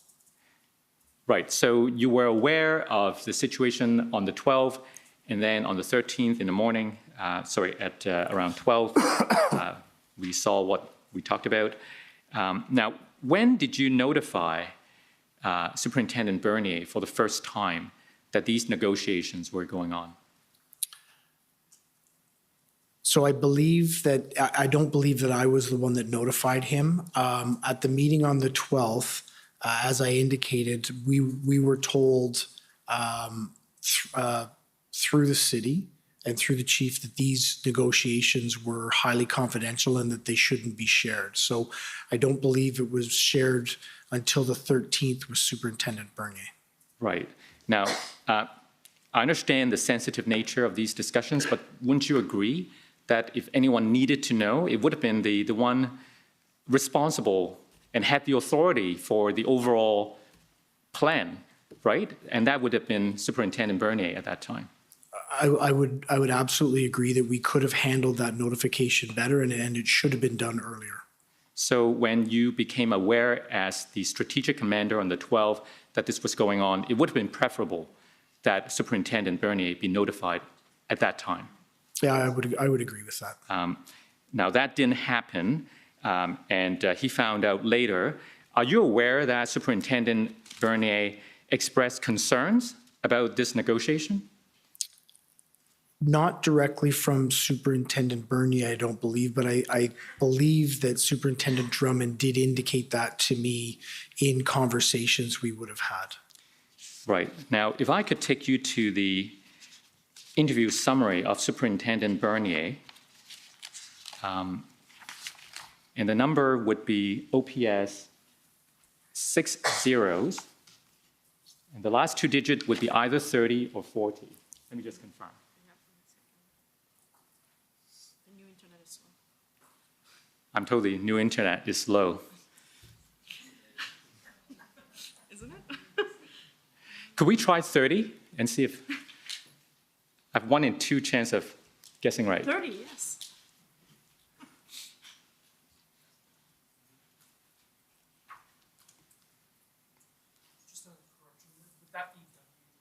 Oh, yes, WTS.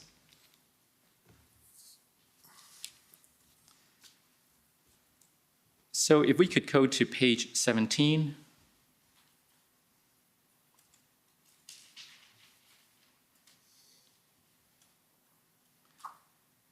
So we see under the paragraph, impact of negotiations with the city, on February the 13th, Superintendent Bernier learned that Mayor Jim Watson planned to meet with protesters to negotiate an agreement whereby some protesters would remove their vehicles from side streets and relocate to Wellington Street.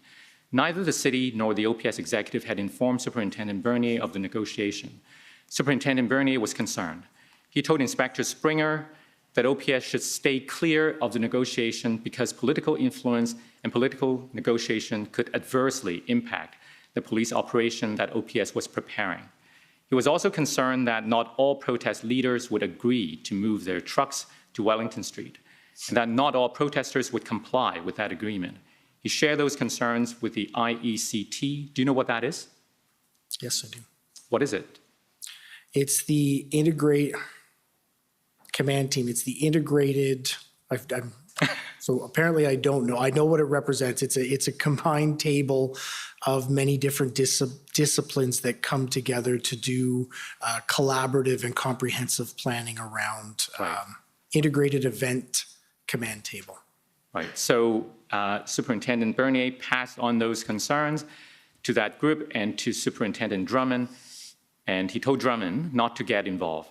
However, Chief Slowly ordered Superintendent Drummond to attend the negotiation as OPS representative. Superintendent Drummond understood Chief Slowly to be directing that OPS attend the meeting and provide logistical support to the city in the negotiation. Those concerns that were expressed, do they ring a bell? Absolutely, yes, they do. Do you share that concern? The concern of Superintendent Bernier? That's right. No, I don't. Why not? This is because, as we talked about, everyone has a role to play within the command structure. There's strategic level decisions, there's operational and tactical level decisions. I think this, in my perspective, is clearly a strategic level decision that needs to be implemented. There's a superintendent who's been asked to go to a meeting. That is by the chief. I think it's very appropriate that that person attended.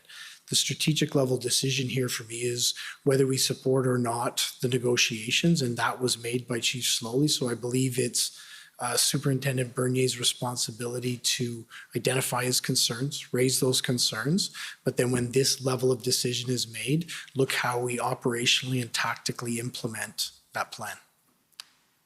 Now, perhaps you can help me understand in terms of understanding what is strategic and what is operational and what is tactical.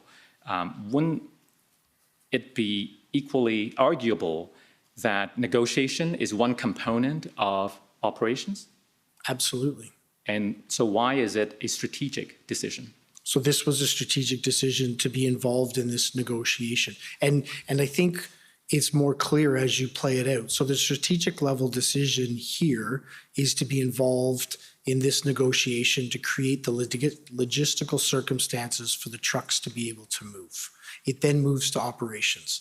As this unfolded, operational commanders identified challenges in it, and it's my understanding that based on their decision-making at the operational level, it stopped. That is the appropriate mechanism to follow through a properly integrated command team. So what happened after the 13th was on the 14th, the movement of the trucks began, and we expect that there will be evidence that the movement started at around 1 p.m.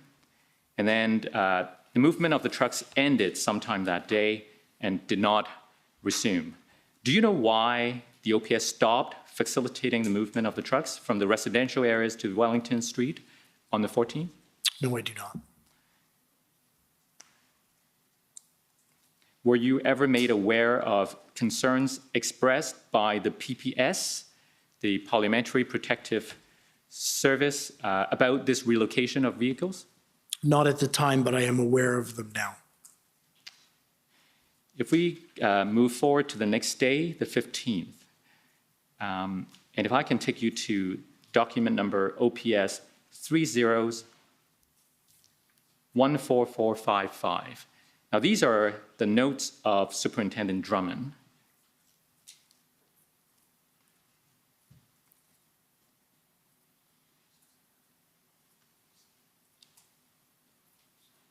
If we go to page 59, and let's go to 11:20 a.m. Now, you see the reference, call from Steve Bell. Direction, continue to provide safe, not sure I can read that. Safe passage for trucks to Wellington as per the city agreement with Freedom Convoy. So he's suggesting here that he received a direction from you to continue to provide safe passage. Do you recall giving that direction to Superintendent Drummond? Yes, I do. Tell us about the circumstances, why you gave this direction. So I believe this is in relation to conversations Superintendent Drummond and I would have had or been having during the day for him to arrange the logistical movement of this agreement that had been reached. He had identified with me that there was concerns from Superintendent Bernier, specifically around, as I recall it, the political nature of this negotiation. So this is the point at which I advise Superintendent Drummond, yeah, I understand there are concerns, continue to operationally move ahead with it. And I think there's important context to this agreement that we lose the story if we don't actually talk about it. So this is on the 14th that these notes are correct. The 15th. This is the 15th? Yes. So the 12th and the 13th are the weekend. The 11th, 12th, and 13th are the weekend. I remember that weekend having extreme concerns for the safety of our members, for the safety of our community based on the volatility and escalation in violence, in direct confrontational interactions with our members as it relates to them trying to manage the area or conduct any enforcement in it. It was concerning. The situation at this point was becoming exceptionally more volatile, and you could see it escalate almost on an hour-by-hour basis. One of the components that, for me, contributed to wanting to be involved in something like this is negotiations tend to take the temperature of the situation down. that is exactly, in my opinion, what occurred in this circumstance. I will absolutely concede we didn't notify Superintendent Bernier early enough. Will absolutely say that when it operationally became unfeasible to do it, Superintendent Bernier made the call and that this stopped. But you have to remember the time and place we were in, and this was becoming what was a dangerous city before, this was compounding it. So the fact that we were able to be engaged in a level of negotiation to take the temperature down, I believe gave us breathing room through the next week for us to be able to successfully mount and execute our operation. Now, we heard from Chief Party, who, as you know, was leading the integrated planning group in Ottawa. We heard from Chief Party that the integrated planning group, expressed concern on the 14th when they heard about these negotiations, because, in fact, it raised concern for them that the unified command or integrated command was not truly integrated or unified, because they were concerned that the OPS was still doing its own thing and not being part of the integrated plan. What do you say to those concerns? So those concerns weren't shared with me, so I don't know the specifics of the context of what Chief Superintendent Party would have indicated. But you told us earlier about the need for autonomy of the operational commander, and that would be Superintendent Bernier now working in concert with the integrated planning group. If there were to be changes in strategic direction, wouldn't it have been important to convey those directions, change of directions, to the group so they could adjust and adapt their plan, rather than having plan and then being told that something now different, altogether different now is happening?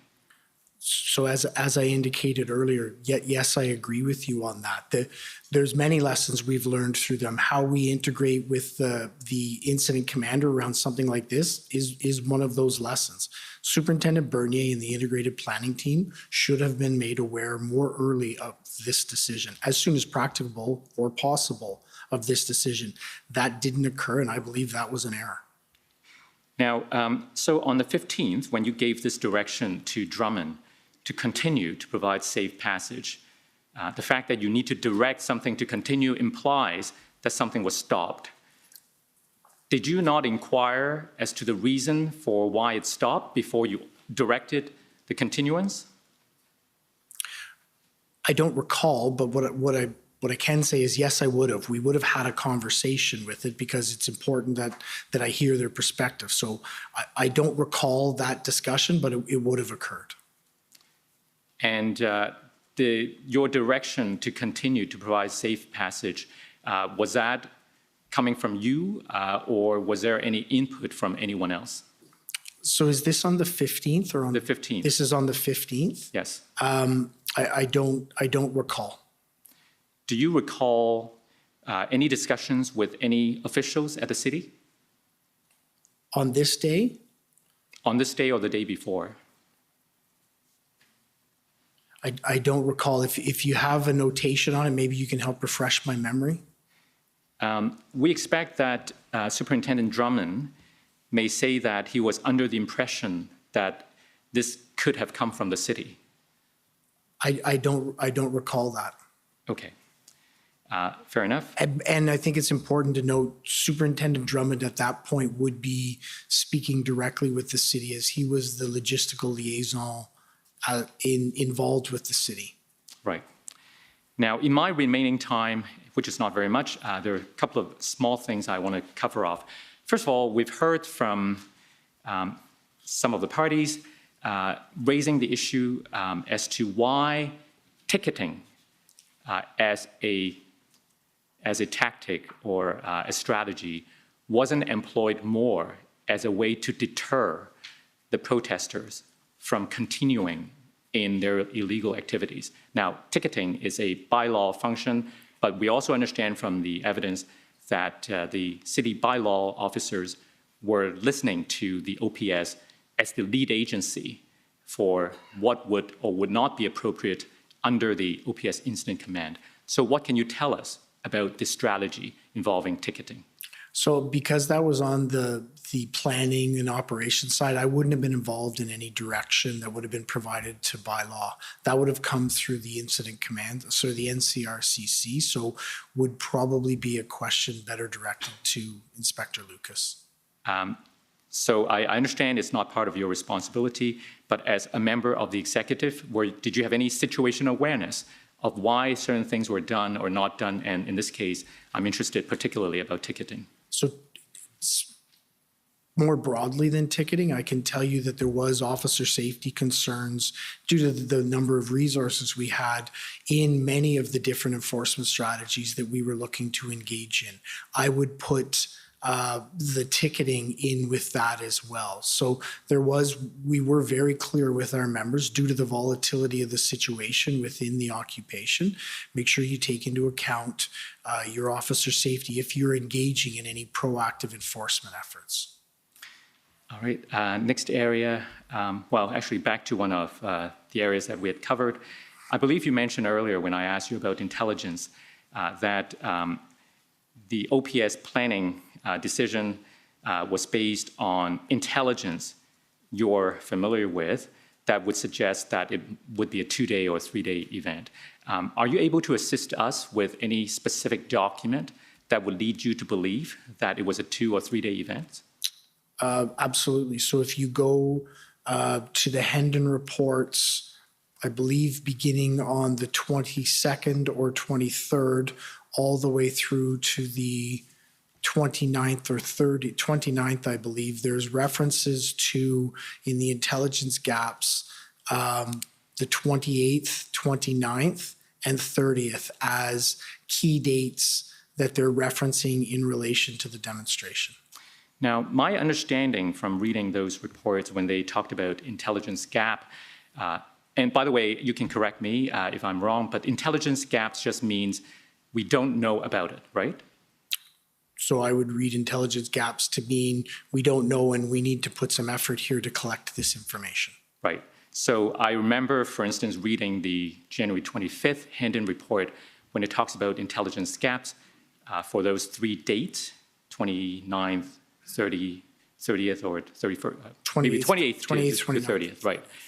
That I got the impression that what it was talking about was we don't really know much about what's going to happen on these dates, rather than that these are the only dates we can expect the event will last. Do you agree? So can you ask the question again? Right. So when you're pointing to these dates in the intelligence reports, I'm asking for your opinion, since you're the expert in this area. When they talk about an intelligence gap for, let's say, these 3 dates, 28th to the 30th, what do we understand from the intelligence gap? Is it that we don't really know much about what's going on for these dates, or can we conclude from the fact that there's an intelligence gap for these dates that the event will not last beyond these 3 dates? So I think in your question that you hit the crux of one of the challenges we faced, impression. So there was a lot of opportunity to have subjective interpretation on it. I think we've done a much better job as an intelligence community to come together and be more clear through conversations in terms of what we feel these different statements mean. For me, it's important as we move ahead that you and I don't need to formulate an impression on what it is, that we actually have a clear common understanding of how and what that intelligence means, so that we can actually have a clear common understanding on how we're moving ahead with it. As I read those reports, my impression was that they were largely scaled around a 3-day event with the potential and possibility that there could be a small group of people stay longer than that. All right. Now, we also spoke earlier about planning and who might have had the experience to help the OPS at that time. But don't you agree that Superintendent Bernier actually had a great deal of experience that he could offer, but he wasn't really asked to to assist at that time, during the early stages of the convoy events? Again, that's going to be a question. That would be a question better suited for Deputy Chief Ferguson in terms of how Superintendent Bernier was utilized. It is my understanding is that he did play a role in early days and played an increasing role as the convoy went through, because as I recall, when he was finally assigned as incident commander, major incident commander, my apologies, he had to take some time off because he'd been working so hard in his other responsibilities. I just don't recall what they are. So that would indicate to me that he was being utilized. All right. I'm not entirely sure how much time I have left, but I have one area left. So if I could take you to the witness summary again. And this time we go to page 26. It's WTS 4060.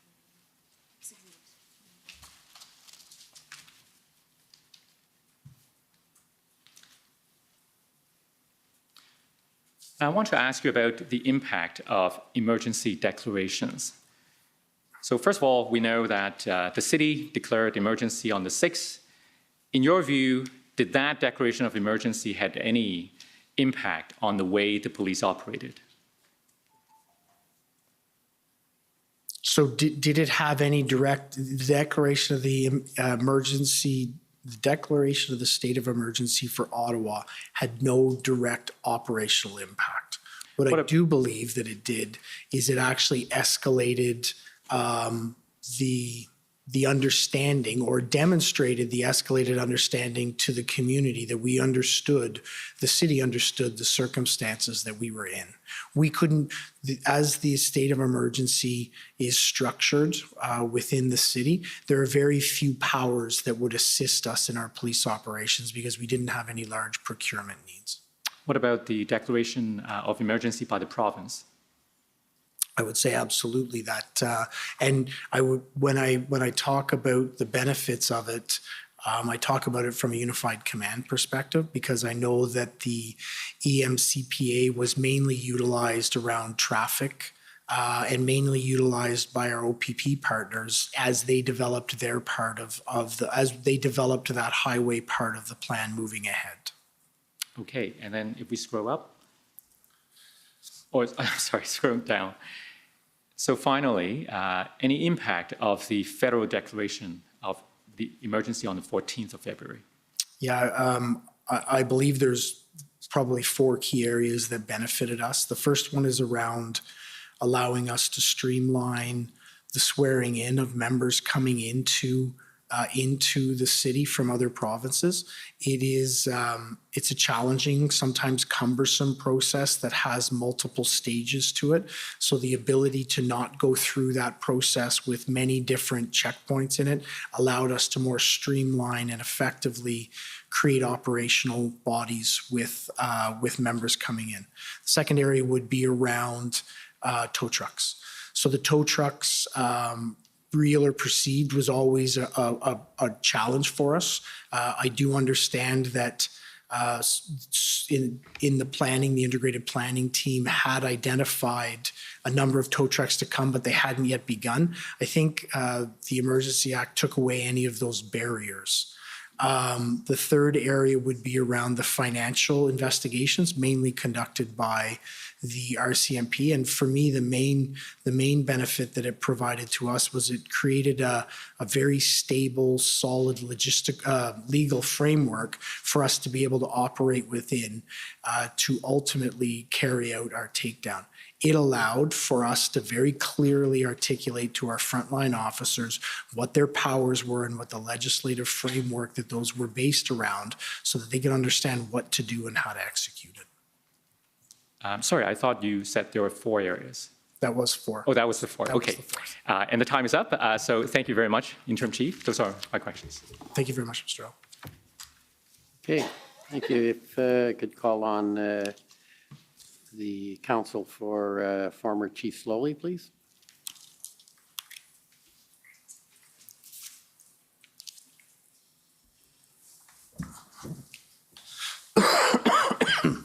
Thank you. Chief Bell, I'm Tom Curry for former Chief Slowly. Good afternoon, Mr. Curry.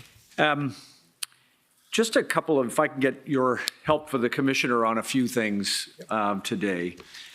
Just going back, if I could, to the pre-convoy period. So prior to the convoy issues, and just a couple of questions about the Ottawa Police Service.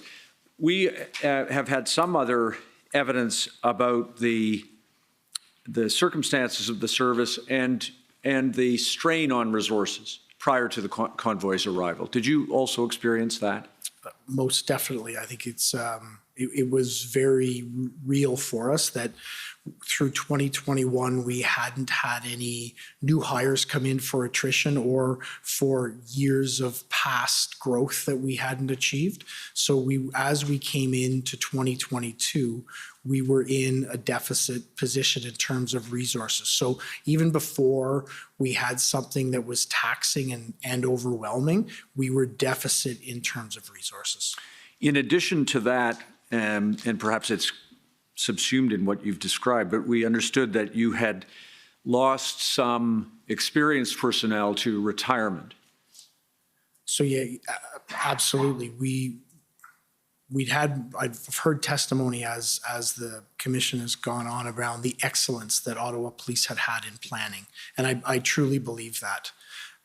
We managed large demonstrations, large protests over a number of years with our partners, and we were seen as one of the best at it in the country. There was a lot of expertise built within our organization. Most of that expertise had been lost to retirement. But beyond that, we had a 2.5 year window of pandemic where there was no major planning that was occurring.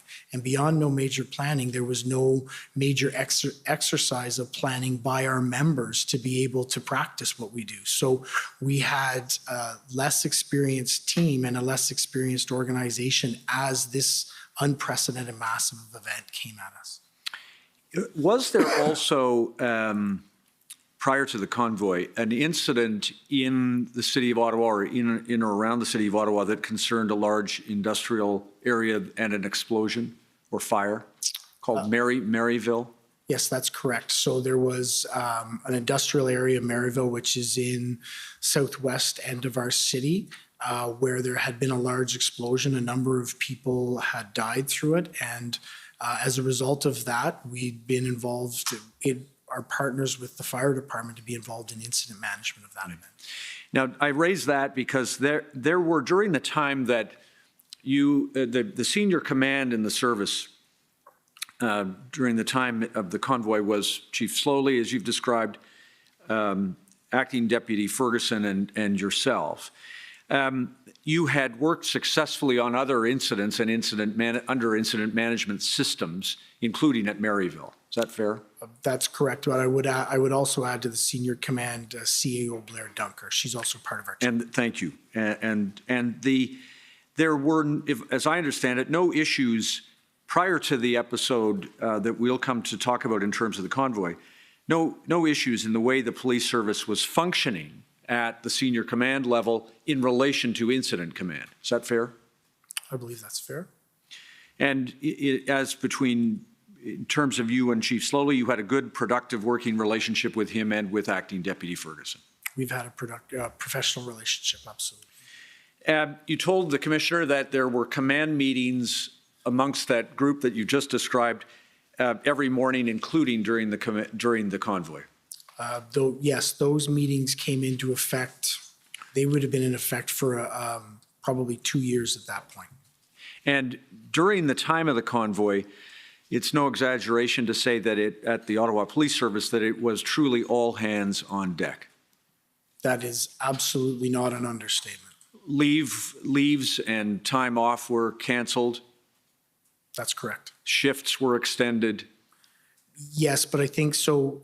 the way the question's based is around the command team, and I think it's very important to extend it well beyond that. We had members of our organization working long hours in very extreme weather and doing an exceptionally professional job. So I would never want to leave the perception that it was an exclusive hardship for any one group like the command team. Our membership was out there every day trying to resolve things. And that's what I should have been clear. That's what I meant. Beyond the command team, leaves, as I understand it, whether they be holidays or for any other reason, perhaps other than illness, were canceled for your members across the entire service. Everyone was required to stay on duty effectively. Absolutely.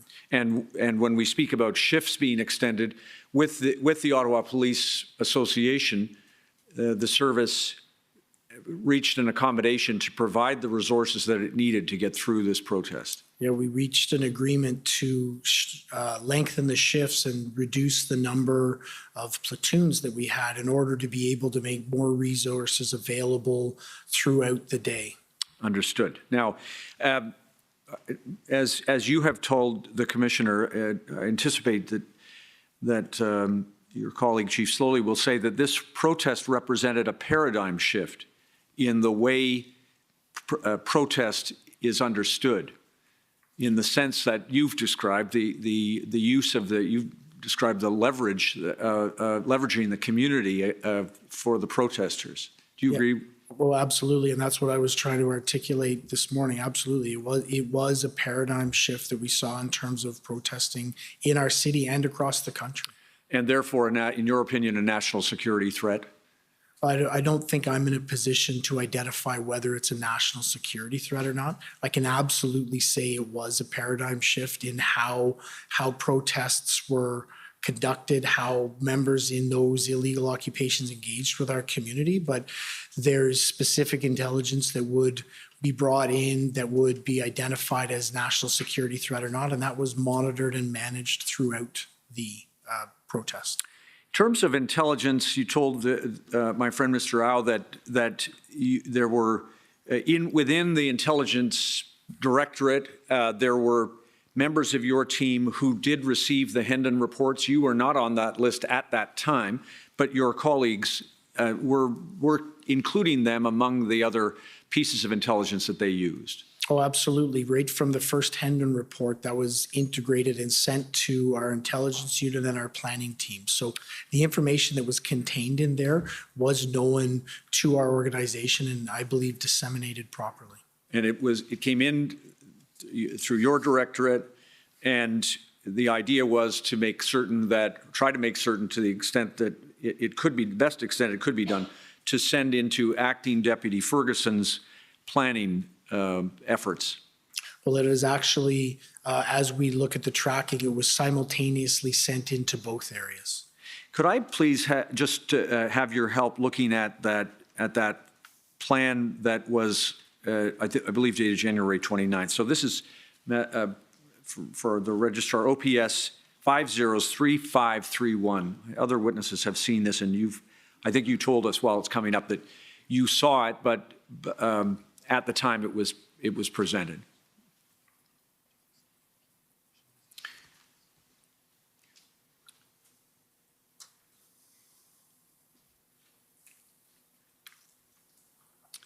Thank you. Now, could we look, please, just scroll down if we could. I want to get your help. First of all, the plan approvals are there, but just go through to the threat assessment. I think you've told us that there were, to the best of your team's knowledge, this was expected to be a weekend event with the possibilities you've told us that some people may hold on afterwards, but the number of those people was not considered to represent a material threat that required that something be done differently with this protest. Is that fair? So yes, I believe that's accurate. We had we had the intelligence and information to form out that this would happen over a weekend and that there was the possibility that a small group of people beyond may stay in the city beyond that. And there was an egress plan, I think, or an egress section. I've left my bound one there. Maybe my colleague can just pass that along and I'll get you the exact page. But meanwhile, Mr. Registrar, we can scroll down. It's you'll see the heading. Thank you. Sorry about that. No, the plan. There it is. What I want to show you, thanks so much, is section 3.2, please. It's under the heading event stages. You'll see, do you see that? And just, I'll let you just have a look at it, but I want to,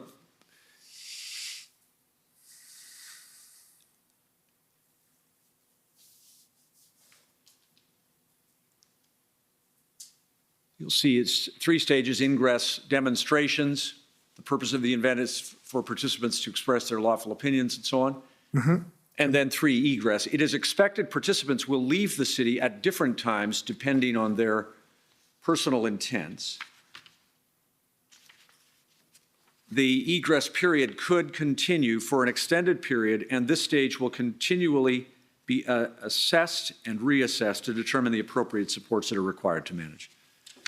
Does that refresh your recollection that it was thought that it's a large group of people, they're not all going to go at the same time, they'll go over a period of time, and we will assess that as it unfolds? So yes, that's accurate, that how the plan was developed. And then finally, just if I could ask you to look with us at 3.6.5.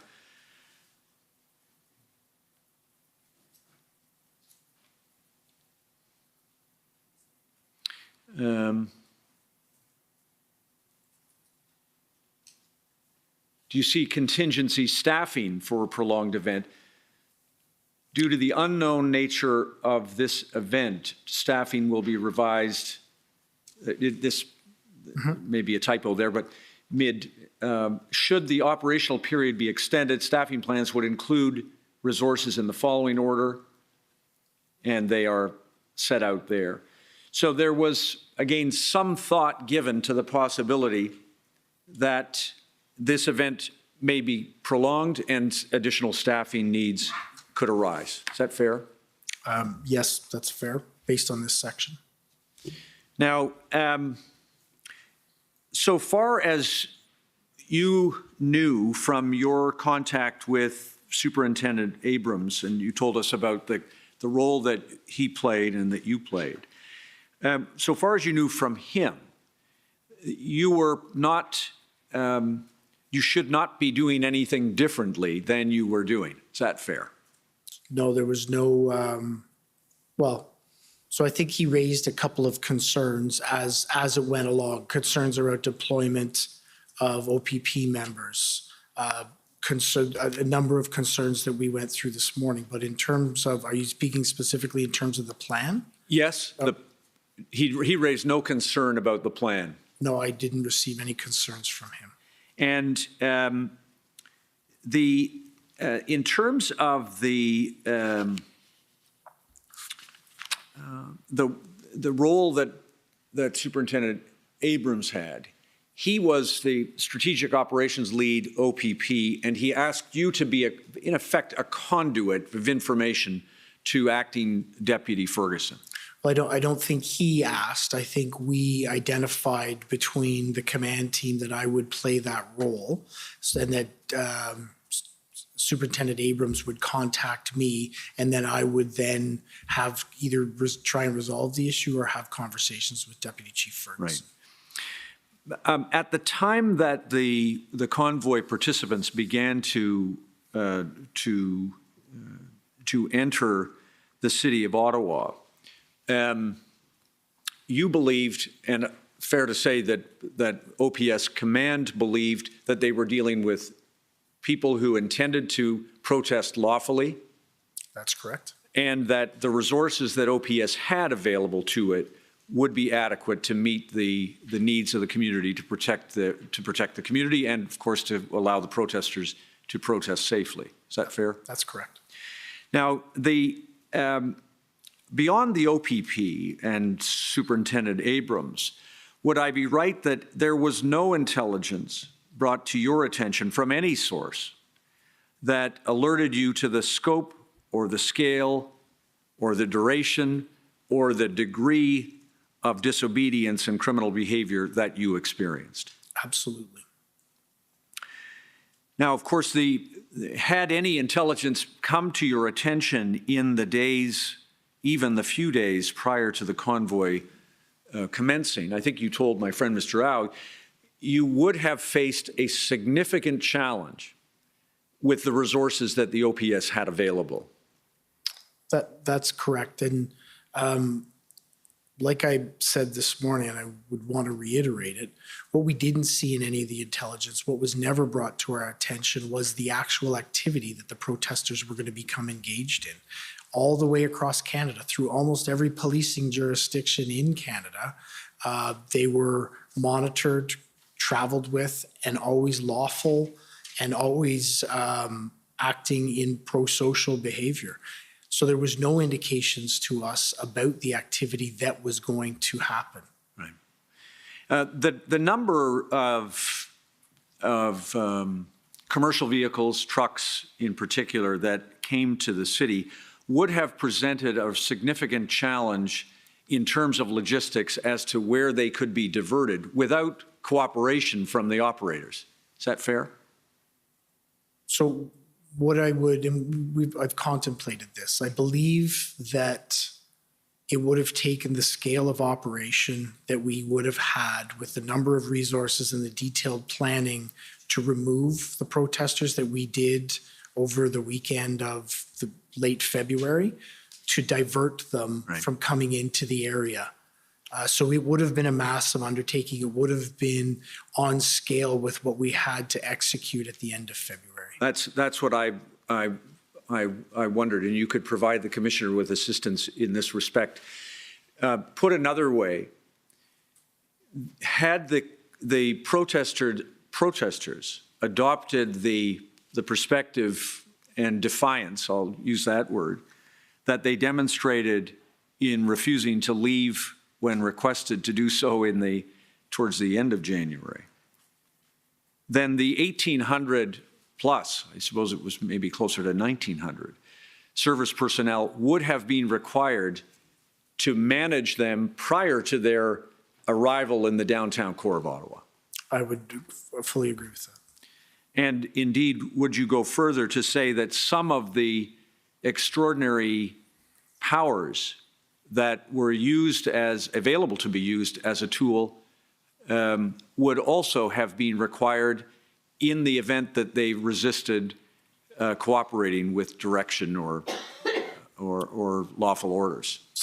That's difficult to say because that's not a plan we ever contemplated. So we didn't actually get to the planning perspective of that, but it would have been a massive undertaking with massive planning requirements and massive resource requirements to undertake keeping them out of the downtown core. Fair to say that there was no time to have drawn the plans that you're talking about or to have made the resource requests of the OPP, RCMP, and other municipal police forces in the short time that you had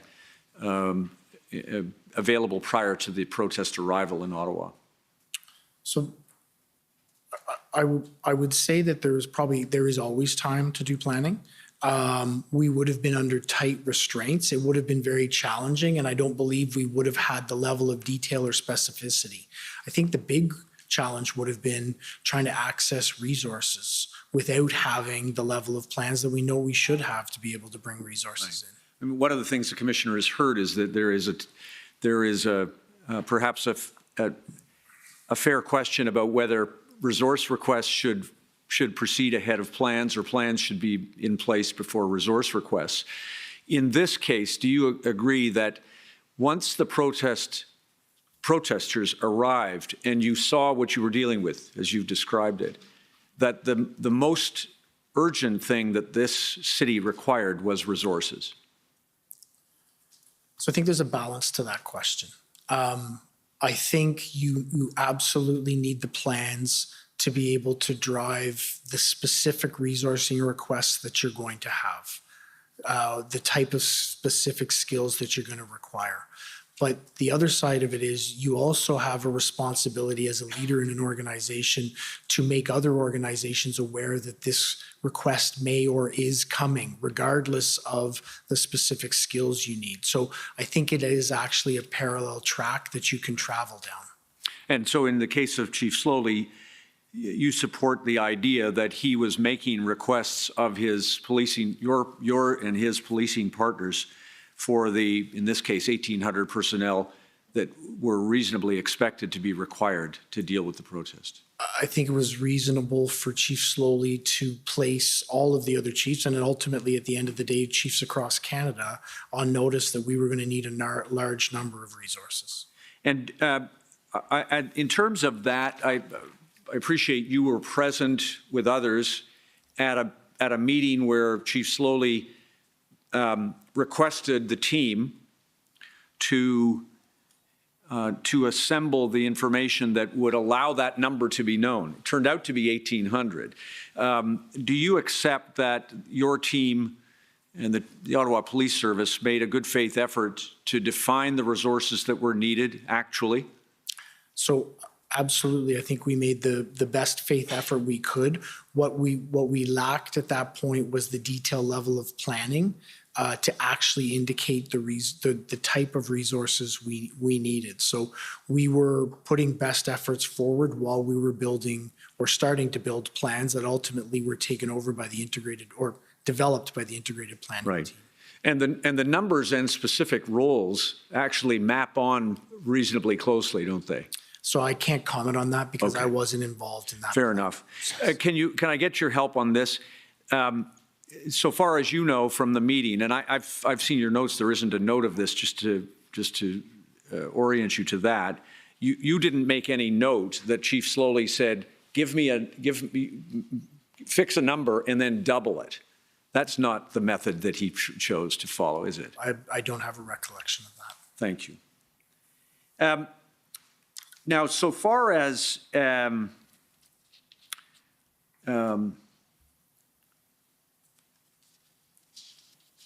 couple of other things, if I can, make sure I get this right. I understand the Ottawa Police Service, or perhaps the city, has an arrangement with the Government of Canada to provide policing services in and around the parliamentary precinct that are beyond the parliamentary police services, and that there is an MOU or another arrangement that by which the Government of Canada pays the Ottawa Police Service the sum of $3 million for those policing services? So the Ottawa Police Service is the police jurisdiction in the city of Ottawa. So short of security details that are done within the parliamentary precinct, which the Parliamentary Protective Services is responsible for, so security, primary response, the police is still the police jurisdiction within that area and all of the city of Ottawa. So if there's a major incident, we will assist in response. If there's a criminal investigation, the Ottawa Police Service will be the ones that conduct that investigation. So as part of the responsibilities that we as the police jurisdiction in the city of Ottawa undertake, which isn't just response in parliamentary protective services, which is demonstrations that would impact us directly because we're the nation's capital. The need for us to be engaged with embassies and have a different level of response or different level of training as it relates to diplomats in and around our area is something that we've come to an agreement with the federal government to compensate us $3 million a year for extraneous costs such as Canada Day or other events. Right, understood. Is that under review after this event? Yes, it is. A couple of things about incident management systems, IMS or ICS, Incident Command Systems. You mentioned that was a process that is well understood and had been used in the city of Ottawa by the Ottawa Police Service. So within the city of Ottawa, they would use the provincial standard of the incident management system. Policing traditionally uses the incident command system. There is also another gold, silver, bronze for major events that has been adopted by the RCMP and been utilized in some circumstances by the OPP. So there is a hodgepodge. There is a bunch of different doctrines. They basically boil down to a very similar set of circumstances. You have strategic level control, operational level control, and tactical level control. And you described to the commissioner that the border zone between strategic decisions, operational decisions, and tactical decisions is not, these are not bright lines. No, it's something that I believe is really important within every area to have those discussions with the commander up and down to make sure that everyone's clear on where the decision making's made. It's something that I believe is worth undertaking to make sure that we can create better lines between those and better understanding of the different areas. In this case, prior to this convoy protest, I understand that you, Chief Slowly, Acting Deputy Ferguson, had functioned, I think you told us earlier, in the incident command system effectively, right? That's correct. There was no, you didn't have an experience in which someone was intruding or thought to be intruding on operations or tactics from the level of strategy prior to this? So what I would say is Chief Slowly was regularly involved in reviews and revisions on operational plans. I can't recall him ever giving directions around it, but he was very engaged in those lower, what could be seen as lower level responsibilities. Right. And his involvement in those matters was not considered to be problematic. Is that fair? I think that's fair. And for example, I understand one of those might have been the Black Lives Matter protests that occurred in the aftermath of the death of George Floyd in custody. That was a major demonstration that we managed, and I have no recollection of any challenges within our command structure. And to the extent that when we came to this unprecedented protest here brought about as in the convoy, that Chief Slowly and probably others were facing unprecedented circumstances that strained the ICS system as well. Yes. So unprecedented circumstances, immense levels of stress, very clear expectations on outcomes, and all of those together did strain the ICS system and actually for me identified that there needs to be much better clarity, at least within the Ottawa Police Service, around how that system manages. That's exactly why when I took over as interim chief, I spent time making sure that everyone understood their role within the ICS system. Right. And is it fair to say that from your long career in policing that this is unlikely to have, the circumstances here facing the Ottawa Police Service and the City of Ottawa would not have been handled any differently by any other municipal police service? I think that's difficult for me to say because I don't know how other police services would have handled it. Right, okay. PLT, at the time of the convoy protest, am I right that there were 14 members in the Ottawa Police Service PLT, and I appreciate they're part-time members, that included 2 sergeants? So I don't know about those numbers specifically. National Framework on Demonstrations is a framework that prior to the convoy protests, am I right, you were not familiar with yourself? So that's the CACP National Framework? Yes. Yes, I had reviewed it, but to call myself familiar with it or extremely knowledgeable in all the content of it would be not correct. And the PLT, the work of the PLT in this case included a couple of aspects that I believe you did become involved in. You've told us about a couple of them. Can I just get your help with them?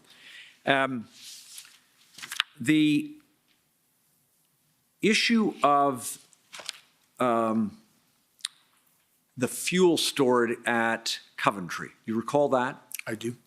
Am I right that what the PLT team had negotiated was the removal of fuel that was stored at Coventry, and they wished to allow it to go downtown to the protesters who were using that fuel to operate their vehicles? So I'm generally familiar with what occurred there. Actually, I'm quite familiar with what occurred there. But in terms of the specifics about what the agreements were, it would be unfair for me to comment because I don't have enough knowledge in that area. That's fine. Can I get this from you, that you spoke with Staff Sergeant Ferguson, who was then running PLT or on the ground in respect of PLT, concerning an issue that had arisen about enforcement, that Superintendent Patterson took enforcement steps to intercept the conveyance of the fuel. Do you recall that? Is there a notation that can reference that I can familiarize myself Yes, with? sure. So the easiest place for us to find this, I think, in the time that I have, is to look at Staff Sergeant Ferguson's summary in his interview, if I could show you that. It's in your notes also, but let me just see if I can find the reference to Staff Sergeant Ferguson's statement.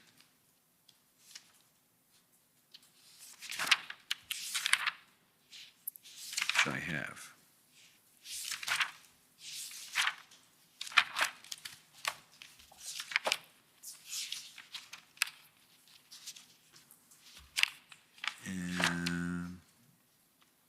Which I don't have. I don't know what I did with it.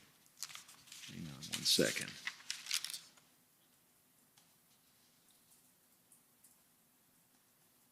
I do have. Mr. Registrar, forgive me for the delay. WTS 5027.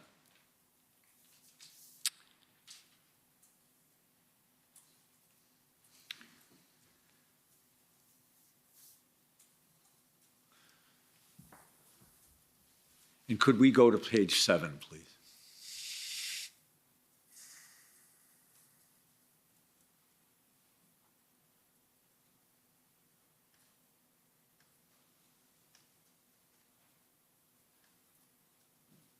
Coventry Road, do you see that? Yep. Yes, I do, sir.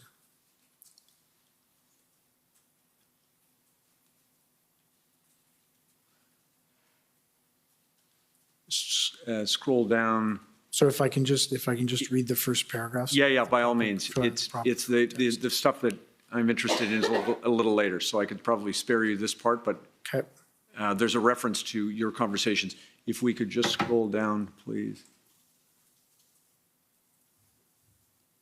There it is. Just try 440. Do you see it, February 6th? Yes, I do. Superintendent Patterson advised Staff Ferguson would be seizing fuel.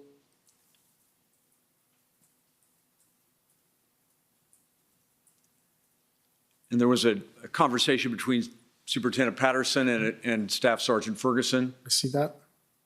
Staff's next paragraph, attempted unsuccessfully to convince others in the OPS not to proceed with the public order operation. Mm-hmm. And Inspector Marin told him that the fuel was not to leave. And there at 5:10, that's what I'm interested in. Staff Ferguson contacted Deputy Chief Bell and advised him the enforcement operation would undermine PLT's negotiation, which had been proceeding for 2 hours. Staff Ferguson informed Deputy Chief Bell protesters were compliant. At 5:18, Deputy Chief Bell contacted Staff Ferguson, informed him he agreed with Superintendent Patterson's decision. Later that evening, Staff Ferguson learned Deputy Bell supported Patterson's decision because 3 convoy vehicles had left Coventry Road and were transporting fuel to supply protesters downtown. Does that assist your recollection? The footnotes, I think, might go to your notes or his notes, but there are some notes of yours I could take you to. But does that assist your recollection that? I do recall, yes, I do recall this conversation. And this is an example, isn't it, of PLT negotiating something that did not fit with your strategic direction, that fuel was not to go from Coventry Road fuel depots downtown, where it would presumably present an even greater public safety risk. Is that fair? I do believe that's fair. But I also do believe, I do believe this is the right call in this circumstance. But I also think that as we went through and as we managed through this incident, we needed to ensure that we gave PLT better direction, better guidance, better structure so that they could be more effective in their work. We can't create public safety hazards with it. And I would assume in this case that PLT would not have known where it was going, would not have known that it was going to be create a safety hazard like this. But we have to find a way that we balance the use of PLT with enforcement efforts. And this is an example of where we probably weren't that effective in it. Although, wouldn't it be an example of PLT not, if they didn't know where it was going, that's its own problem? Correct. Right? Correct. And there's some other information, I think the commissioner might hear, that they did know where it was going. So if they, when we speak about, or when the commissioner hears about PLT autonomy, do you agree that the PLT could never operate completely autonomously? Because, for example, they might come to a conclusion that lies in the opposite direction of strategic direction from those who have more information, like, for example, you in this case. Is that fair? So I think what this highlights to me is that one of the areas that we failed was, or one of the areas we were not as effective as we could be, failed is too strong of a word, is in our alignment of PLT within our overall operating context.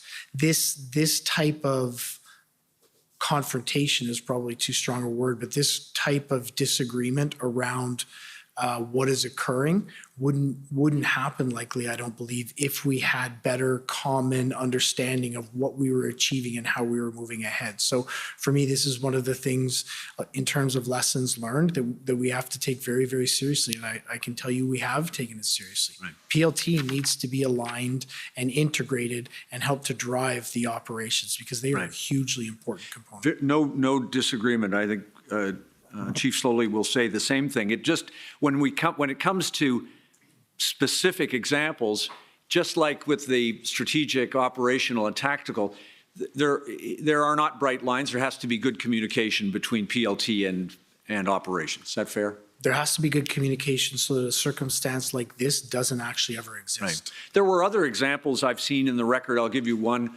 Do you recall a circumstance in which PLT negotiators wanted to bring porta potties, portable toilets, into the red zone or into the protesters with no quid pro quo, just as a sign of, I suppose, a sign of good faith?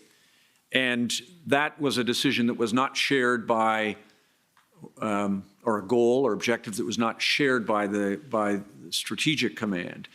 Does that ring a bell with you that negotiation took place? So I do remember that, and I do remember advocating for that. And I do understand that it was going to be about bringing porta potties in where there wasn't anything immediately in return. But for me, it was about part of those small gains that you could actually make so that you could build relationships, so that in those relationships you could look how to lower the temperature and also look for a resolution. So absolutely, I do recall that.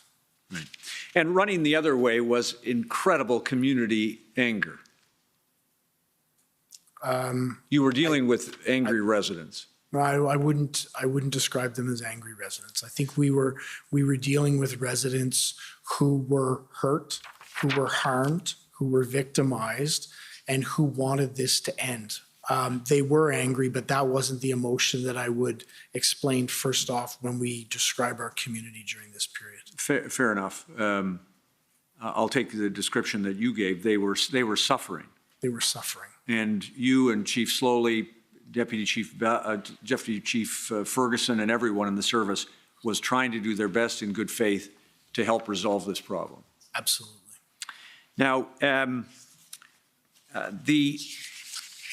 one small thing. Did you ever go to a BIA meeting with Chief Slowly as part of the community outreach during the protest? I don't believe so. Okay. You told us that in a public statement, at least, just dealing with public statements, Chief Slowly did not promise or declare to the public that he was going to close bridges, only that was something that would be considered, correct? So if we're referencing, and I believe it's the February 4th statement. Yes. That was caused concern to Superintendent Abrams. No, it's not my recollection or upon my review that those were the statements. The statement was that it was something that we could use if needed. Right. And in the same way, can I ask you about the statement that Chief Slowly made that there may not be a policing solution alone to this protest? That statement, I expect the Commissioner will hear, was made at a briefing of Council and Police Services Board at which you were also in attendance that lasted many hours. Do you recall that meeting? Not specifically. If we could have some reference pulled up to it. It is a multiple hours long Do you have a date, sir? briefing, February 2. February 2nd. And indeed, you and Deputy Ferguson were allowed to leave to get back to work after, I think, about the 3.5-hour mark. Chief Slowly was asked to remain to answer questions. But does it refresh your recollection to know that at that meeting, you and Deputy Ferguson spoke about the steps, and Chief Slowly spoke about the steps that were being taken to initiate enforcement activity, to protect the community and stabilize the circumstances that residents were experiencing? So I'm going to apologize, but no, we had many, between board meetings and council meetings, we had many meetings during the period. So to be able to recall specifically what occurred during one of the meetings, I would need some sort of reference point. Okay, I won't, I'll leave it there. Suffice it to say that it's a fair conclusion that the policing solution that was required to be implemented to deal with the convoy protest involved more resources than the Ottawa Police Service had. Absolutely. And additional statutory or government action in the form of the emergency measures that you told my friend about. Absolutely. Now, then, a couple of things, if I can, quickly, and maybe the last thing based on my time being up. The Superintendent Abrams told us that he brought to your attention a number of issues from time to time. Is it fair to say that you exercised your judgment as to whether you would take those issues to Chief Slowly or not? They didn't all go to Chief Slowly, for example. Absolutely. Okay. I have no other questions for you. Thank you, Chief. Sir. Thank you. Next, call on the City of Ottawa.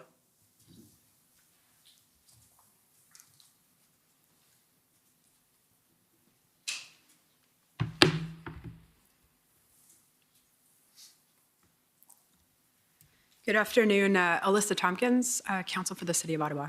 Good afternoon, Ms. Tompkins. Interim Chief Bell, I want to start by having a quick chat about intelligence and planning. And I've heard you mention a number of times today the behavior that was not anticipated was the behavior of the protesters in relation to the community, the actions vis-a-vis the community. Just to clarify for the record, what are the behaviors that were unanticipated?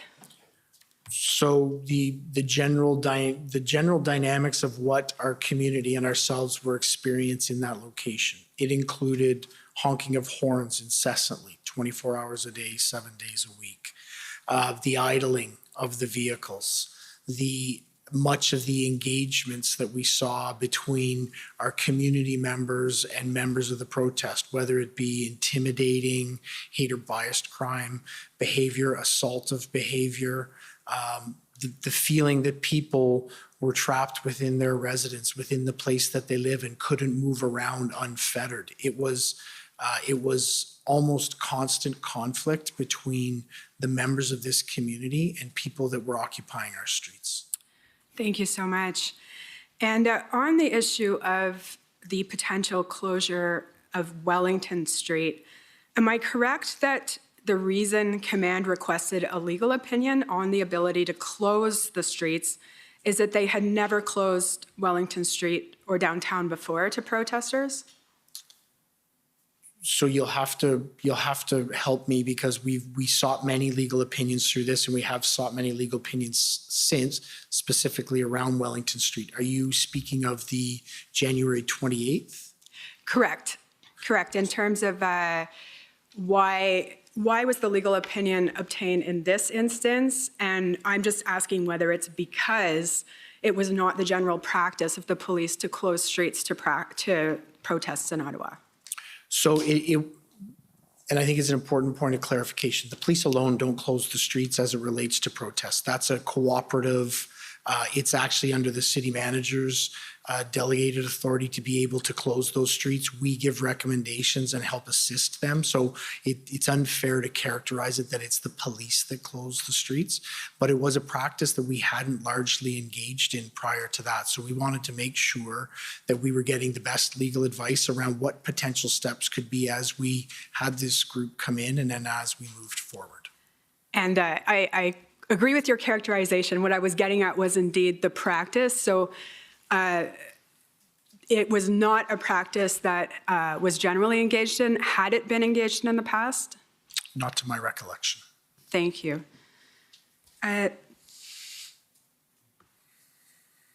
Now, my understanding is that you were present when the city solicitor, David White, provided a briefing on the possibility of obtaining an injunction. Are you able to provide me a date and a reference to document? It would be January 30th. We can bring up, I was going to lead into another point, but we can bring it up. OPS 404878. Thank you.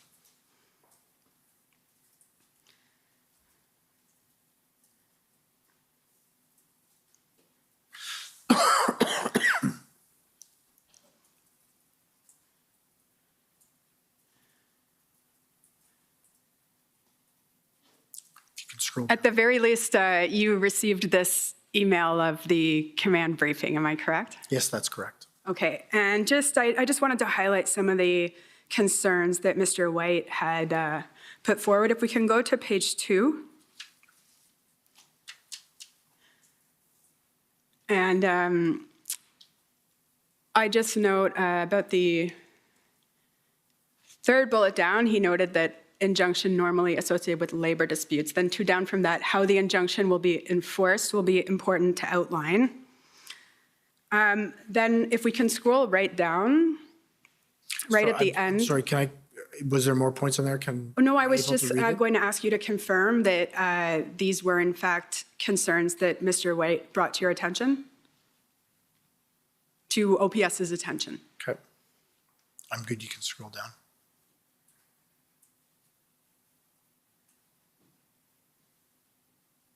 Okay.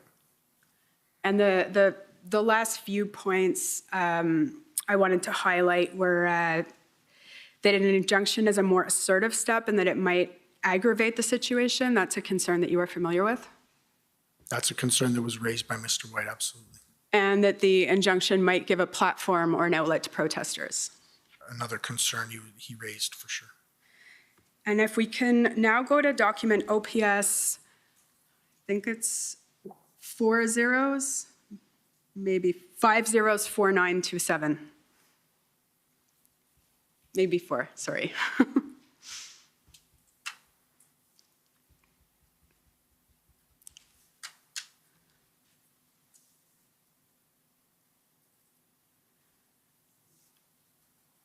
These are scribe notes, if I'm not mistaken. Is that correct?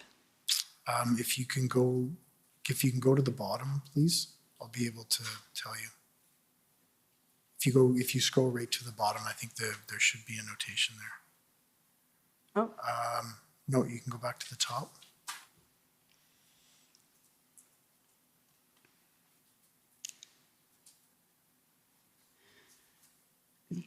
So I'm not sure whose notes they are. Okay, do you remember a briefing to the RCMP and the OPP? It would be a Teams meeting on January 31st. Can you scroll down, please? If we go to page 3, it's indicated SB. Yep.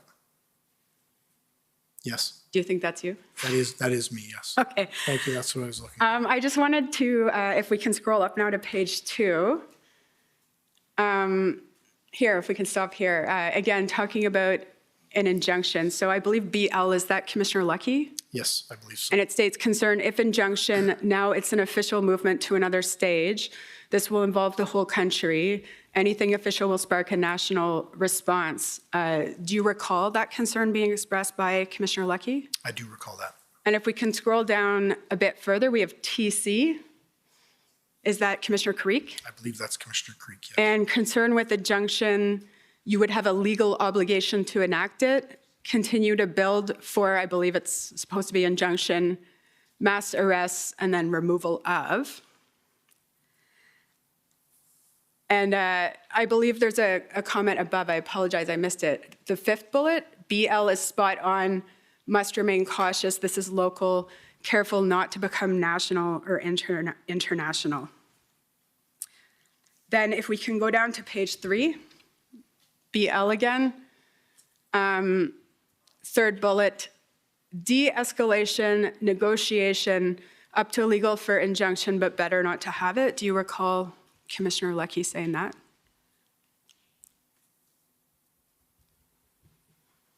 I don't recall her specifically saying that, but if it's in the notation, I would imagine she did.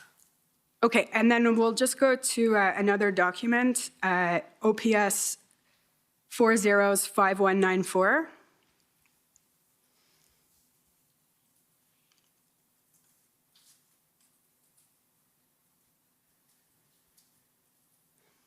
And this is another command briefing. That's correct. You received this command briefing? Yes, that's on sorry, this is the, can you tell me what date this is? So it's sent February 1st, but I believe that it's referring to events on January 31st. Okay, thank you. And if we can just go to page 2, one bullet after, or sorry, after the redaction, if we can, here we have what I believe to be a summary of the call, which confirms that both Brenda Lucky and Tom Carrick did not seem to be in favor of going the injunction route, and that's what the OPS took from that briefing, correct? That's correct. Okay. Now, I just want to talk to you about the negotiations between the city and the protesters, and if we could just bring up OPS 00008418.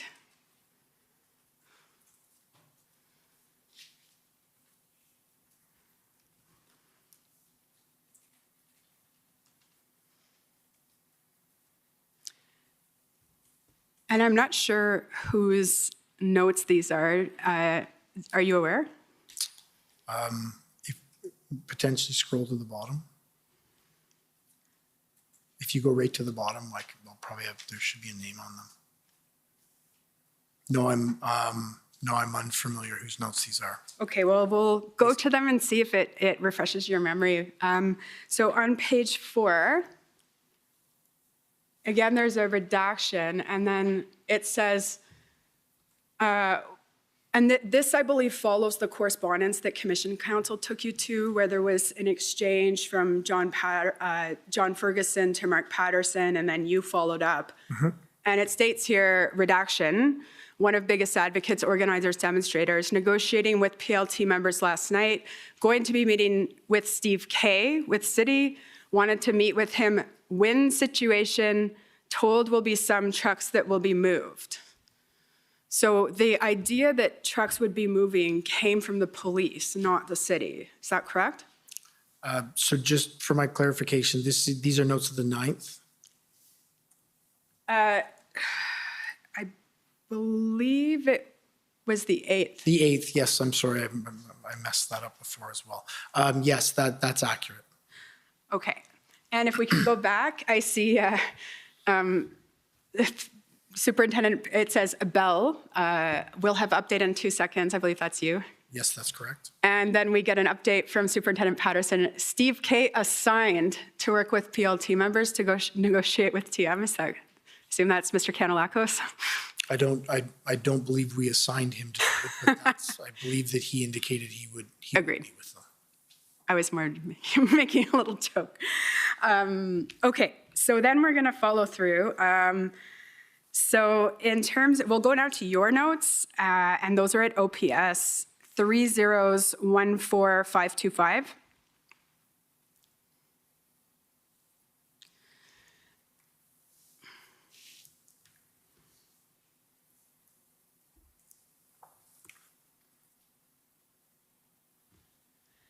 And just in the interest of time, your evidence is that on the 12th, you got an update from the former Chief Slowly about the city's negotiations, and it was told to you to be highly confidential? That's accurate. Okay. So that's accurate. I'd need to see my notes in order to verify that it was on the 12th. I don't recall the date. We can go to page 52, just to quickly. So here we have, this is a meeting with the chief. If you want to scroll up and see that it's the 12th, we can. Yeah, that would be appreciated. Yeah, no problem.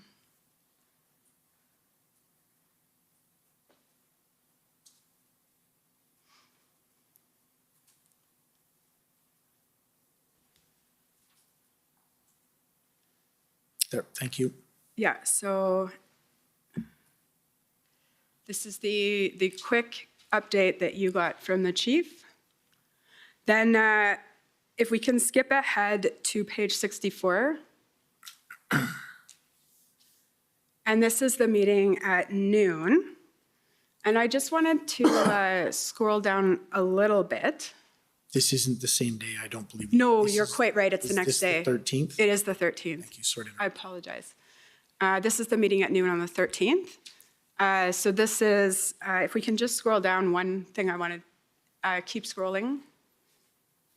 The comment here, Premier is very supportive of the action. Do you have any recollection of who said that? I don't have recollection of that. Okay.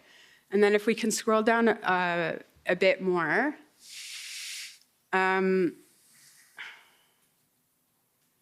Two core scenarios. What is the outcome of the new footprint? Are we able to take out the remainders? Do you recall this being discussed? Yes, I do. Okay, and then if we can just go down. This is a briefing from the chief, and is it just you and the chief at that point?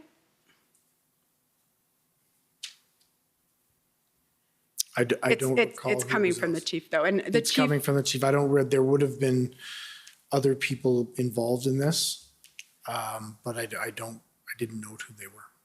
Okay, and it's clear from the direction from the chief that you've noted is to maintain our concept of operation. That's correct? That's correct.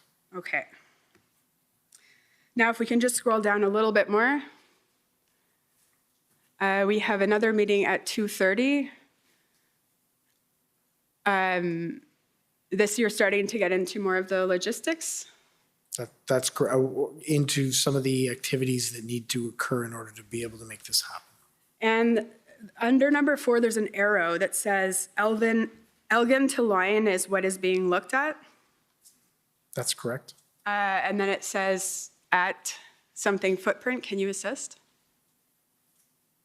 Looked at. It's a poor attempt at an at symbol. Okay.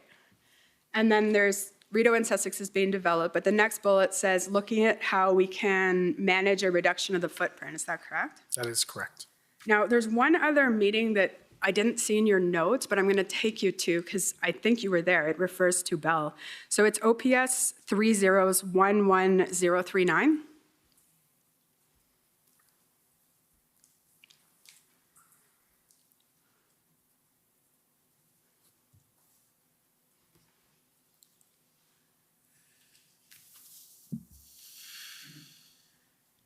And maybe these ones are scribed notes. Can we check the last page?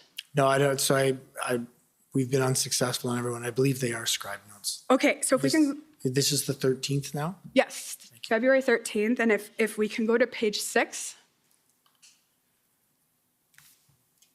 And if we scroll up, we'll see the notes are from the, there's Vicki Nelson, the scribe. If we can scroll up, we'll just see that there's notes from the call with the city at noon. Correct. Then it appears there was a call with Commissioner Carrick. And then there appears to be another discussion, the one I'm interested in on page 6. And it says, negotiating update meeting. And this is where if we go about 7 bullets down, we see Bell. All indications that the city got through the negotiating, the group is trying to separate from the other group. We do not expect backlash. Can you explain what that meant, if you can? Yes, so one of the concerns as this unfolded was, as I indicated earlier today, there were many pockets and different groups within the overall occupation. One of the concerns was that if a number of people moved, there could potentially be backlashes from others that didn't want that to occur. And again, I'll go back to, this is a time from a context perspective that there's much higher. There's an escalation in tensions within the group. There's more violence that we're seeing on the street, particularly relating to our members. So it is a much more volatile time. So we were looking to make sure that something like this, or trying to anticipate whether something like this could spark something internally. And then Deputy Chief Ferguson says, this does not change the operation. We can make this work to our advantage. Do you recall that? Yes, I do. Those remaining behind will be there by their choice. John, this is happening at 3 p.m. John Steinbach, I assume. Now, after the redaction, we have Bernier.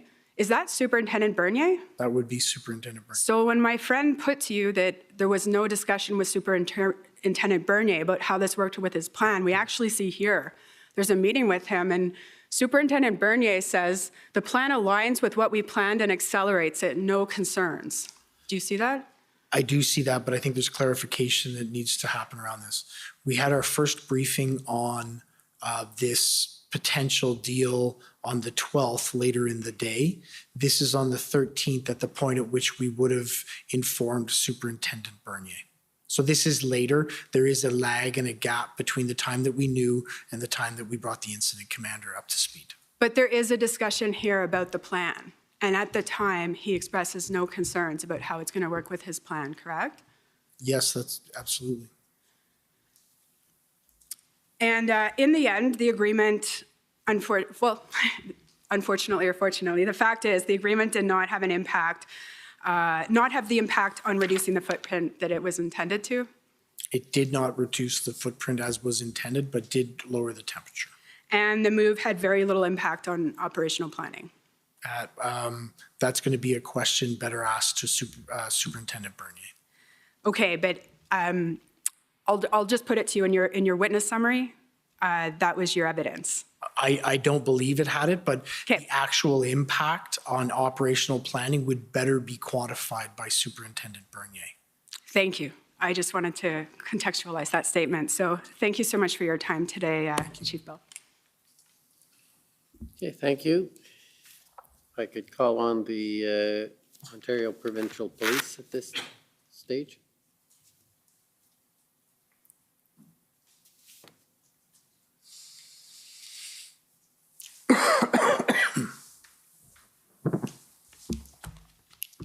Good afternoon, Superintendent. Christopher Diana for the OPP. I'd like to start by asking about the Hendon reports. I believe your evidence was that you did not start receiving them until, I believe, January 27th. Is that correct? That's correct. Of course, you would acknowledge, as we've heard from other witnesses, that OPS as an organization was in fact in receipt of these reports basically from the inception of Hendon.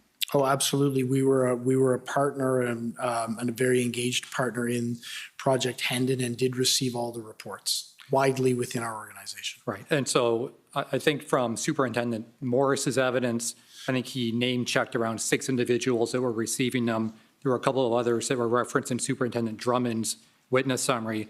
So there were at least 8 members in OPS that would have received these reports, correct?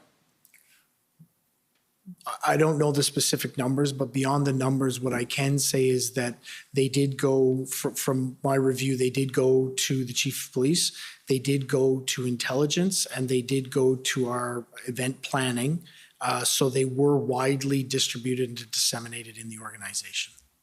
All right. And if I heard your evidence correctly, I believe that when you started to receive them, you didn't go back and read the earlier ones. So was that your evidence? That's correct. From the 27th moving forward, I did daily review them. I have had the opportunity since then to go back and review the entirety from the 13th on.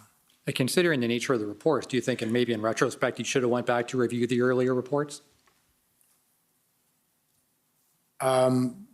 Yes, I think that could have been beneficial, but I think it's also very important to realize that is an analytical document that one of my responsibilities would be to make sure that it was properly brought into the organization, properly reflected and analyzed, and then put into the operational planning people. So it's always a benefit the more eyes you get on something like that, but it wasn't absolutely necessary for that to happen to ensure that the information was brought in and shared within the organization. Right, although that was your bureau at the time, correct? You were in charge of intelligence?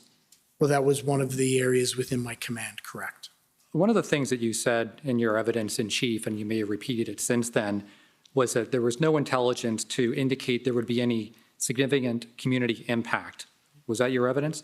No, I believe my evidence was that it wasn't reflected within the Hendon reports, the activity that the protesters would engage in that caused the community harm and community violence that existed when they got here. There was no reference to that within the Hendon reports. Okay, I wrote down significant community impact, so maybe I misheard, but that was my understanding of what you said.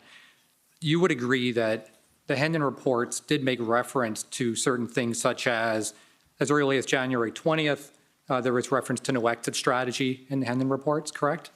I'm sorry, I missed there was... Sorry, as early as the January 20th Hendon report, there was reference in that report and subsequent that there was no exit strategy for the protesters, correct? That is correct. And the reports also referenced that the protesters would not leave until their demands were met, correct? Yes, but I think it's important to put that in the context of it does reference those statements within the Hendon reports, but there are many, many statements within the Hendon reports. Was that there? Absolutely, it was there. Sure, and the demands that are articulated include the demand that all mandates would end. That was what the protesters were, at least according to Hendon reports, that's why they were coming to Ottawa, correct? Is it possible to pull that Hendon report up so we can review it specifically so I can see that reference to make sure I'm getting it correctly? Well, what I've done to try to save some time is to refer to the Hendon summary. Superintendent Morris prepared a Hendon summary, which may be useful. So if we can go to OPP 349.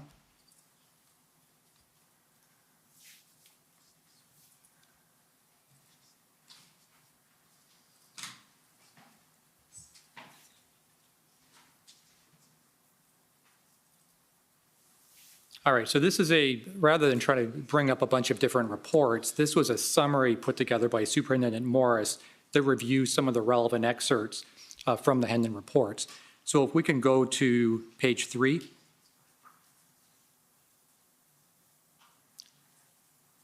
All right, so there's some points here that... Sorry, there's just a moment. I did have a concern. If you could just identify yourself again. Yes, I'm sorry. David Mijikowski, counsel for the Ottawa Police Service. I had some concern when this document went in that it's a summary of sentences that are taken out of context. I believe what the witness asked for when he was asked the question is, it would be helpful if I could see the full report. So rather than give him an extract which has selective pieces of information, why not give him the document that he asked to review so that he can fairly answer the question? Well, maybe I misunderstood, but I thought the question or the request was, and the witness will answer, that he wanted the actual words of the report. I didn't take him to say he wanted to see each of the reports, but that's up to the witness. I would prefer to see the reports, Your Honor. The point that I'm trying to make, because I don't have the control number for every single of these reports to take you to, nor was that my intention. My intention was to put to you that there were a number of items in these Hendon reports that are already on the record. I don't need to go through each one, in my opinion. And if you'd reviewed them, then you would probably remember the fact, as you testified, that they do indeed say there's no exit strategy, correct? You've already confirmed that. That is correct, yes. And they do also say that the protesters do not intend to leave until their demands are met, correct? That is one of the things the report says, yes. And the reports also say that the protesters may disrupt the workings of government. So again, I go back, yes, it does indicate all of these, but as we've had the discussion, there are other statements in there as well, and it's the balance of the interpretation of the entire report that is important. It's the growth of the report, and please, sir, don't hear me say that I don't absolutely appreciate all of the intelligence and information that was provided through the Hendon report.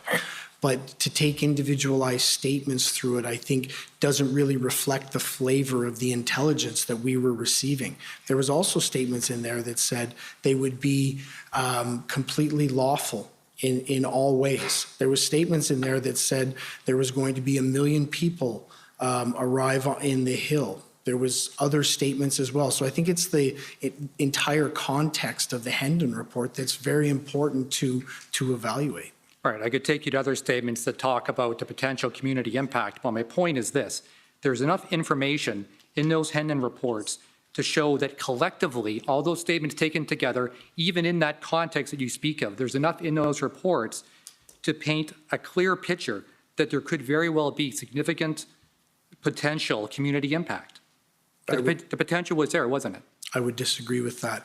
There is no reference throughout the documents that look to identify the specific activity that occurs. I think the closest thing that the Hendon report would have within it to identify what could occur is the fact that the groups coming together could be very unpredictable. I think that mob mentality and the actions that occurred out of that is exactly what we saw. But in terms of specifically predicting, and I wouldn't expect it to, but specifically well, that's my point. predicting. You wouldn't expect it to. You wouldn't expect an intelligence report would specifically identify every single community disruption that could occur, right?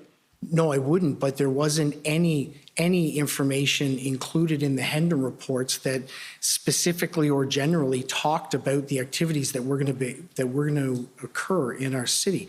And I think one of those is there was no reference to any intention that the community would be used as a leverage point within these protests. Even the large number of people and vehicles, and while those numbers did fluctuate, it did indicate there would be a large number of both vehicles and people, correct? In varying numbers as it went along, 100%. It did indicate a range of numbers that, as the collection of intelligence came and moved along, was able to be refined up to what would have been the 27th, where numbers were starting to be reported, and they were more accurately reflected on the 28th. Now, I understand that is a very difficult task for an intelligence gathering group to do. This was an extremely fluid and dynamic situation, and I truly believe the intelligence gatherers and collectors did an amazing job in building the system as it went along and refining it up to and including putting a reliability index as we continued through and having numbers put into those reports as we got closer to the date. An extremely difficult task, and I don't want you to hear me being critical of the Hendon reports. Right, so I just want to make sure I understand your evidence. And as I understand it, your evidence was that the intelligence did not set out significant potential community impact. The intelligence didn't identify that there would be the type of behaviors that we saw demonstrated in our streets. It didn't bear it out. All right. You also indicated that your planning was predicated on a weekend-long event, correct? The intelligence reports, as we identified them, specifically spoke on a regular basis and an increasing basis about the activities that would occur on January 28th, 29th, and 30th. As we read them and as we saw them, we identified that to mean that there would be specific incidents, specific demonstrations and activities around that weekend, and that beyond that, there could be a small number of people that remain, but that was the main focus. Actually, that is what bore out within our streets. Many people left on the night of the 30th that decreased the number of people within our city. So that was accurate. What we didn't have was an accurate prediction of the footprint that would remain or the activities that those people were engaged in. All right. Can you point out the report that indicates they were only going to stay for the weekend? Because I'm not aware of that.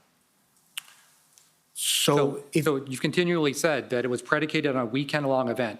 I'd like you to point me to the source of that intelligence, because it's not in the Hendon reports. So that the Hendon reports regularly discussed weekend activities, planning, and in fact, on several reports, you can identify in intelligence gaps activities for the 28th, 29th, and 30th. There is several different examples where that specifically is what is referenced. Correct, but the reference to intelligence gaps simply means that the intelligence did not know exactly what was going to happen on those days. There's no reference that they were going to leave after that weekend, correct? So as you've indicated around the behaviors that occurred, it was not that specific that those were going to be the only demonstration days. That is correct. Right. And part of, I think, what you said earlier in your evidence in chief, you talked a lot about experience, correct? Yes. And certainly it's acknowledged that OPS for many years has responded to protests large and small. And I believe your evidence was that experience did play a large part in your planning for this event, correct? So if you're talking about intelligence, I think the experience that I was talking about was the experience in engaging and dealing with the groups. Nobody had any experience in dealing with the Patriot movement in terms of a large-scale demonstration. We were the first. And from that experience, we've seen other jurisdictions adapt and interpret the intelligence somewhat differently. Right. I would put to you that your planning was based more on what you thought would happen based on your experience more than the actual intelligence you had at your disposal. So I think it was, I would submit to you that it was both. We do have a plan around experience that we did execute in terms of allowing vehicles into that footprint, in terms of managing how we would look to manage what would be a small number of people that would remain in a localized area in the downtown core. That was the experience package that we brought into this. That wasn't what bore out. And that's why I say, in terms of interpreting intelligence, it's always extremely important to be able to balance the experience you have around that. Nobody had experience in it at that time. Right. And you would agree that the operational plan should accurately reflect the intelligence, correct? I would agree with that. And would you also agree that the operational plan prepared by the Ottawa Police Service for that weekend made no reference to Hendon, did it? If we can pull it up. Sure, it's OPS 3531.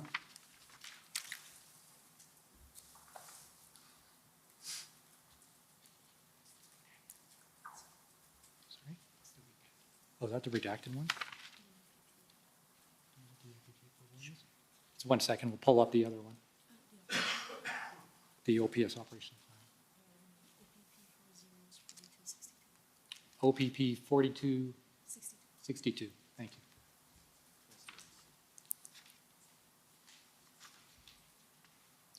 Now, this is the document I believe my friend had up earlier. Oh, that's not it. Sorry, that's not the document we need. Go back to the OPP 4262.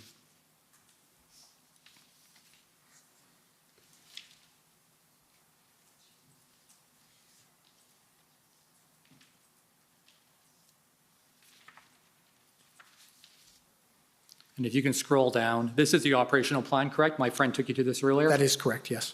Okay, so if we go down to the index, I believe it's page 6. Or maybe it's page 4. Go up to page 4.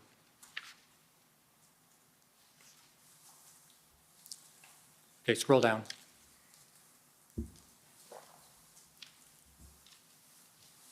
Keep going.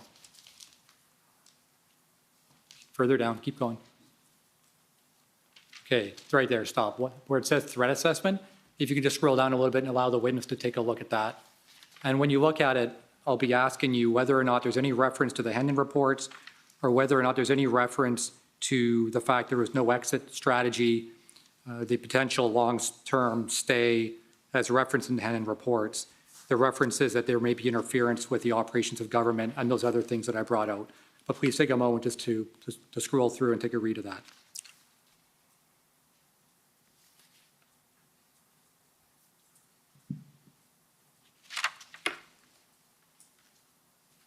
Okay, you can scroll down, thank you.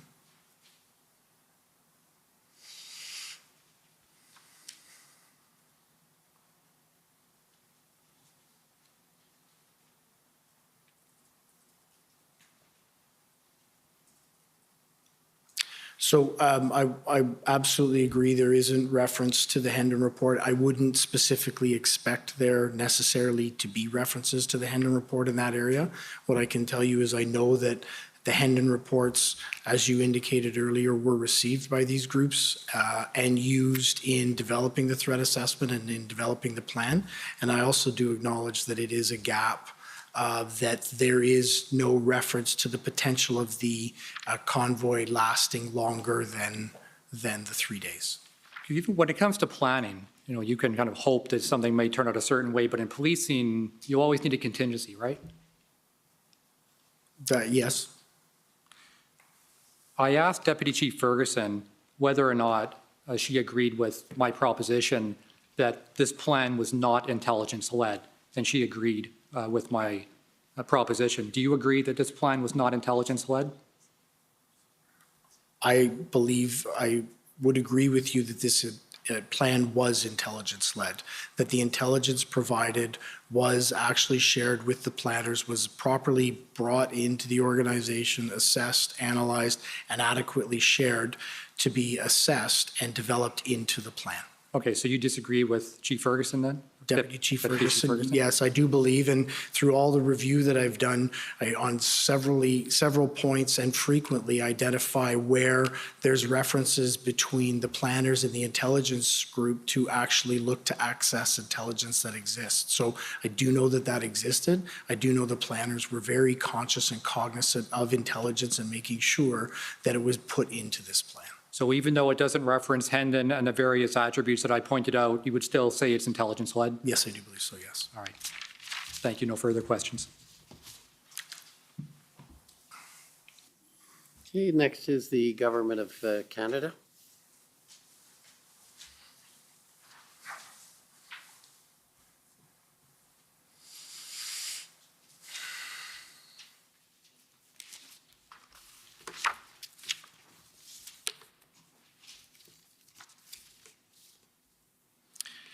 Good afternoon, Chief Bell. I am Robert McKinnon, Counsel for the Government of Canada. Good afternoon, sir.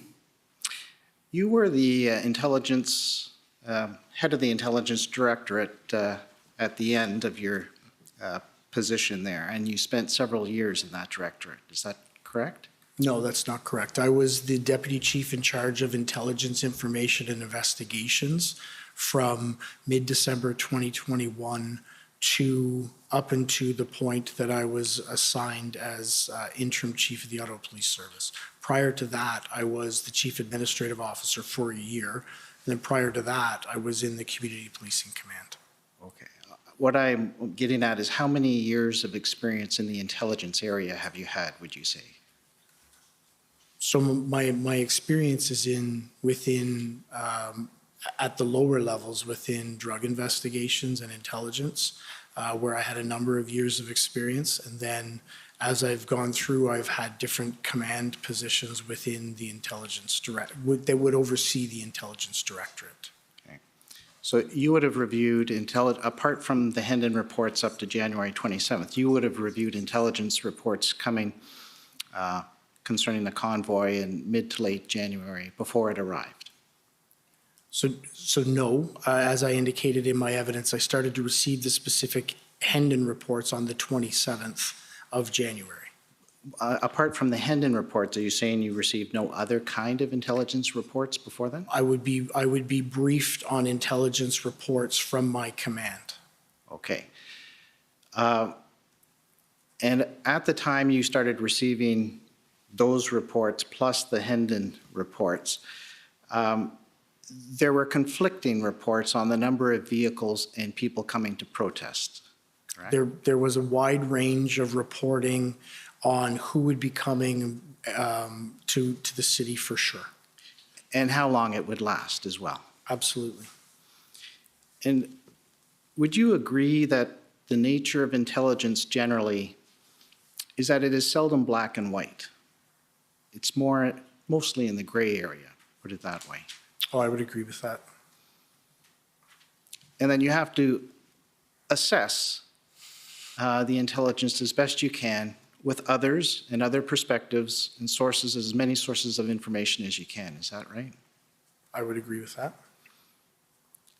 And in the intelligence reports that you had received, the later incidents of horn blaring, criminal activity, and hate-based incidents that occurred were not captured in these initial intelligence reports. I would agree with that. I don't think they were captured in any intelligence reports. And according to your summary interview, there was approximately 3,000 to 4,000 vehicles that the OPS was expecting to arrive in that first weekend. Is that correct? That's correct. As it drew closer. Okay. And as you have said in your interview summary, there was limited organization within the Freedom Convoy overall. The organizational structure was extremely challenging because it was non-existent. There was pockets of different groups. I think as the convoy and as the occupation moved through the weeks, it began to coalesce a bit. There was some leaders that could have been identified as we move along, but that's part of the negotiation challenges that we had. Was there was many different pockets of leaders with many different perspectives and many different ideologies. You mentioned 8 to 10 different groups representing 50 to 100 different political agendas, correct? That would be accurate, as an estimate. And that the OPS found it hard to identify any one particular leader or group who could speak for them all. That's accurate. And you are also aware that there were former police and military members as part of the convoy participants. That is accurate. And that they had raised a significant amount of money through crowdfunding platforms such as GoFundMe, and later on Give, Send, Go. That's accurate. And you were aware of some warnings concerning participants in the protest.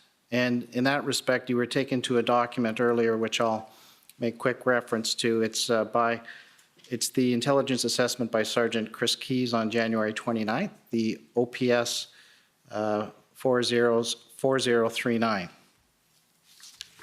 You could pull that up for a second.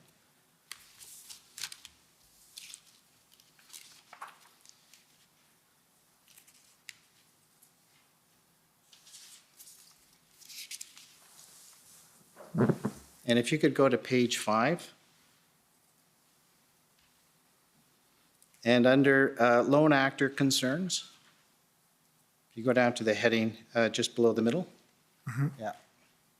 So you can see there it says, as the end becomes larger and larger, OSINT, that's open source intelligence, correct? Open source information. Is revealing the occasional and not unexpected online instigators, lone actor instigators who advise others to use violence if encountering police barricades. Is that correct? That is correct.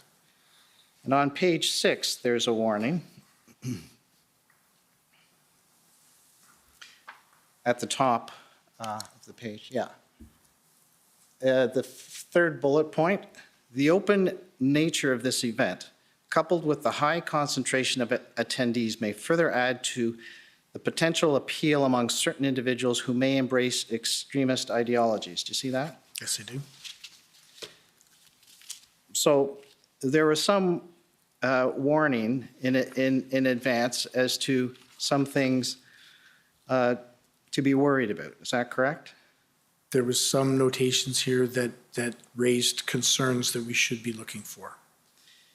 And you have mentioned in your summary that as January 30th progressed into Monday, OPS was not prepared for what developed into an occupation. So it soon began from a protest to an occupation. Is that correct? That is correct. And with elements demonstrating lawlessness, is that correct? Correct. Harassment? Correct. Intimidation? Yes. And threats to Ottawa residents and public officials? Yes. I just want to mention one thing that you said with the convoy coming initially, that you did try to keep out large tractors, farm equipment that could have posed difficulties. Is that correct? You tried to keep those out from the core. That is correct. However, there was a huge crane that made it into the core that was sitting right next to the Prime Minister's office. So do you know how that got there? So I wouldn't characterize it as a huge crane, and I'm not trying to minimize what it was. It was actually a boom truck that had what would be a much shorter boom than what a crane would have and a flatbed back on it. It was extended and had a flag hang from it and was used as a stage. I expect you'll hear evidence, if it hasn't already come out, if I remember, that it was right outside the top window of the Prime Minister's office. Do you accept that? Yes, I do.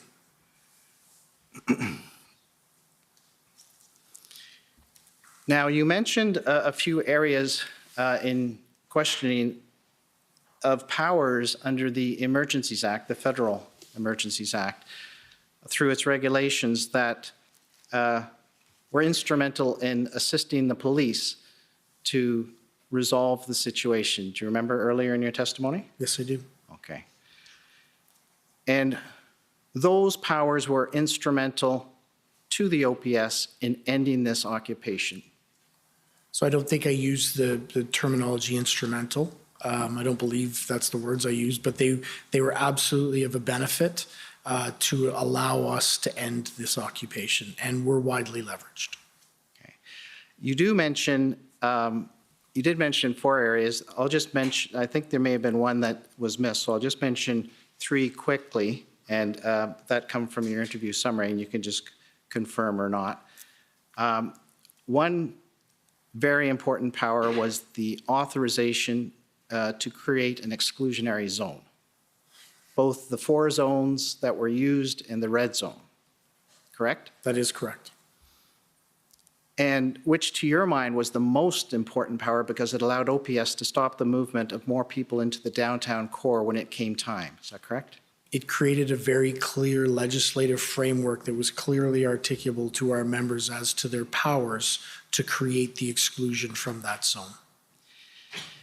And it allowed OPS to create a stable atmosphere in advance of launching the operation to clear the downtown core. That is absolutely true. Had we not been able to limit or stop the flow of pedestrians into the area, it would not have created the stability that we would need to launch the operation.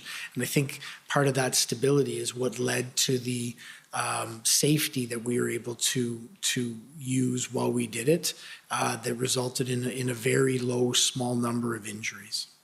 And it allowed the OPS to execute this operation slowly, deliberately, and safely. That is correct. It also provided the power to freeze financial accounts, which you made mention, this is also under the Emergencies Act regulations, correct? That is correct. And that provided an incentive to convoy participants to leave voluntarily, correct? Correct. But it also deterred others who may have been thinking of coming downtown from coming downtown. Would you agree with that? So I don't have any direct examples or knowledge of that, but it seems to be that it could have provided a deterrence factor for people attending. And the PL teams used this power in advance of the enforcement action to try to shrink the footprint of these protesters, demonstrators in the downtown core, correct? So I think you're specifically referring to a letter that our police liaison team members handed out that specifically referenced the authorities and powers under the Emergency Act, so yes. That's right. So I'll take you to that in a second, but that's what I'm referring to.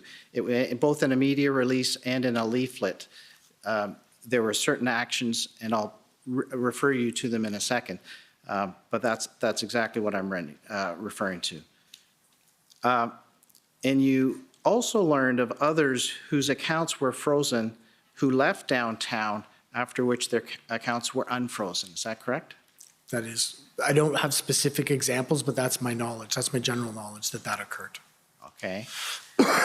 And one of the other important powers that you've touched on before was to make it possible for the OPS to obtain the tow trucks that were absolutely essential in order to move these trucks, correct? It removed barriers or seemed to remove hesitation for people to actually be cooperative with us because they were directed to under the Act. Right, and we've heard evidence that you may not be privy to say that they had no trucks to convince other tow trucks drivers to drive because of threats and because of damages that they might incur.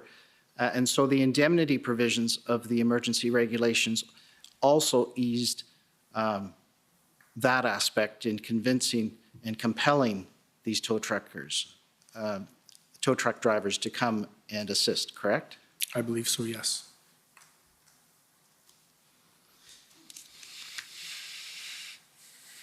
I'd like to refer to OPS 000-14438. It's the February 18th iteration of the integrated plan.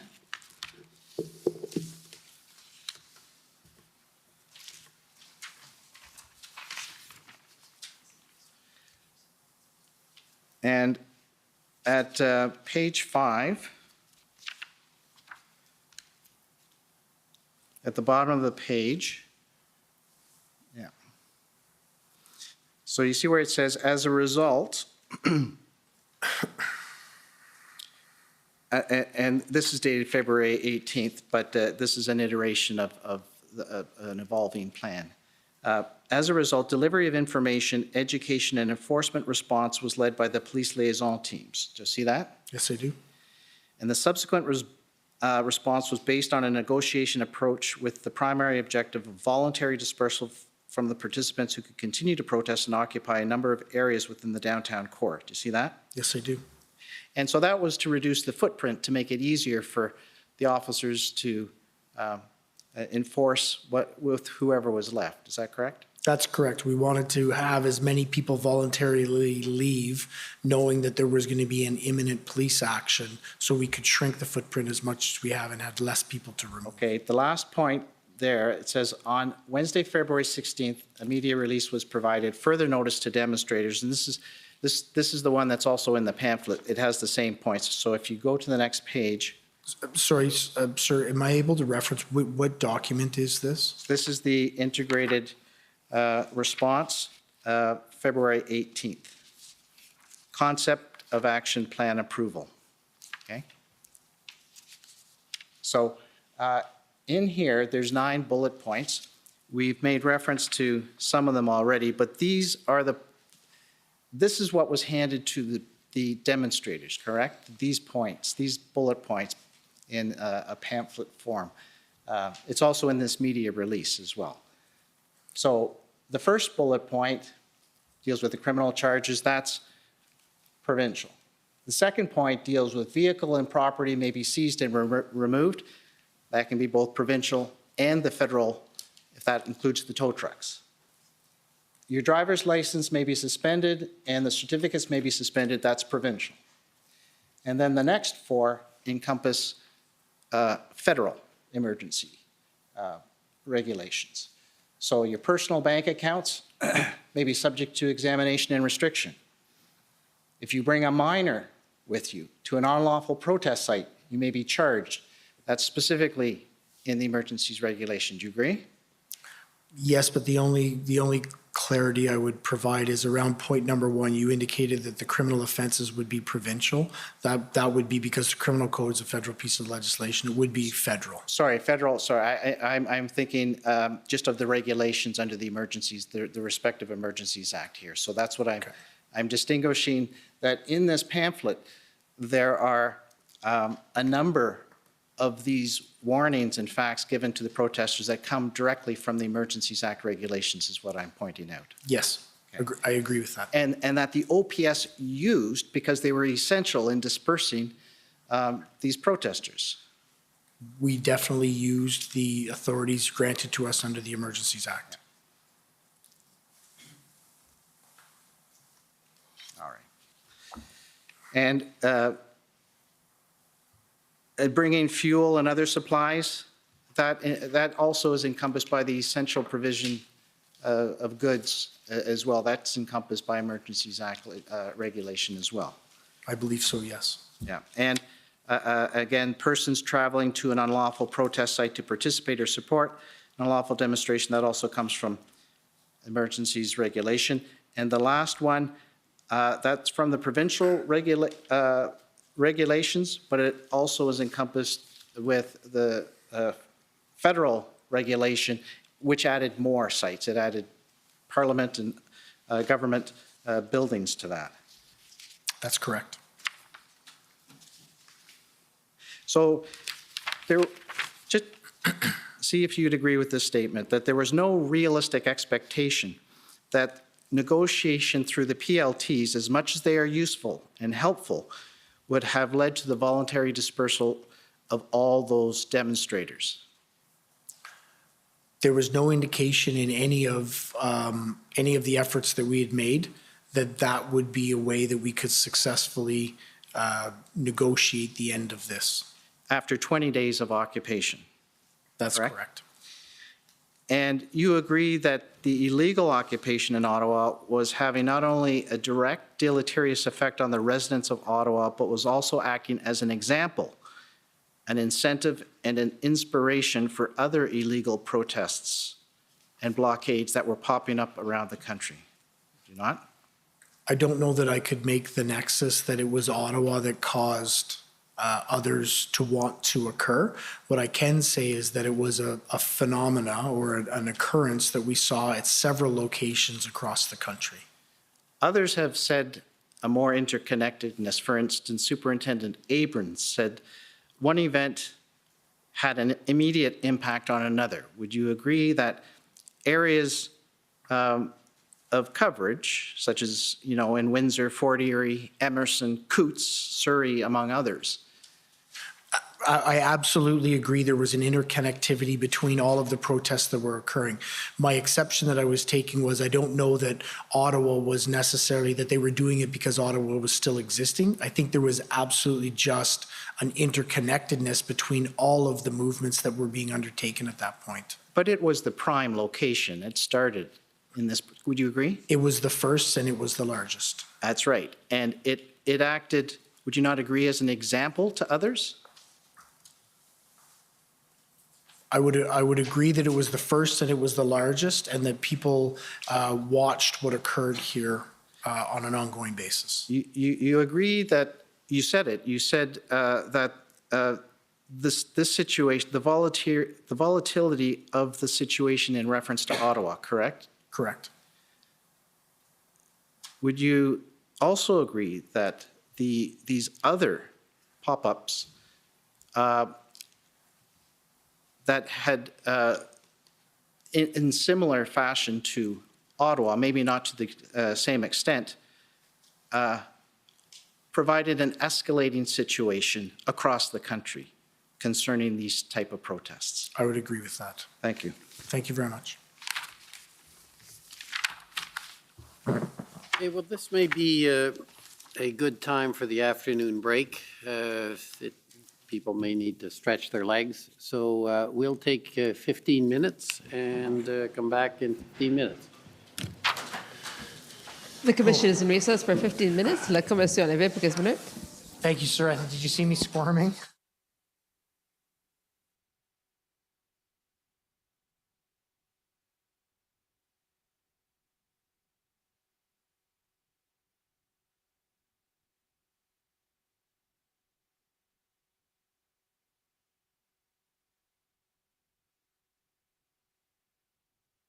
This. Okay. Yeah. You want it lower so it would be. Oh yeah.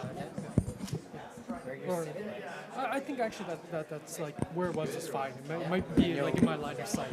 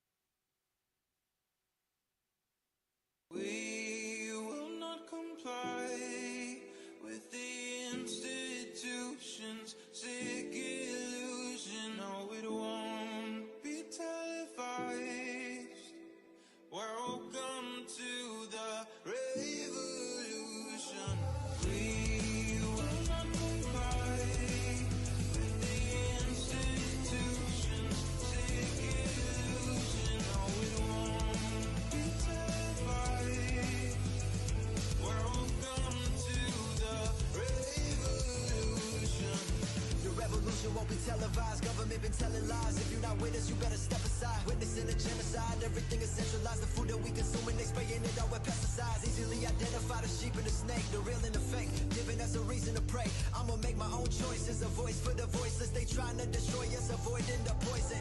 It's all pointless if you don't have a purpose. If you read the verses, you'll know who we versing. Government can tell you what your worth is, look deeper than the surface. They don't even want you researching or asking questions. We all being tested. Shh. Shut your mouth and comply, that's the message. Want you depressed on prescriptions that mess with your head. Got you stressing, suppressing expression. We will not comply with the institutions. Sick illusion, no, it won't be televised. Welcome to the revolution.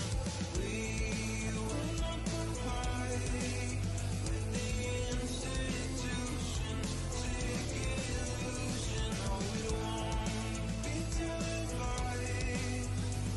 Welcome to the revolution. Keep the money, I would rather have my soul. They want power and control, that's their number one goal. All my friends turn to foes, look how easily they fold. Even Nazis say they were doing what they told. Walking down this road all alone in the cold, but my soul never sold. I'm exposing the clones. God has chosen this role. All of those who oppose want me hopeless and broke, like I'm Noah on boats. I'm just trying to tell them all about the flood. I can feel it in my bones, I can feel it in my blood. Man, I came up out the mud, only God is my judge. I don't listen to these politicians, they the real thugs. Won't comply with the lies, they disguise it as science. They want you compliant, the media's bias. These corporate giants are capitalizing on us by dividing, but I'll keep on fighting. We will not comply with the institutions. Sick illusion, no, it won't be televised. Welcome to the revolution. They're trying to dumb us down. Don't want us to make a sound.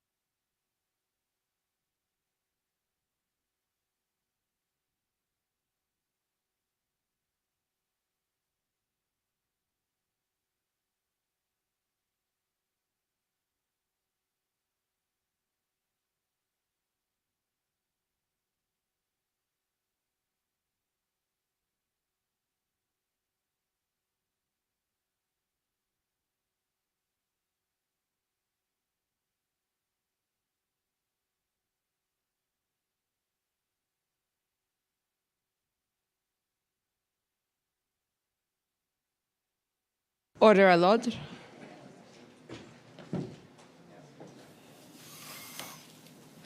The commission is reconvened. La commission reprend. Okay. I'd like to call on the convoy organizers. Go ahead. Thank you, sir. For the record, my name is Brendan Miller. I'm counsel for Freedom Corp, which is an incorporated entity that is representing the protesters that were in your city in Can you speak up a bit? It's not. Sorry. They were the protesters that were in your city in January and February of 2022. First, thank you for your service. I just have a few questions for you. Thank you. Good afternoon. Thank you. So I take it, sir, that you are aware of the February 8th, 2022 media briefing that the Ontario Police Service gave, where it was said to the media and in the public that OPS had concerns for the children of the protesters in Ottawa, and OPS wanted to discuss enforcement with the Child Aid Society of Ontario. You're aware that happened? So you said the Ontario Police Service. I believe you mean the Ottawa Police Service. Yes. Do you have a document we can reference with that media release, or is that a clip? It's a clip. So I do recall. I don't specifically recall references to enforcement, but I do specifically recall the discussion around our concerns with children in the footprint, particularly as the situation there was becoming more volatile. Right. But I understand, sir, from reviewing just the disclosure generally, that with respect to that media announcement, that you are in fact not supportive of it being announced to the media in that way. Do you remember that? So no, I don't recall that. Okay. Now, with enforcement of child protection laws, which in this province is the Child Youth Family Services Act, you agree that enforcement is essentially either the threat or the actual apprehension of children from parents. Is that right? So I don't specifically recall the references to enforcement that you're speaking of. I do specifically recall us raising the issue of the potential danger that the children would be in the red zone footprint. Mm-hmm. Now, this was, of course, done when Chief Slawley was still chief, and I, of course, will have questions for him in the same regard. But I understand it that you had nothing to do with it, but you now know that it was the political firm, Navigator, that recommended that such an announcement be made. Do you know that? So I don't recall where the genesis of the announcement was, but I do stand behind. I had grave concerns with the fact that there were children within the footprint of an area where the activity that was occurring, but beyond that, within the area where there could be enhanced or would be enhanced enforcement activity. So regardless of where it came from, I had and shared those concerns. Were you aware that the Child Aid Society of Ontario had no idea that announcement was being made and were quite unhappy about it? So I was the one who was liaising with the Children's Aid Society, and that was something in gaps we identified. That was a gap that we identified. I should have had conversations with them prior to that announcement being made. But as a result of the announcement, we were able to work together to identify the proper mechanisms that we would use in the event that we did identify children who needed support within the red zone. So you weren't aware that Navigator completed a report for February 5th that talked about some social media commentary about how they could be using, the protesters could be using children as human shields, and that based on that, they recommended that this announcement be made. You're not aware of that? So I'm not aware of any report that was actually generated by Navigator. If you could take me to it, I could. Okay. It's anticipated that our witnesses are going to say that the day after that announcement on February 9th is when workers from Child and Family Services started to intervene with the protest. Do you agree with that? No, I wouldn't, because I don't believe that the Children's Aid Society of Ottawa ever directly engaged or intervened in the protest. What I do understand is that we set up mechanisms in order to be able to, in the event that there was an enforcement action and children needed to be removed and then reunited with family, we set up the processes that would be put in place for that. But that was at the enforcement stage, as I understand it. You had set up, from my review of the records, an empty gymnasium of some kind to take children to, and then the plan was to give them back to their parents. That was what you're thinking of, is that right? So I didn't develop that specific plan, so you'll need to ask the planning team what the specific plan was. Okay.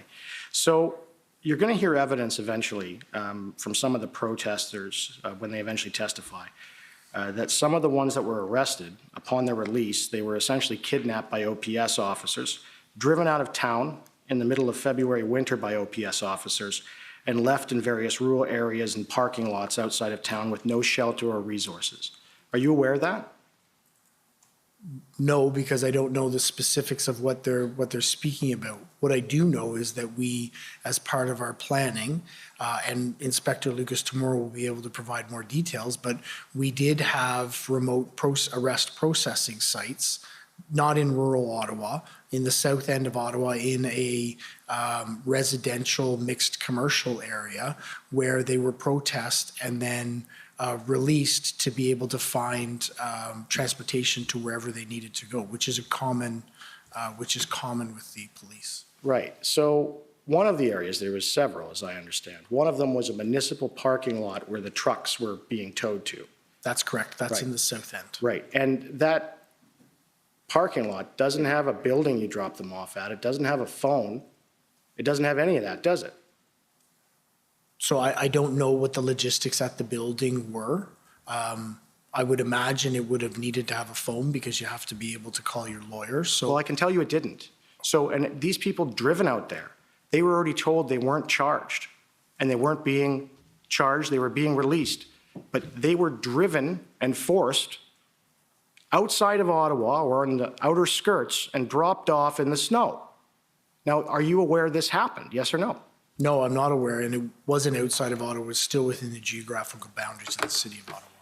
In your evidence in chief, you kept using the word violence regarding protesters, right? Yes.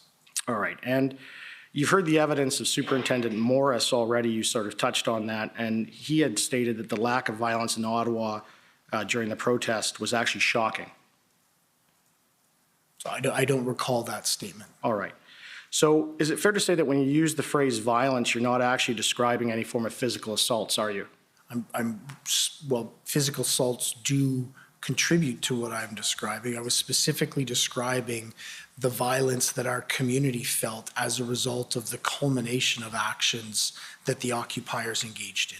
So the violence that they felt, not actual violence, is that what you're saying? That is correct. Not the criminal code definition of violence, but the violence that they felt by having incessant horns blared. Right. And by having trucks run 24/7 a day. Right. By having people intimidate them and follow them, and by having people rip masks off their head, by feeling sheltered in their homes. Well, I couldn't leave. Thank you. I understand what you mean. But you're not talking about violence under Section 2 of the CSIS Act, are you? No, I'm not. Thanks. Now, I'd like to take you to a document right now, if I can. If we could pull up document POE.HRF 00000001. Did I get it right? Good.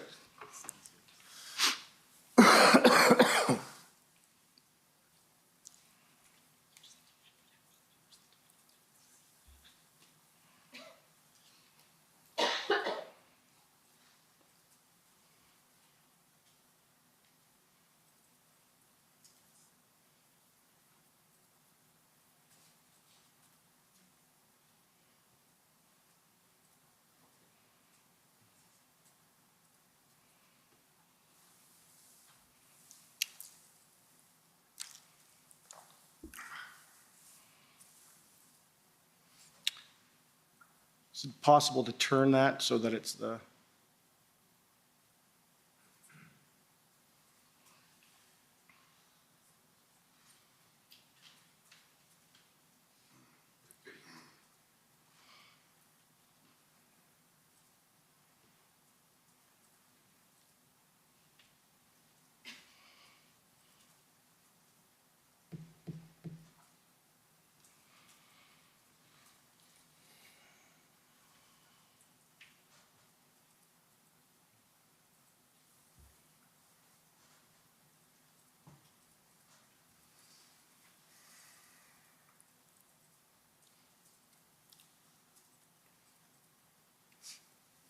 Thank you. So, Chief, this is an email exchange of February 15th, 2022, between one of your officers, Cameron Hopgood, and Matthew Gravel of the Mayor of Ottawa's staff. You know who both those individuals are, correct? I do. And what is Cameron Hopgood's job as an OPS officer? He's a manager within our data section, so he does a lot of data collection. He works on uniform crime reporting. Okay. If we can just scroll down just a little bit. So in this email, Matthew Gravel asks for all the stats in the previous email with respect to criminal investigations, arrests, and charges. And Cameron Hopgood responds and says that there had been a total of 31 people arrested, but only 16 people charged as of February 15th, 2022. Would you agree with that? Well, I would agree that the email states that, yes. Right. And of course, you just said he's in the data section, so he would That's know correct. that. That's correct. Right? So you have no reason to disbelieve that there were only 16 charges laid as between January 28th and February 15th, 2022 regarding the protesters. Isn't that correct? So what I would agree is that the data analysis that he would have done would have represented that. There may have been more that were in the terms of being processed, and I think this is on February 15th. There's a better table within our institutional report that more clearly identifies the numbers that would have occurred. Right. And that is, if I can call the next document, it's the POE.HRF 00000002. And it's a copy of this, the table, but I've added some highlighting to it and some numbers.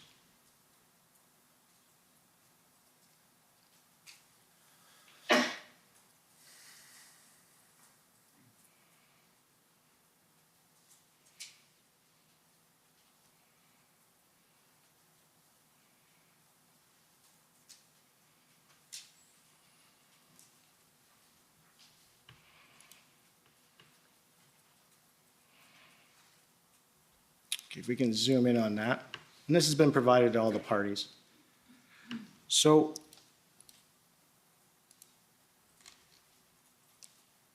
what I've done is the sections there highlighted, okay?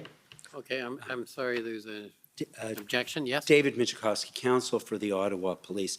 Perhaps I've missed it as well as the previous document, but I do not see them in the witness documents. That's correct. I sent them out, I think, this morning.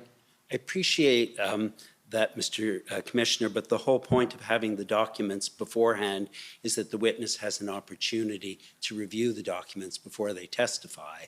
So the documents under the rules were supposed to be posted on the Well, I can do it with your document. It would just be easier for everybody to understand. It's up to you. Just let him finish his objection, then we can try and And resolve so the it. previous document, by the time I checked and realized that was also not in the witness section of the documents. So just in fairness to the witness, I appreciate sometimes things come up at the last minute, but the whole point was so that he would be familiar with it. So I don't know if my friend intends to continue asking about documents that are not in the database, but if so, I would suggest that that would not be a fair way of proceeding.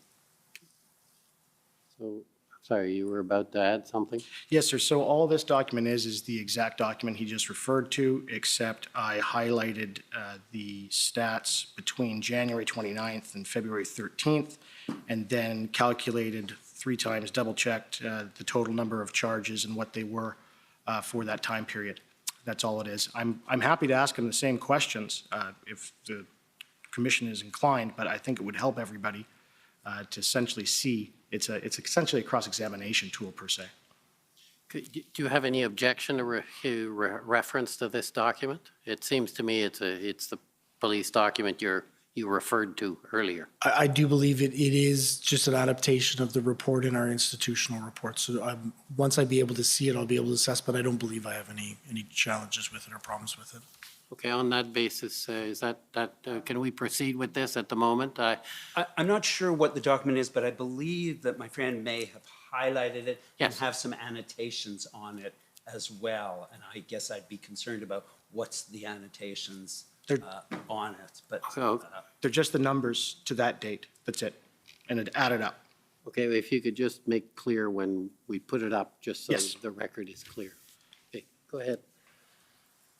So, and just so I know, what is your annotations here? So the only thing is I've highlighted in yellow every type of charge between January 29th and February 13th. And in red, at the end of that, I added the amount of charges that existed as of February 13th, 2022 at 11:59 p.m. So the red column is simply your addition or Yes, sir. lining up all the numbers? Yes, Okay. sir. So what I want to do is take you through this, sir. So we've got that up, and I've explained it already. So I understand the protest begins at January 28th, 2022, and in that entire time period until February 13th, 2022 at 11:59 p.m., there are a total of 4 charges laid for assault. Is that correct? That is correct. All right. And so that's a period of 17 days.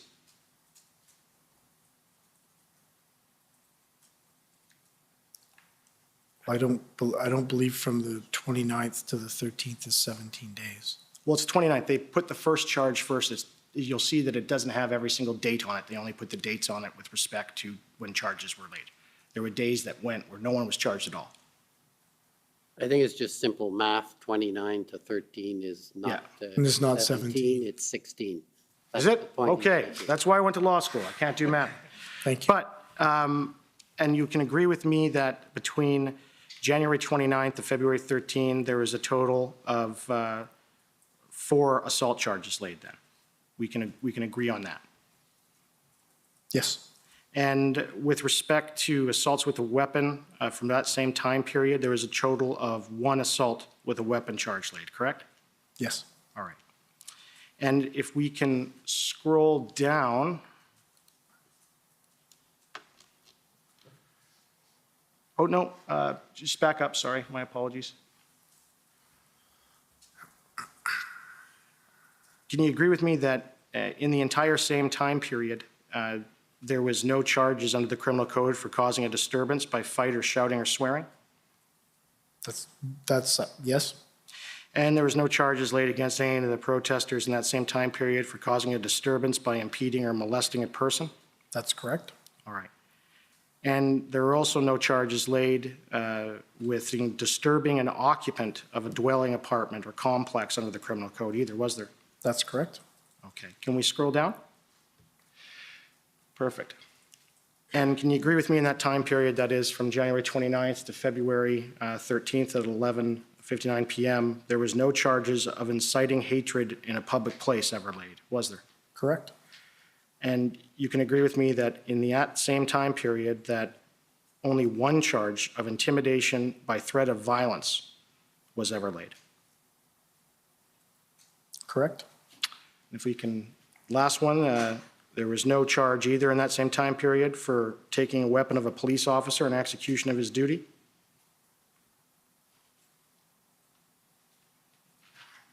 Correct. And in that same time period, there was never any charges of uttering threats to property to damage, or to damage property under 264.1 of the criminal code either, right? Correct. All right. So there's a total of 5 violent offenses charged between January 28th, 2022 and February 13th, 2022. Is that right? So I'm not sure how you're classifying violent charges, and we'd have to go through them again to identify. So anything dealing with an assault or threatening to cause bodily harm or to kill someone. There's 5 charges in relation to that. I'll take your word for it. We'd have to go through the list again. Okay. So you'd agree with me that that's not unprecedented violence, is it?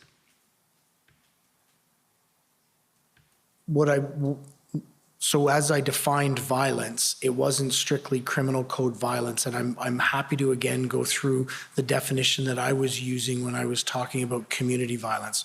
This is a part of it. Threats, charges under the criminal code was a part of it, but it was the trauma that the community felt. It was the extreme circumstances that they were exposed to and the duration of time that they were exposed to that has very clearly been described to me by community members as violence inflicted on them and towards them. And so that's the honking, right? Is one of them. Honking would be one of them. The, I believe the exhaust coming from trucks. But I think it's important you put it in context. It's the honking of large air horns of approximately 3 to 4 to 500 trucks simultaneously for 24 hours a day, 7 days a week. It's not just tooting a little horn. It's the incessant noise pollution that is being inflicted on the people that we were referring to. Right, and we've already heard evidence that as of February 7th, when Mr. Champ and his client, Zexi Lee, obtained an injunction with respect to silencing those horns, things got better. You agree? Well, I think they got better for a period of time, yes. Right. But that was on the 7th. That was 9 days, 10 days into the circumstance. Right, and it's also the fact that the trucks that were blocking up downtown Ottawa, in that area, we've heard some evidence that there's about 18,000 people. Is that right? That would be accurate, I believe. And what's the entirety of the population of Ottawa? Just over 1 million. Just over 1 million. So 18,000 residents were the ones being put through the violence as you define it. I don't think the size of the amount of people that were being exposed to it minimizes the trauma that those community members felt and very clearly expressed. On the general population of Ottawa, it was a smaller number, but it doesn't minimize the impact it had on that number of people or that group of people. Thank you. And this is the last document I want you to refer. I've given very short notice. It only became relevant because some questions my friend from the federal government asked.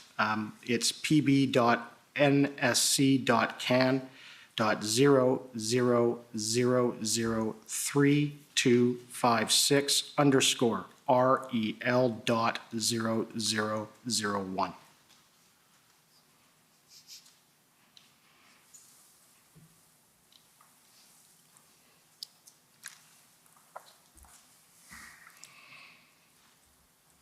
So if you could scroll down just to the second page, please. Thank you.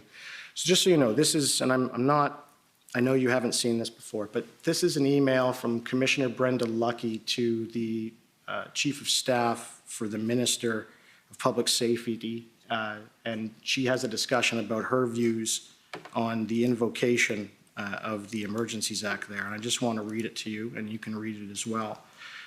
There she states, I'm of the view that we have not yet exhausted all available tools that are already available through existing legislation.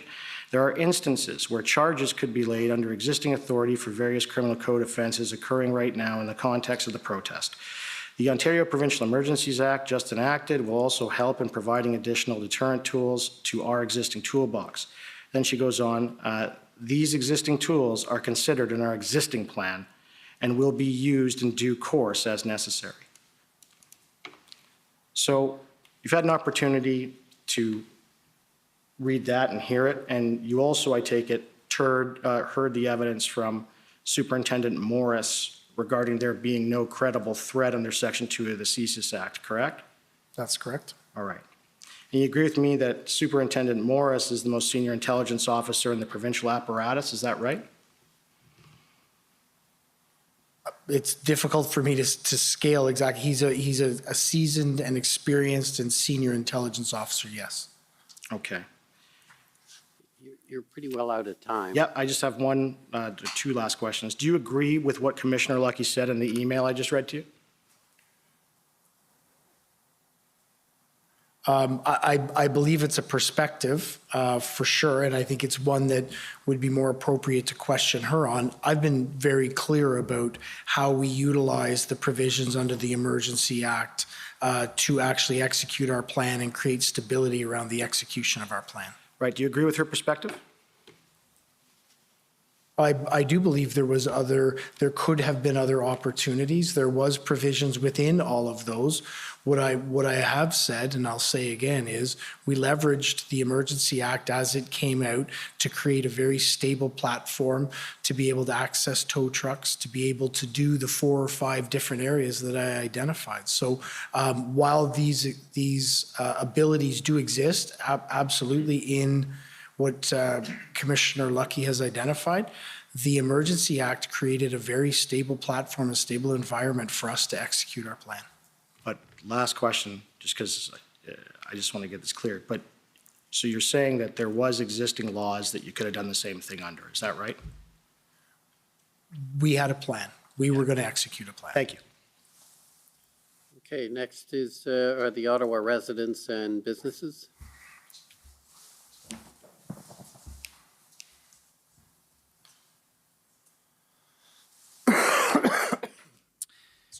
Thank you, Commissioner. Paul Champ for the Ottawa Coalition of Residents and Businesses. Thank you very much, Chief Bell, for coming and speaking to us today. Good afternoon, Mr. Champ. Good to see you again. Good to see you again. Chief Bell, just on following one of the questions that you just got before about the harm and how many people live in downtown Ottawa, it's about 18,000 residents. But you would agree with me, Deputy Chief Bell, there are several thousands of people who live in Ottawa who work downtown who are unable to work during the duration of the convoy. I absolutely agree. And beyond being unable to work, there were businesses that were severely impacted by the consequences of the occupation. Yeah, the businesses and their employees. And their employees, yes. Yeah. So I want to ask you now questions about the role that you were playing during the convoy demonstrations and around intelligence operations in particular. I understand from your testimony that you've given that the intelligence did not indicate that the convoy planned to use the Ottawa community as, I think you used the words, a leverage point to achieve their objectives. I just want to ask you about that. By leverage, did you mean that the convoy protesters were trying to make life difficult for residents in Ottawa as leverage with political leaders to achieve their objectives? That would be my assessment of the situation. The different protests as they went or occupations across the country had different leverage points. Ambassador Bridge leveraged economy. Coots, Alberta leveraged economy and access to the United States. Ottawa leveraged the citizens and the discomfort that it created for our community as the leverage point to be heard. Right. People of Ottawa were in a sense being held as hostages until their political demands were met. It could be characterized as that, yes.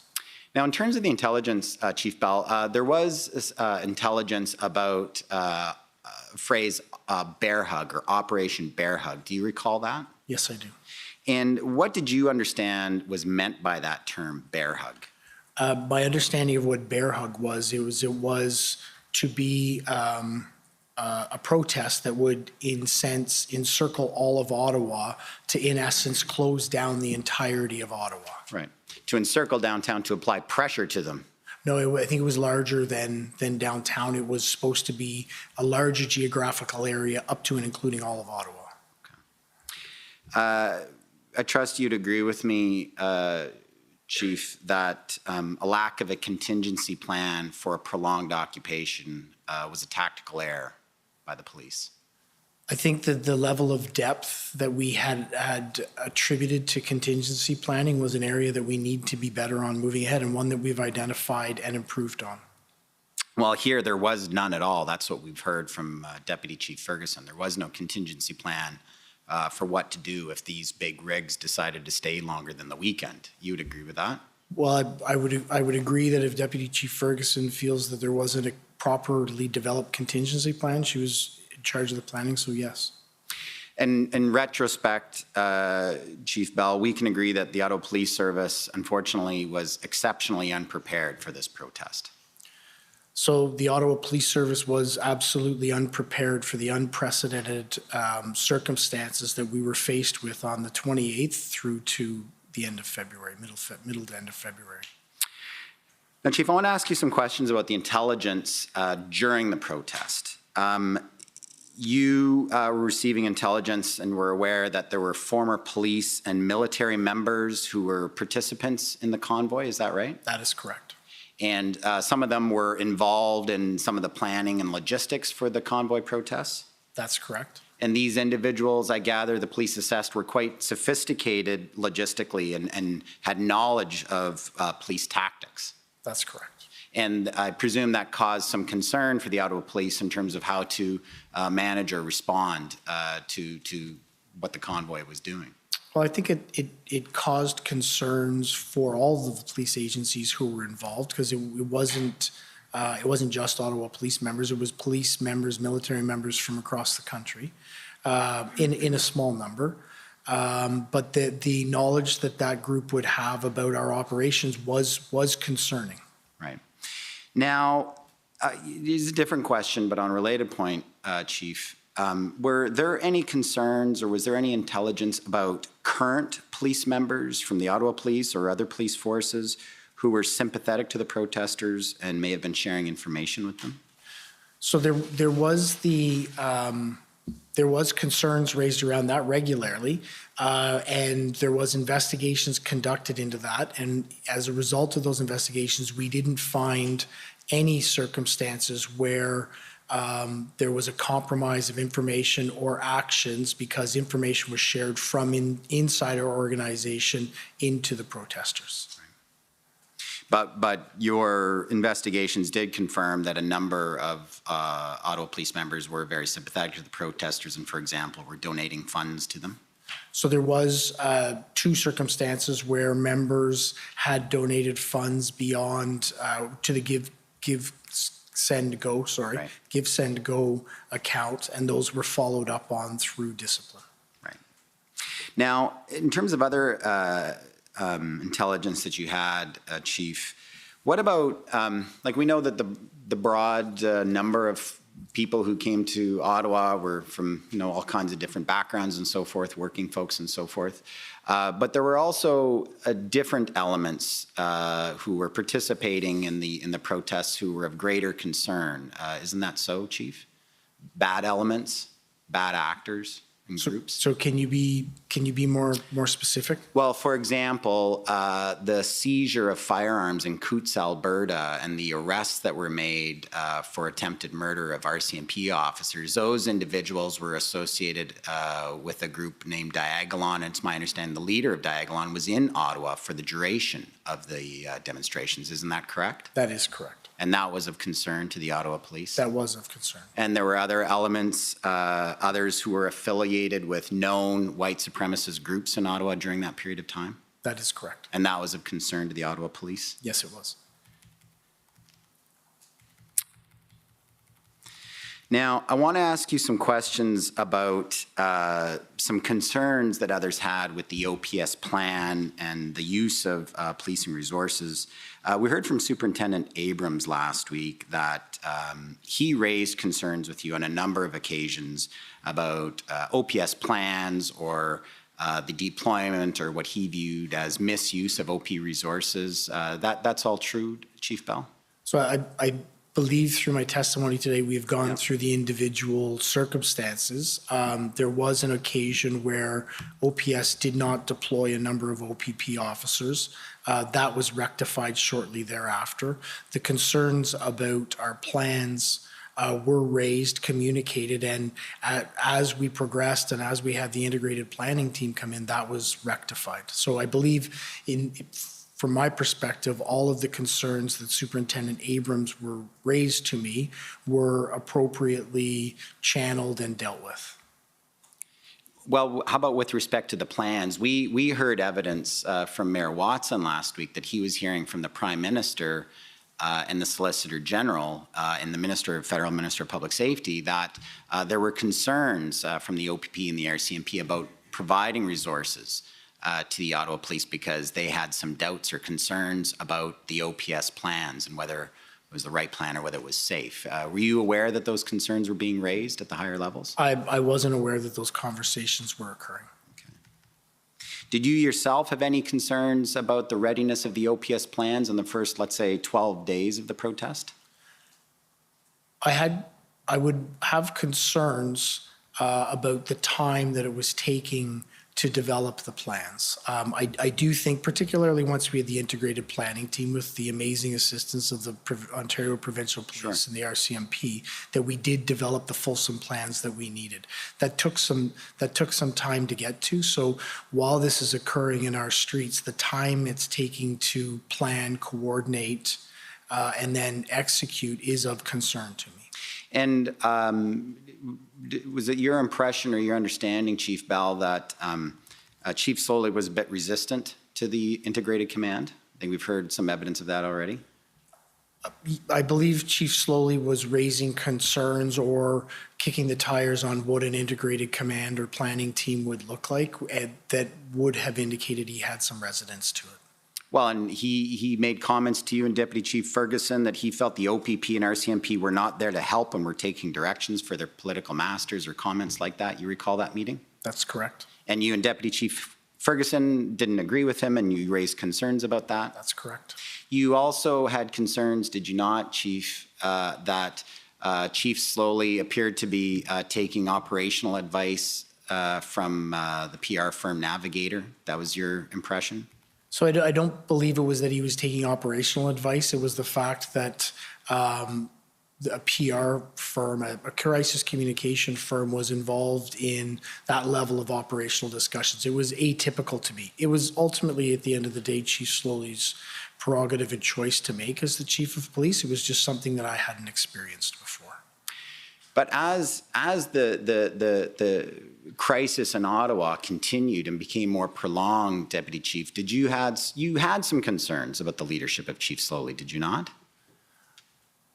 Well, I had not specific concerns about his leadership overall. I've identified the areas that were of concern to me around the incident command and his involvement at a lower level than I believed he should be. Yeah, that was another one, yeah. So there was different areas of concern that I had, yes. And Councillor Deans, the chair of the Police Services Board at the time, testified last week that she called you at one point about 1 week before Chief Slowly's resignation, and she testified that she asked you whether you would be doing anything differently if you were chief. Do you recall that conversation? I do. Is that roughly what she asked you? Yes, that is what she asked me. And she testified that you told her that you wouldn't have done anything differently. Is that right? I believe she testified that I said that I wouldn't have done anything differently, but that a plan was coming together and that we needed to support the chief as we led through that plan. I think when you listen to her testimony, that's the more fulsome explanation of what I said. Fair enough. So you don't disagree with her testimony on that? Absolutely not. And what I would go on to say is my perspective is, particularly as a deputy chief, my responsibility is to support the chief of police, the office of the chief of police, regardless who's sitting there. And that my obligation is to make sure that that person is successful as we move ahead. Certainly, at that time, as deputy chief, your obligation was to serve your chief, but did you also not have an obligation to serve the people of Ottawa, Chief Bell? But I do believe I was serving the people of Ottawa by ensuring that we as an organization, through the chief of police, had success moving ahead. At every opportunity where I had concerns with Chief Slowly, I raised those. Ultimately, he's the chief of police, so he makes the decisions on how we move ahead.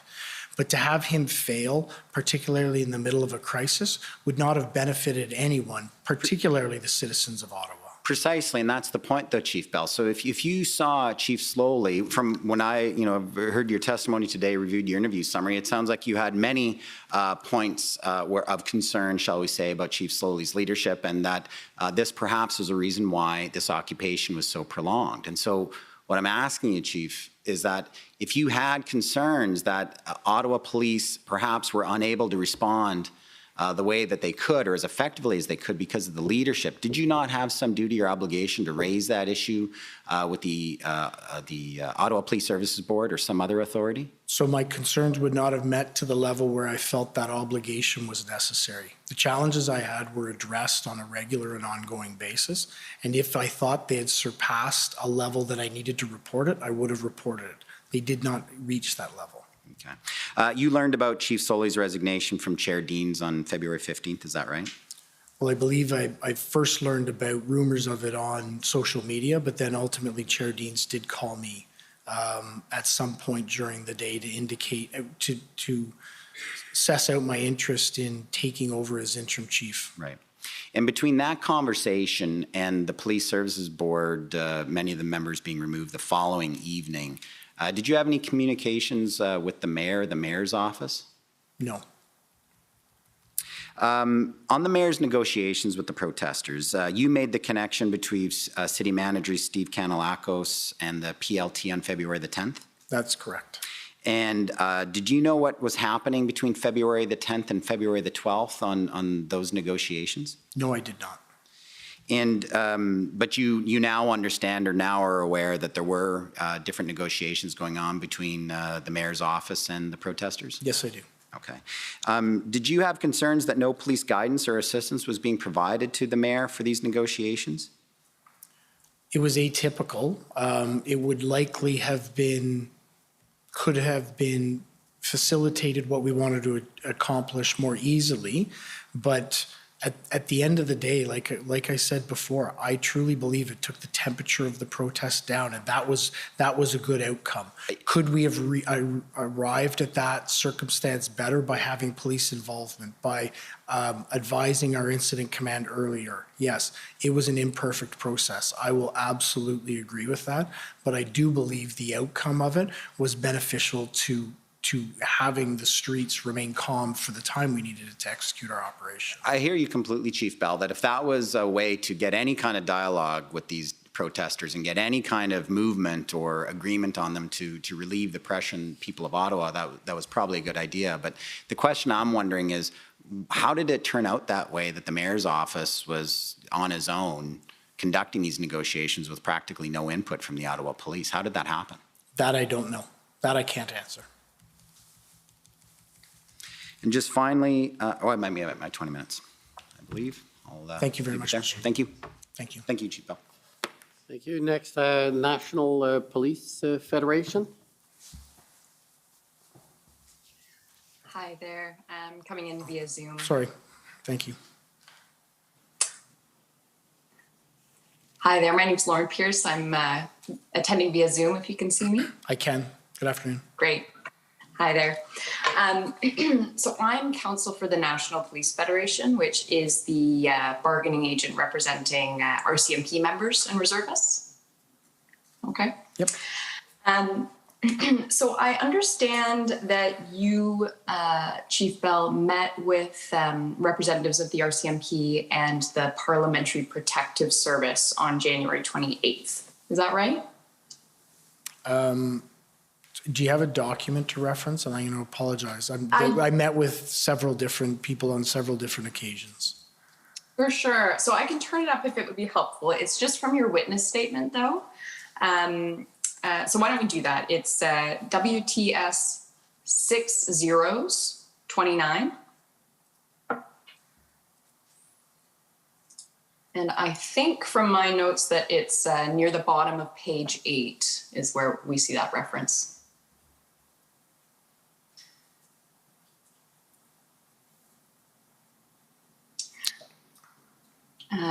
So Chief Bell, I see there on January 28th at 4:30 p.m. you attended a meeting. Do you see at the very bottom of that page? I do. And if you could just keep scrolling onto page 9, just that top paragraph there. Yes, I recall the meeting. Okay, great. Thank you. That's enough with that document. I just want to ask you some questions about that meeting. So first of all, my understanding is that Ottawa is the police of jurisdiction in the Ottawa region, the Ottawa Police Service, I mean. That's correct. Okay, and that the RCMP has a much more limited policing mandate in the Ottawa region. Is that fair? At a high level, that's correct. And so that limited mandate includes protective policing, which I understand to be kind of ensuring the safety of certain protected persons. Does that sound right? I'm not totally versed on what the protective policing mandate is. I think it encompasses more than that, but I'm not best suited to answer that question. For sure. But to the best of your knowledge, it includes the protection of people such as the Prime Minister and the Governor General and that kind of thing? It does include that, yes. Great, okay. And then the RCMP also has a mandate, including federal matters such as national security, terrorism, that kind of a thing, to the extent it's occurring in the Ottawa region. That's correct. Okay. And so I want to turn to the Parliamentary Protective Service, or PPS. I'll use those terms interchangeably if that's okay. Yes, for sure. Okay. So my understanding is that they are responsible for the physical security of the parliamentary precinct, which includes kind of the grounds and building of Parliament Hill. That's correct. Okay. And you talked about this a little bit in response to some questions from Council for former Chief Slowly, but I want to make sure I got this right. So my understanding is that PPS officers are not actually sworn police officers under the Police Services Act. Is that right? That is correct. Okay. And I also understand that they are not peace officers for the purposes of the criminal code. That I'm not sure of. I don't believe so, but I can't definitively say. Okay. But what you can definitively say is that they don't have the power to lay a criminal charge. That is correct. And so what I think I heard from you is that if there is a criminal offense on Parliament Hill, PPS generally will call the Ontario Police Service to come and address it. The Ottawa Police Service, yes. Excuse me, the Ottawa Police Service. Thank you. And that's the same if there's a major incident on Parliament Hill, that PPS would call the Ottawa Police Service to assist. So the Ottawa Police Service would be a primary responder to it, but depending on the nature of the incident, it may be us, it may be national security. If it's a national security issue, it may be the RCMP. So we would be a primary response, and then we would have to decide amongst the other policing organizations in the city who would be doing the follow-up. Right. Okay, that makes sense.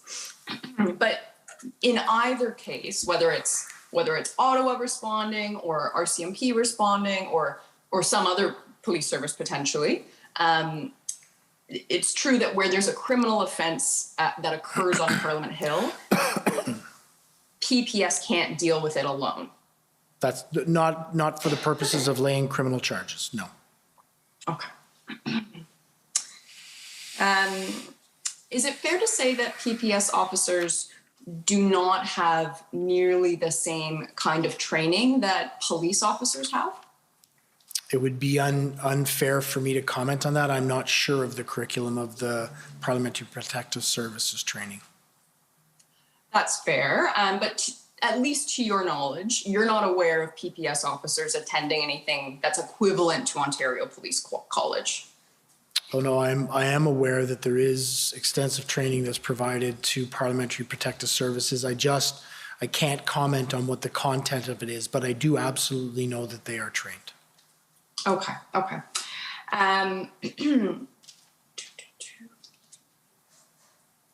So my understanding is that the Parliamentary Protective Service, their jurisdiction over Parliament Hill, subject to what we just talked about of them kind of needing assistance from other policing partners. Otherwise, their jurisdiction is actually exclusive.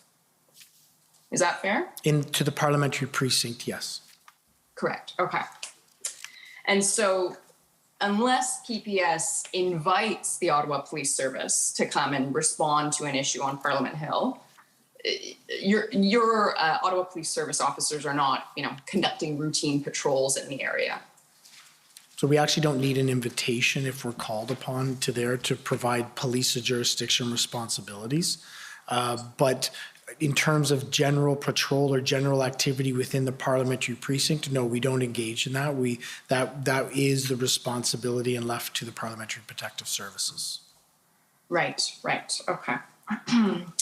And my understanding is that during the convoy protests, that didn't change, right? That PPS remained of primary responsibility on Parliament Hill. That is correct. Okay. And my understanding, let me know if this is consistent with your understanding, Ottawa Police Service officers weren't actually permitted on Parliament Hill unless they were directed there by the NCRCC. I can't comment on that. I don't know. I don't know the answer to that. Okay, maybe we can just pull up a document quickly to assist. A document here, I've got OPP 404262. And Chief Bell, just while this is coming up, this is the January 29th operational plan that you've looked at a couple of times already. Okay, thank you. And I'm hoping within that document, we can please turn to page 32 of the PDF. So quite a bit of scrolling.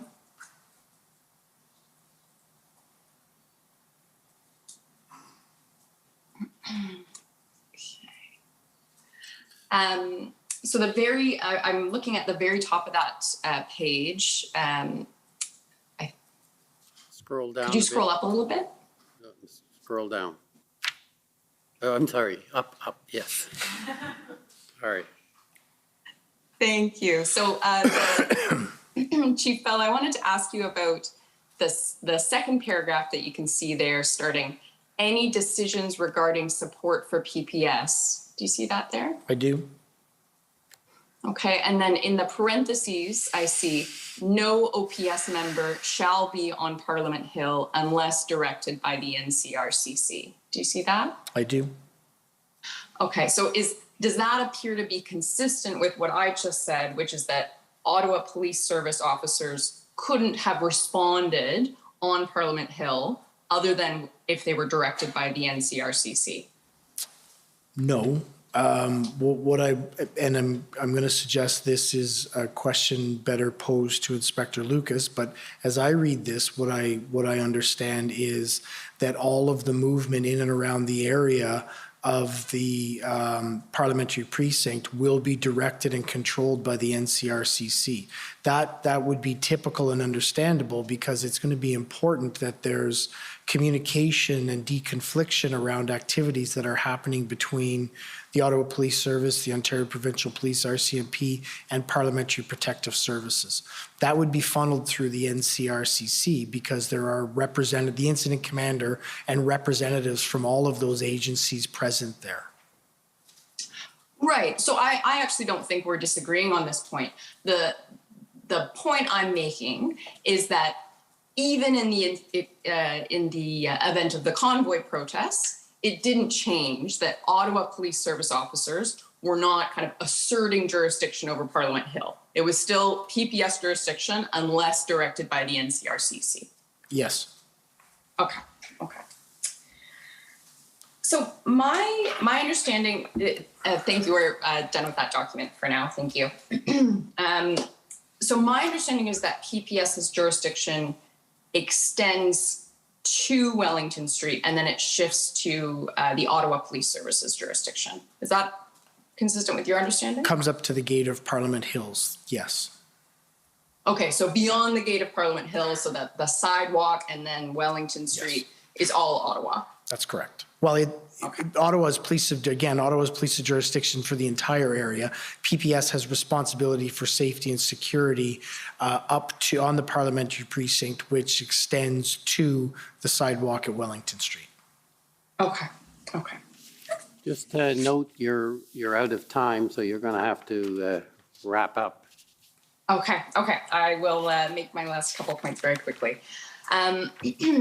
So my understanding is that during the protests, there was some construction cladding at that area. I'm not sure of that. My understanding is that PPS officers generally during the protest stayed within their jurisdiction on Parliament Hill. They were not responding on Wellington Street. I don't know that for a fact, but that would be my expectation. Okay. To your knowledge, were PPS officers a resource that you understood to be available to the Ottawa Police Service in assisting with the police response to the convoy? So the PPS was part of our integrated command at the NCRCC. And in that, they would be able to be assigned taskings that were appropriate to their responsibilities, particularly in and around the parliamentary precinct. Certainly, but in terms of Ottawa's response to the convoy, which I think was generally outside of the parliamentary precinct, did you or your colleagues view the PPS officers as a resource that were available to you as a part of that response? So I can't respond to that. That would need to be directed to Superintendent Bernier or Inspector Lucas. Okay, so I think I will leave it there and use my time there. Thanks very much. Thank you very much. Okay, thank you. Next is the CCLA.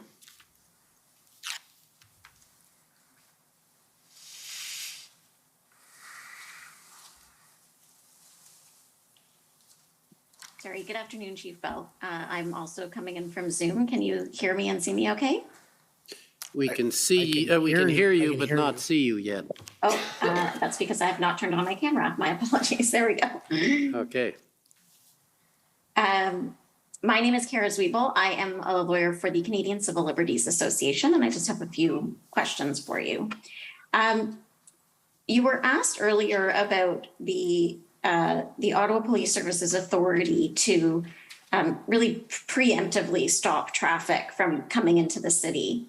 And I think you said that police have the ability to prevent vehicles from entering an area. And you mentioned that the Charter of Rights and Freedoms doesn't protect, vehicles, it protects individuals.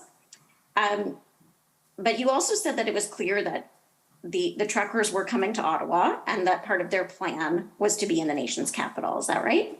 That's correct. And part of the role of the Ottawa Police Service and any police service in Canada is to facilitate the right to peacefully protest. Would you agree with that? Absolutely. And in some cases, the manner in which a protest is carried out is a core part of the message that's being conveyed. So as an example, if you had individuals who wanted to protest insufficient bike lanes and they wanted to ride their bikes, the use of the bikes is an important part of the message of the protest. Would you agree with that? It can be, yes. In the example you gave, yes, I would agree with that. Okay. And in the case of the convoy, when the trucks, we heard from other witnesses, when the trucks entered Ontario, there were some OPP PLT teams that were in touch with some of the convoy organizers. Are you aware of that? Yes, I am. Okay. And those PLT teams didn't give the truckers any indication that roads would be closed or that they would not be given access to the city of Ottawa, correct? I don't know what instructions the Ontario Provincial Police Liaison team members gave. But certainly it was the expectation. You understood it to be the expectation of the truckers that they would be allowed to enter the city of Ottawa. I can't comment on that. I don't know what the expectation of the truckers were. At the time that the convoy started, leaving sort of the legal authority aside, would you agree that the OPS wouldn't have had the operational capacity or resources to prevent this number of vehicles from coming into the city? I would agree with that. Okay, thank you. Just a couple of questions also about the Federal Emergencies Act and the declaration of the emergency under that act. There was an operational plan in place that was, I understand, still evolving a little bit before the emergency was declared. But the nature of that operational plan didn't substantially change following the invocation of the act. Is that accurate? That's correct. Okay. And I know you mentioned that one of the more helpful things that the Emergencies Act gave you was the ability to create some exclusion zones. Yes, correct. Okay. But you agree that the police have a common law power to create exclusion zones, provided there are grounds to do that.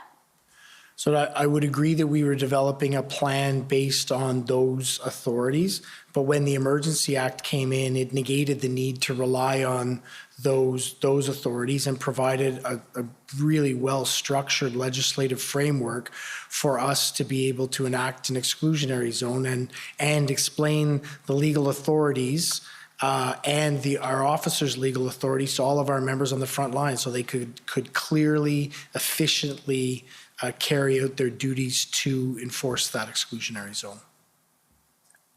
Okay, so that the act was helpful in terms of it being sort of something you could show to the protesters and to your officers to say, this gives us the authority, sort of a good demonstration of that authority.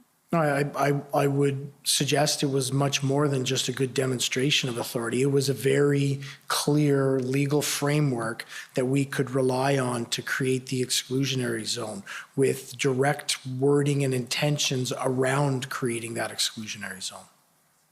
Okay, and did the Ottawa Police Service create exclusion zones during the more recent Rolling Thunder event?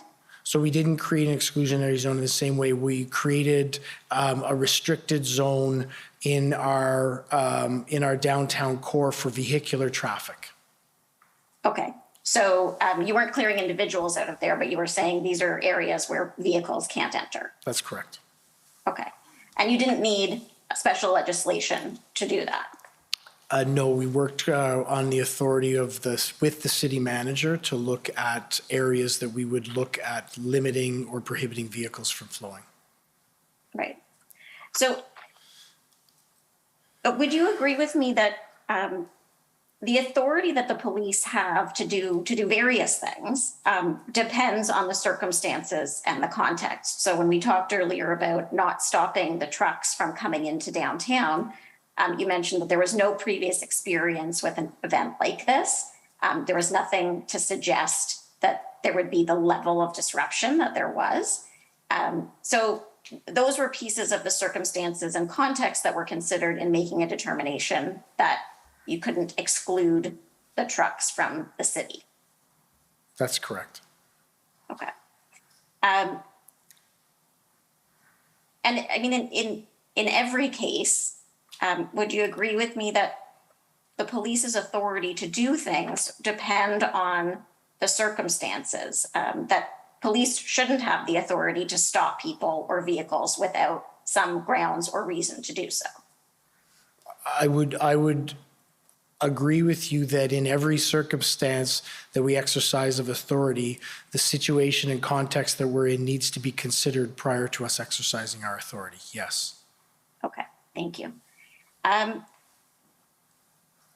In your witness statement, I think you declined to sort of provide an opinion on whether the use of the Emergencies Act was necessary. And I know my friend for the Government of Canada took you to a couple of examples of how it was helpful. Would you agree that there's a difference between legislation or an order that is helpful and one that is necessary? I would agree with that.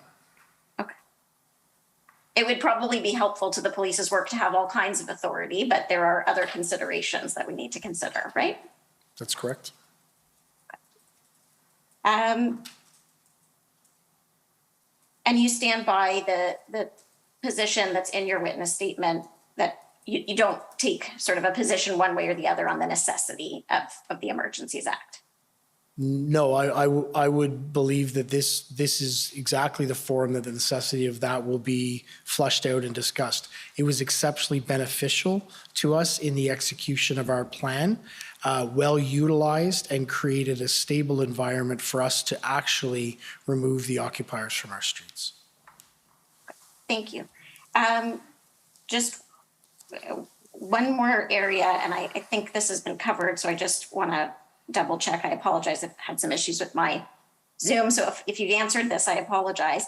The role of navigator, what was your understanding of their role? Well, they were a crisis communications firm that were contracted in to provide us crisis communication advice. And my understanding is that they were contracted prior to the convoy to deal with some of the change management within the organization, and then there was a bit of a pivot. Is that accurate? That's correct. Okay. Were they involved in operational decisions? They weren't involved in making operational decisions, no. Okay. And when you became the acting chief, did you end the contract with Navigator at that time? When I became interim chief, yes, I ended the contract. Thank you, Chief Bell. I don't have any other questions. Thank you very much. Okay, thank you. Next is the Democracy Fund.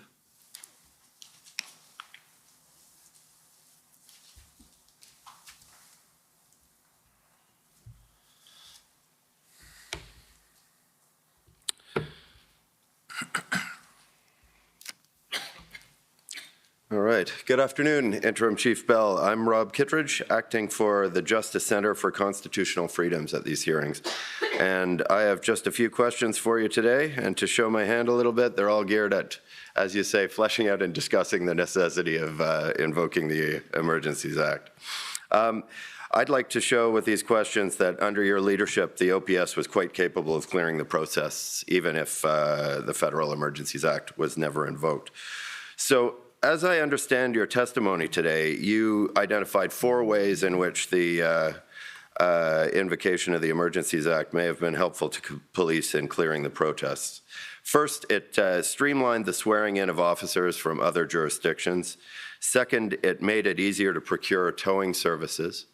And third, the power to freeze financial accounts may have led some protesters to leave Ottawa voluntarily. Is that a fair characterization of your first 3 points? Yes, but I don't believe I said may have been helpful. I believe I indicated it was helpful. Which one? The power to freeze? All of them. Okay. All of them were helpful. I'll admit a little editorial work on my part there.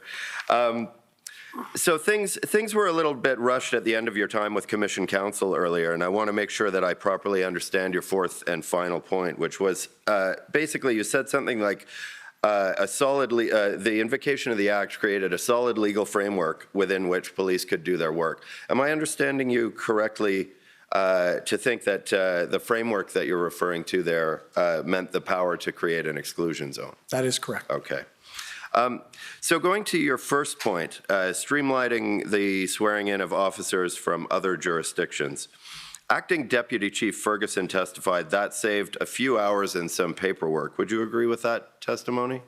No, and not to contradict Deputy Chief Ferguson, but as my role of CAO, one of my responsibilities was the processing of those swearing-ins.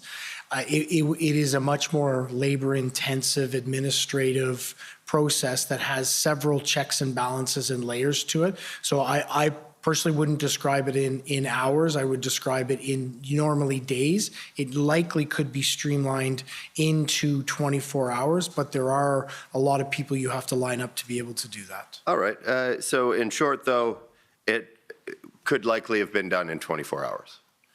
Well, it could likely have been done in 24 hours, but I don't think the benefit was as to when it could get done. I think the benefit was that as soon as a member was boots on the ground in Ottawa, landed in Ottawa, they were operationally ready to be deployed, and that's what we needed as we were bringing members in from across the country.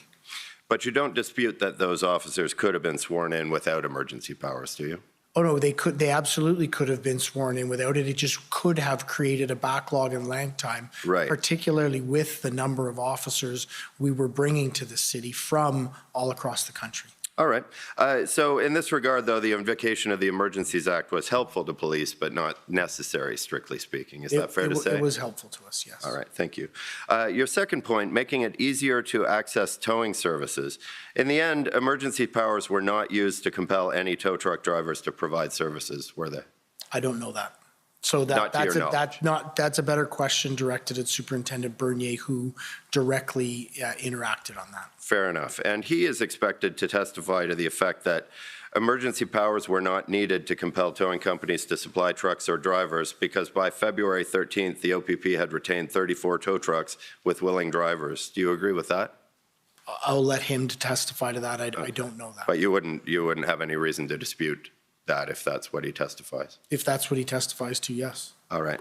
And I guess just to cut to the chase here, again, the invocation of the Emergencies Act might have been helpful, but was not necessary to police with regard to obtaining towing services. Is that fair to say?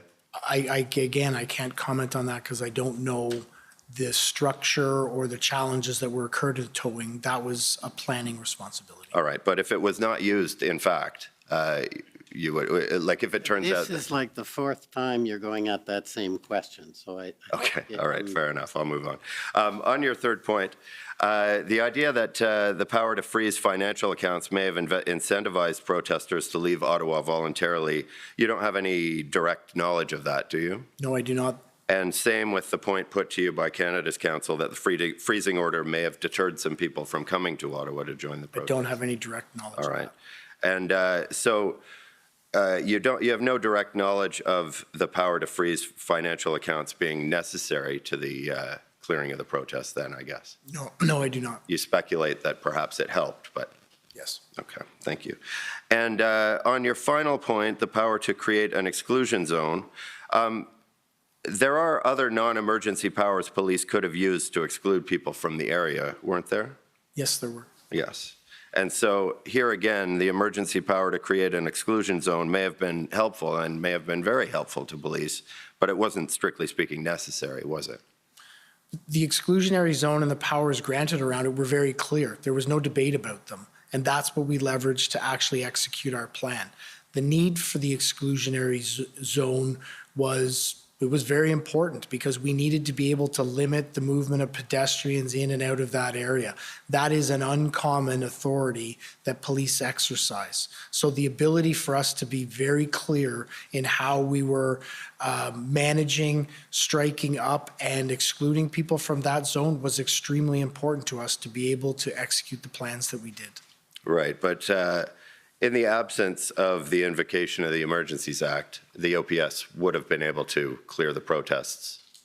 In the absence of the invocation of the Emergencies Act, the OPS, the OPP, the RCMP, as part of Unified Command, were going to clear the protests. All right, well, thank you very much. Those are my questions. Thank you. Thank you. Next, we have the province of Alberta.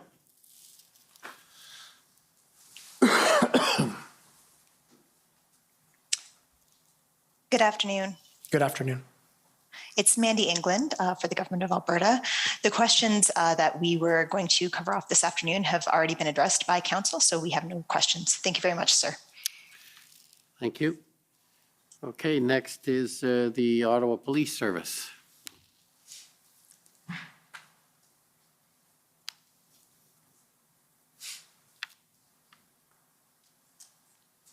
David Michikowski, Counsel for the Ottawa Police. Good afternoon, Chief Bell. Good afternoon, Mr. Michikowski. Many of my questions have been answered, but I do have a few areas that I want to talk to you about. One of the things we heard last week was some information forwarded by Mr. Ball of the Ottawa Hotel Association. Yes. And I believe that was brought to the attention of the police. And did the police follow up that information to determine whether it was corroborated? Yes, they did. And as I indicated this morning, we determined that there was no long-term booking of any hotels in the city, that the reference to what Mr. Ball had made was actually a 3-day booking, that the 90 days or what, I forget the actual number, hadn't materialized. Sure. Could I ask you, please, Mr. Clerk, to turn up OPS 14525, please?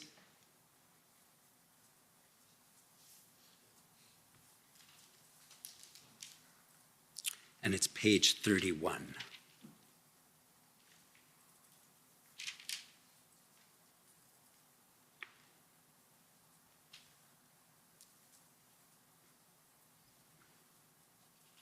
I'm sorry, it's, can you go back? I'm sorry, it's page 3. These are your notes, Chief, of a update briefing on the 29th of January, 2022. So that would be the Saturday after the convoy had arrived. Yes. And you have a note about some information you obtained at that point from the hotels that day. What was the information that you obtained that day? What I obtained was that hotels had only been booked for Friday, Saturday, and that groups were leaving on Sunday. There was no long-term booking. Thanks very much. You can take that off. Thank you. I want to move on and talk about the question of temporary parking.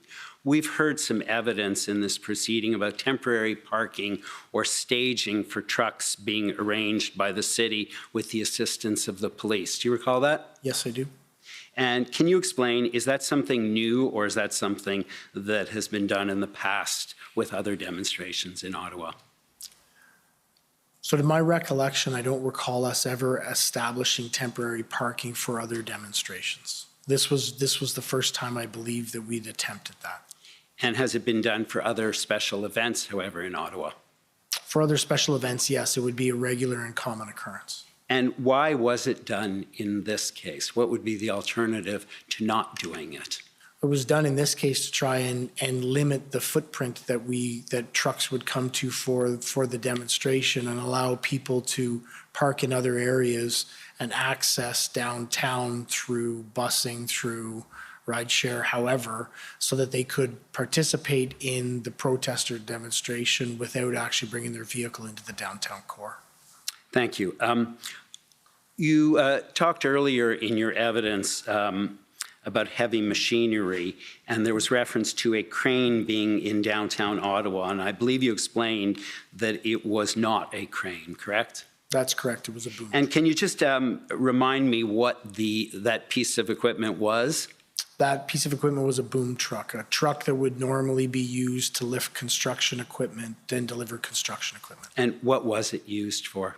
It was used for two purposes. One is the boom was extended and a flag was raised from it. And I also believed it was used as a temporary setup for stages for speeches and events. And was it used to cause any damage? No. And apart from that piece of equipment, was there any other heavy equipment allowed into the red zone? Not to my knowledge, no. You've talked about the Ottawa Police's experience with demonstrations, and you've told us that you have quite a bit, or the Ottawa Police Service has quite a bit of experience. Can I ask you a question more specifically? Does the Ottawa Police Service have experience with protesters using vehicles? Yes. And can you tell me a little bit about that? There's had been multiple vehicle-borne protests every year in and around the area, and I can think of 5 or 6 different examples. One farm where tractors were brought into the downtown core, another truck-related one where tractor-trailers were brought in, vehicle-borne protests in passenger vehicles around Indian farmers, East Indian farmers, protests around Sri Lankan and Tamil conflict that is existing. There's several events that occur, several demonstrations and protests that had occurred in the past where vehicles were used and brought into the downtown core. And did that result in a staging of vehicles on Wellington Street? Yes, it did. And prior to the Freedom Convoy demonstration, was it the practice of the city to direct the closure of streets and creation of exclusion zones prohibiting vehicular traffic to groups of protesters? No, it wasn't. And what is the impact? I understand that is now being done, correct? That is correct. By the City of Ottawa, you indicated, as delegated authority, and in consultation with the police, those exclusion zones are being created? That is correct. What is the impact of creating these vehicular exclusion zones on the residents of the community or the people who have legitimate reason to travel to those exclusion zones? It's difficult to assess because, as I indicated, in my testimony before, community impact is one of the main things that we're looking at as we're looking to manage protests and demonstrations in that area. So I think the impact could be twofold. One is it may impede their progress in the area at some points in some ways, but on the other side, it will eliminate the potential that such an occurrence would happen in their neighborhoods again. And what about the police resources needed now that you create these vehicular exclusion zones? The police resources and city resources are considerable to be able to execute that plan. And was your past experience, or the Ottawa Police Service's past experience, successful in terms of resolving protests, including those with vehicles, without the type of community trauma we saw in this case? Past experience since the convoy, or prior to yes. I want to move on and talk about the Hendon reports, and I want to ask you some information about, some questions about what information can be gleaned from the Hendon reports. And just before we look at some specific reports, just generally, can you tell me what the report said about whether or not the protesters were expected to be peaceful and law-abiding? Yes, it did indicate all through it that the indications that had been received from the protesters, the protest organizers, was that there was a desire and intention to be peaceful and lawful. And we've heard that there was a traffic plan for protesters, and I wonder if we could please turn up OPP 0426, please.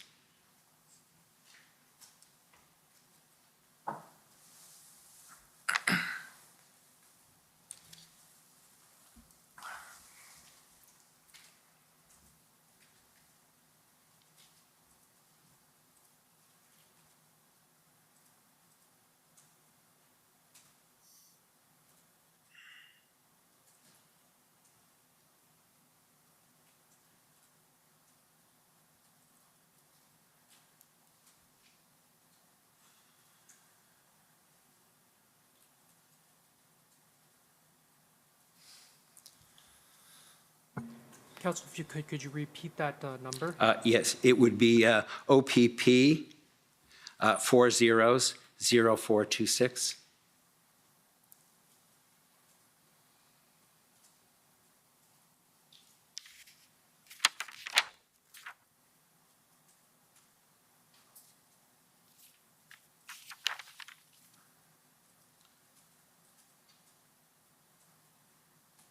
If I could just repeat that. I'm going to move on to, that's okay, that's okay. Council, it may be 4262.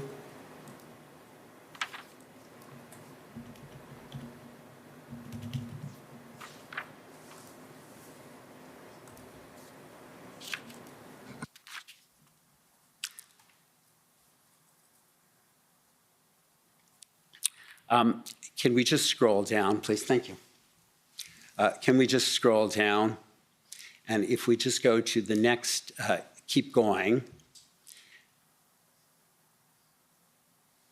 And then there is another plan, however, that I'm going to ask that we turn up that was a more detailed plan with a number of sub-plans. Is that correct? And that is OPS 04221.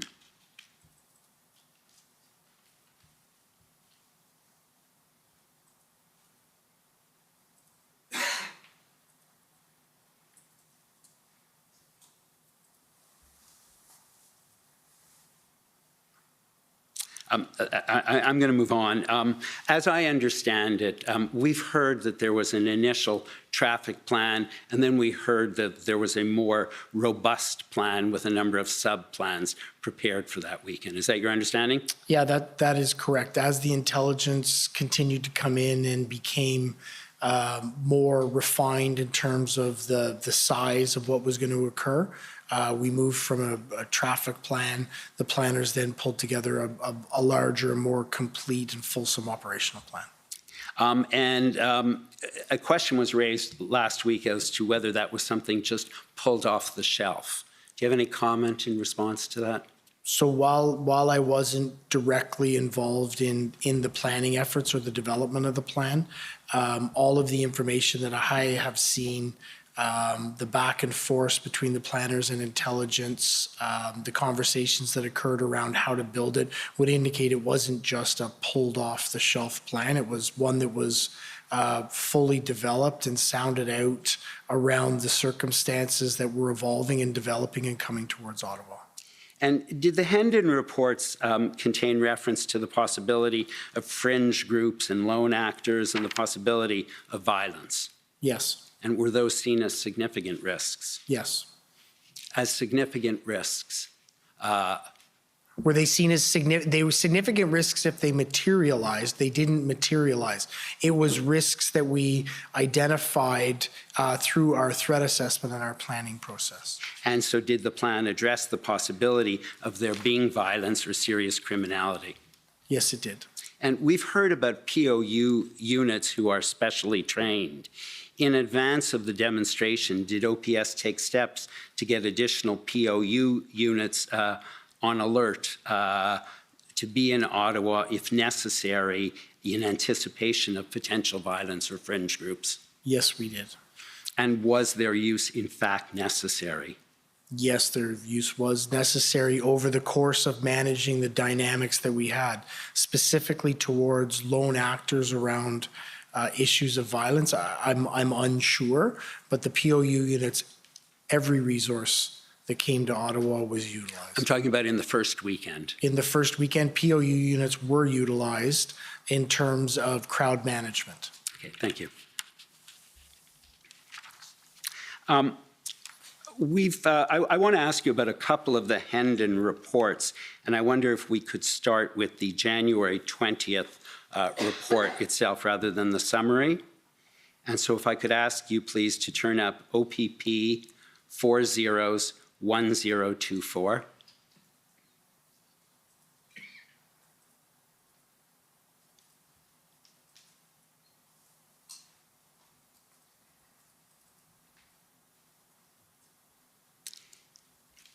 And so you'll see that is the January 20th one. And we've had our attention drawn to certain passages. And I wonder if you could turn to the second page, please. Thank you.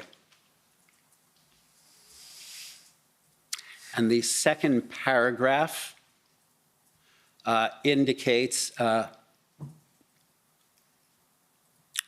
open source research has identified a Facebook page titled Freedom Convoy 2022. And then it tells you the number of likes and how many it was being followed by. All of the comments express support for this event. What do we see in the next sentence about the number of people supporting the event and the number who may participate as of the 20th, so 8 days before? That those numbers are unknown. And I'd like you also to look at the third to last paragraph on that same page. So if we just,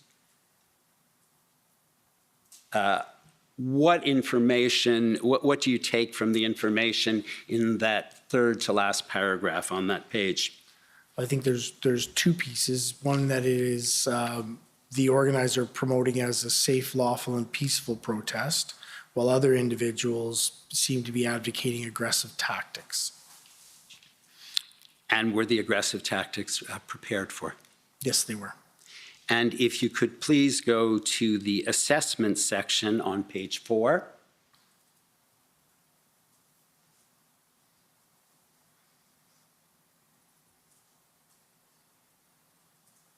Oh, sorry. Perhaps, sorry, go back to the previous page. Page 3. Yes, just the bottom of page 3 and the assessment section. And then you'll see that each Hendon report has an assessment section, correct? That's correct. Right. And if we go then to the, I just want you to see the heading. If we then go to the next page, under that heading, the second paragraph, The available information suggests that the convoys may comprise thousands of tractor trailers. It's possible that a large number of smaller vehicles, including private vehicles, may join them. Did that, in fact, materialize?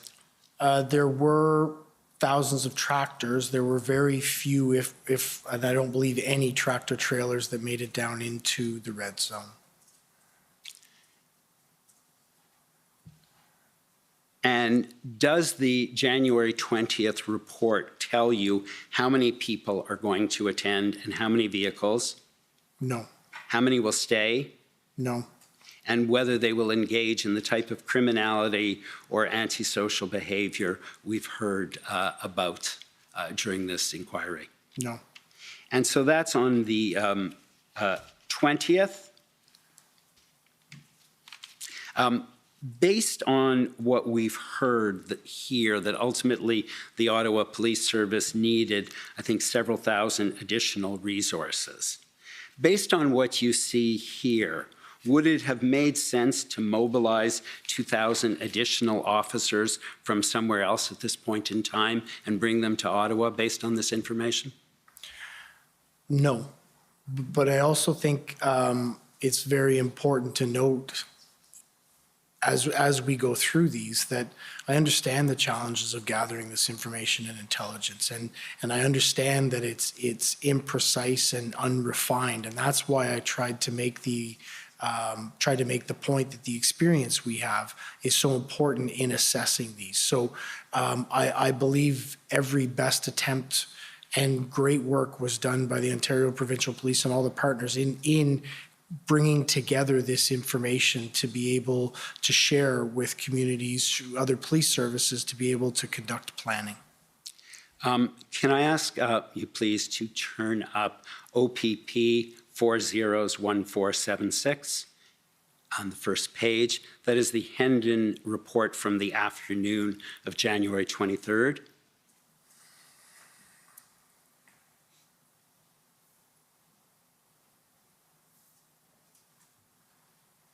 And if we could keep scrolling to the fourth paragraph.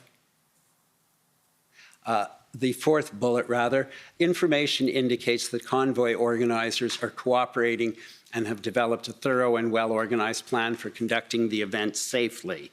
Is that information important to the Ottawa Police Service in its intelligence assessment? It is one of the pieces we take into account, yes. And how do you monitor the behavior of the convoy prior to their arrival in Ottawa? So the convoy would have been monitored by other police agencies as it came across Canada. And I know that once it entered Ontario, it was monitored by the Ontario Provincial Police until it came to Ottawa, where we took over. Can I ask you please to turn up the January 27th Hendon report, which is OPP 400813.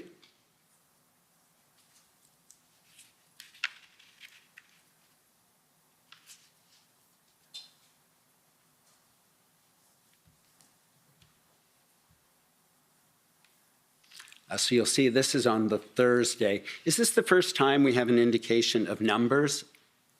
Yes, so there were several, as I indicated before, the numbers and the reporting in Hendon enhanced as we went through and as we got closer to the time. And this, on the 27th, is the first day that we saw actual numbers recorded.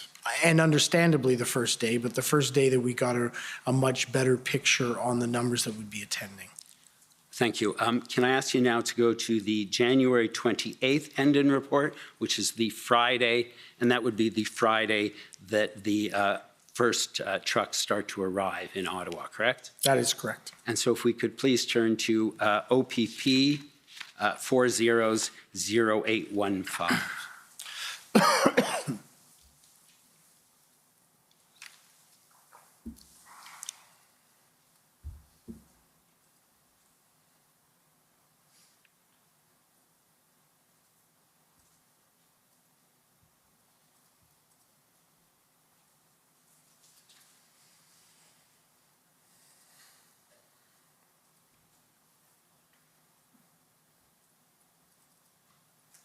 Thank you. And so now we have, so this is the day of, and there is an estimate of the total number of vehicles. That's correct. Which indicates that they are estimates and subject to change. That's correct. And when it says they're subject to change, does that mean it might go up, might go down? It could mean either.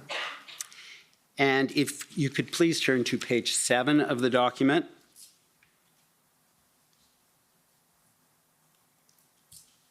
And just if we can scroll down to the assessment section, can you just read the first paragraph in terms of the information that the OPP provided in this Hendon report with respect to the duration, expected duration? Can you just read that out loud? The available information indicates that protesters plan to remain in Ottawa at least until 2022-02-04. We continue to identify indicators to support at least some protesters remaining beyond the weekend of 2022-01-29-30. These indicators include collecting donations of cash, food, and water from supporters along the route. Thank you. And so what do you take from that sentence in which there's an indication that some protesters will remain beyond the weekend in the second sentence, and the first sentence, which talks about them remaining until the 4th of February? So what I would assess from that is that there is an indication that at least some may remain beyond it, and that those remaining would remain, the intelligence at this point would remain up until as late as the 4th of February. Thank you very much. Just a couple more questions. I want to talk about the events of the first weekend. And am I correct that the Ottawa Police did not simply allow an endless stream of convoys or vehicles to come into the core? That is that correct? That is, well, the Ottawa Police, the OPP, didn't allow, we did it in conjunction, but no, we didn't allow them to stream into the downtown. And so were there strategies in place that were used and that were successful in diverting some convoy members from coming into the core of downtown? Yes, there were. And on that first weekend, in conjunction with your policing partners, were there periods of time where other traffic mitigation measures were taken, such as dealing with bridges, off-ramps? Yes, there were.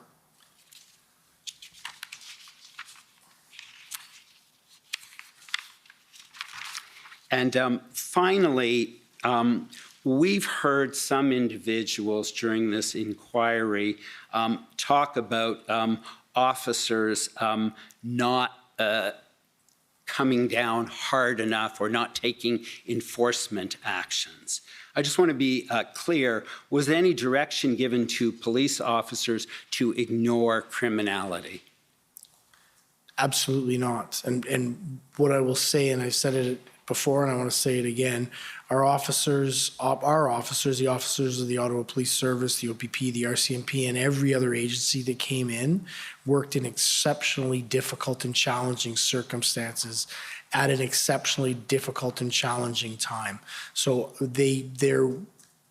to criticize their activities is challenging for me, because they did absolutely everything they could to help support this city and remove this occupation. And so just one final question. So are there circumstances, however, where in the exercise of their discretion, it may not be appropriate for a police officer to take enforcement action? Yes, that's correct. And I think I've highlighted a couple of examples today. Thank you very much. Those are my questions. Thank you. Thank you. Any re-examination? Just one or two questions, if I may. Chief Bell, Council Just identify for the record again, please. It's Frank Au for the Commission. Chief Bell, my friend, Council for the City of Ottawa, put to you the document OPS 408418. We're calling up the document. If we can go to the first page so we can look at the title. My first question will be to ask if you can help us with the nature of the meeting. So, sorry, go Sorry, back. can you go to the top, please? So it simply says convoy briefing number 18, Tuesday, February the 8th, 10 a.m. to 12 p.m. So by this point, we had a regularized briefing schedule, and I believe we were at 2, if not 3 a day, where there was a briefing where all of the heads of areas would come together to get updates and plans, operational targets or issues would be addressed there, and everyone would then go and execute on what they needed to do. So this was one of those updates. All right, if you could go to page 4. So scroll down a little bit. Do you see the comment attributed to you in the middle of the page says, Bell, concerns that city has are political concerns, not day to day.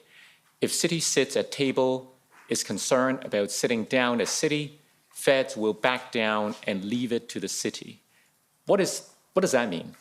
So one of the concerns that we had, and this wasn't confirmed from any discussions with anyone in the city, but one of the things that we were speculating about around the challenges with engaging different levels of government and potentially negotiating or potentially having discussions with convoy leaders was that when the first one went, and if it was the city, then they would be the ones who would be responsible for conducting the negotiation.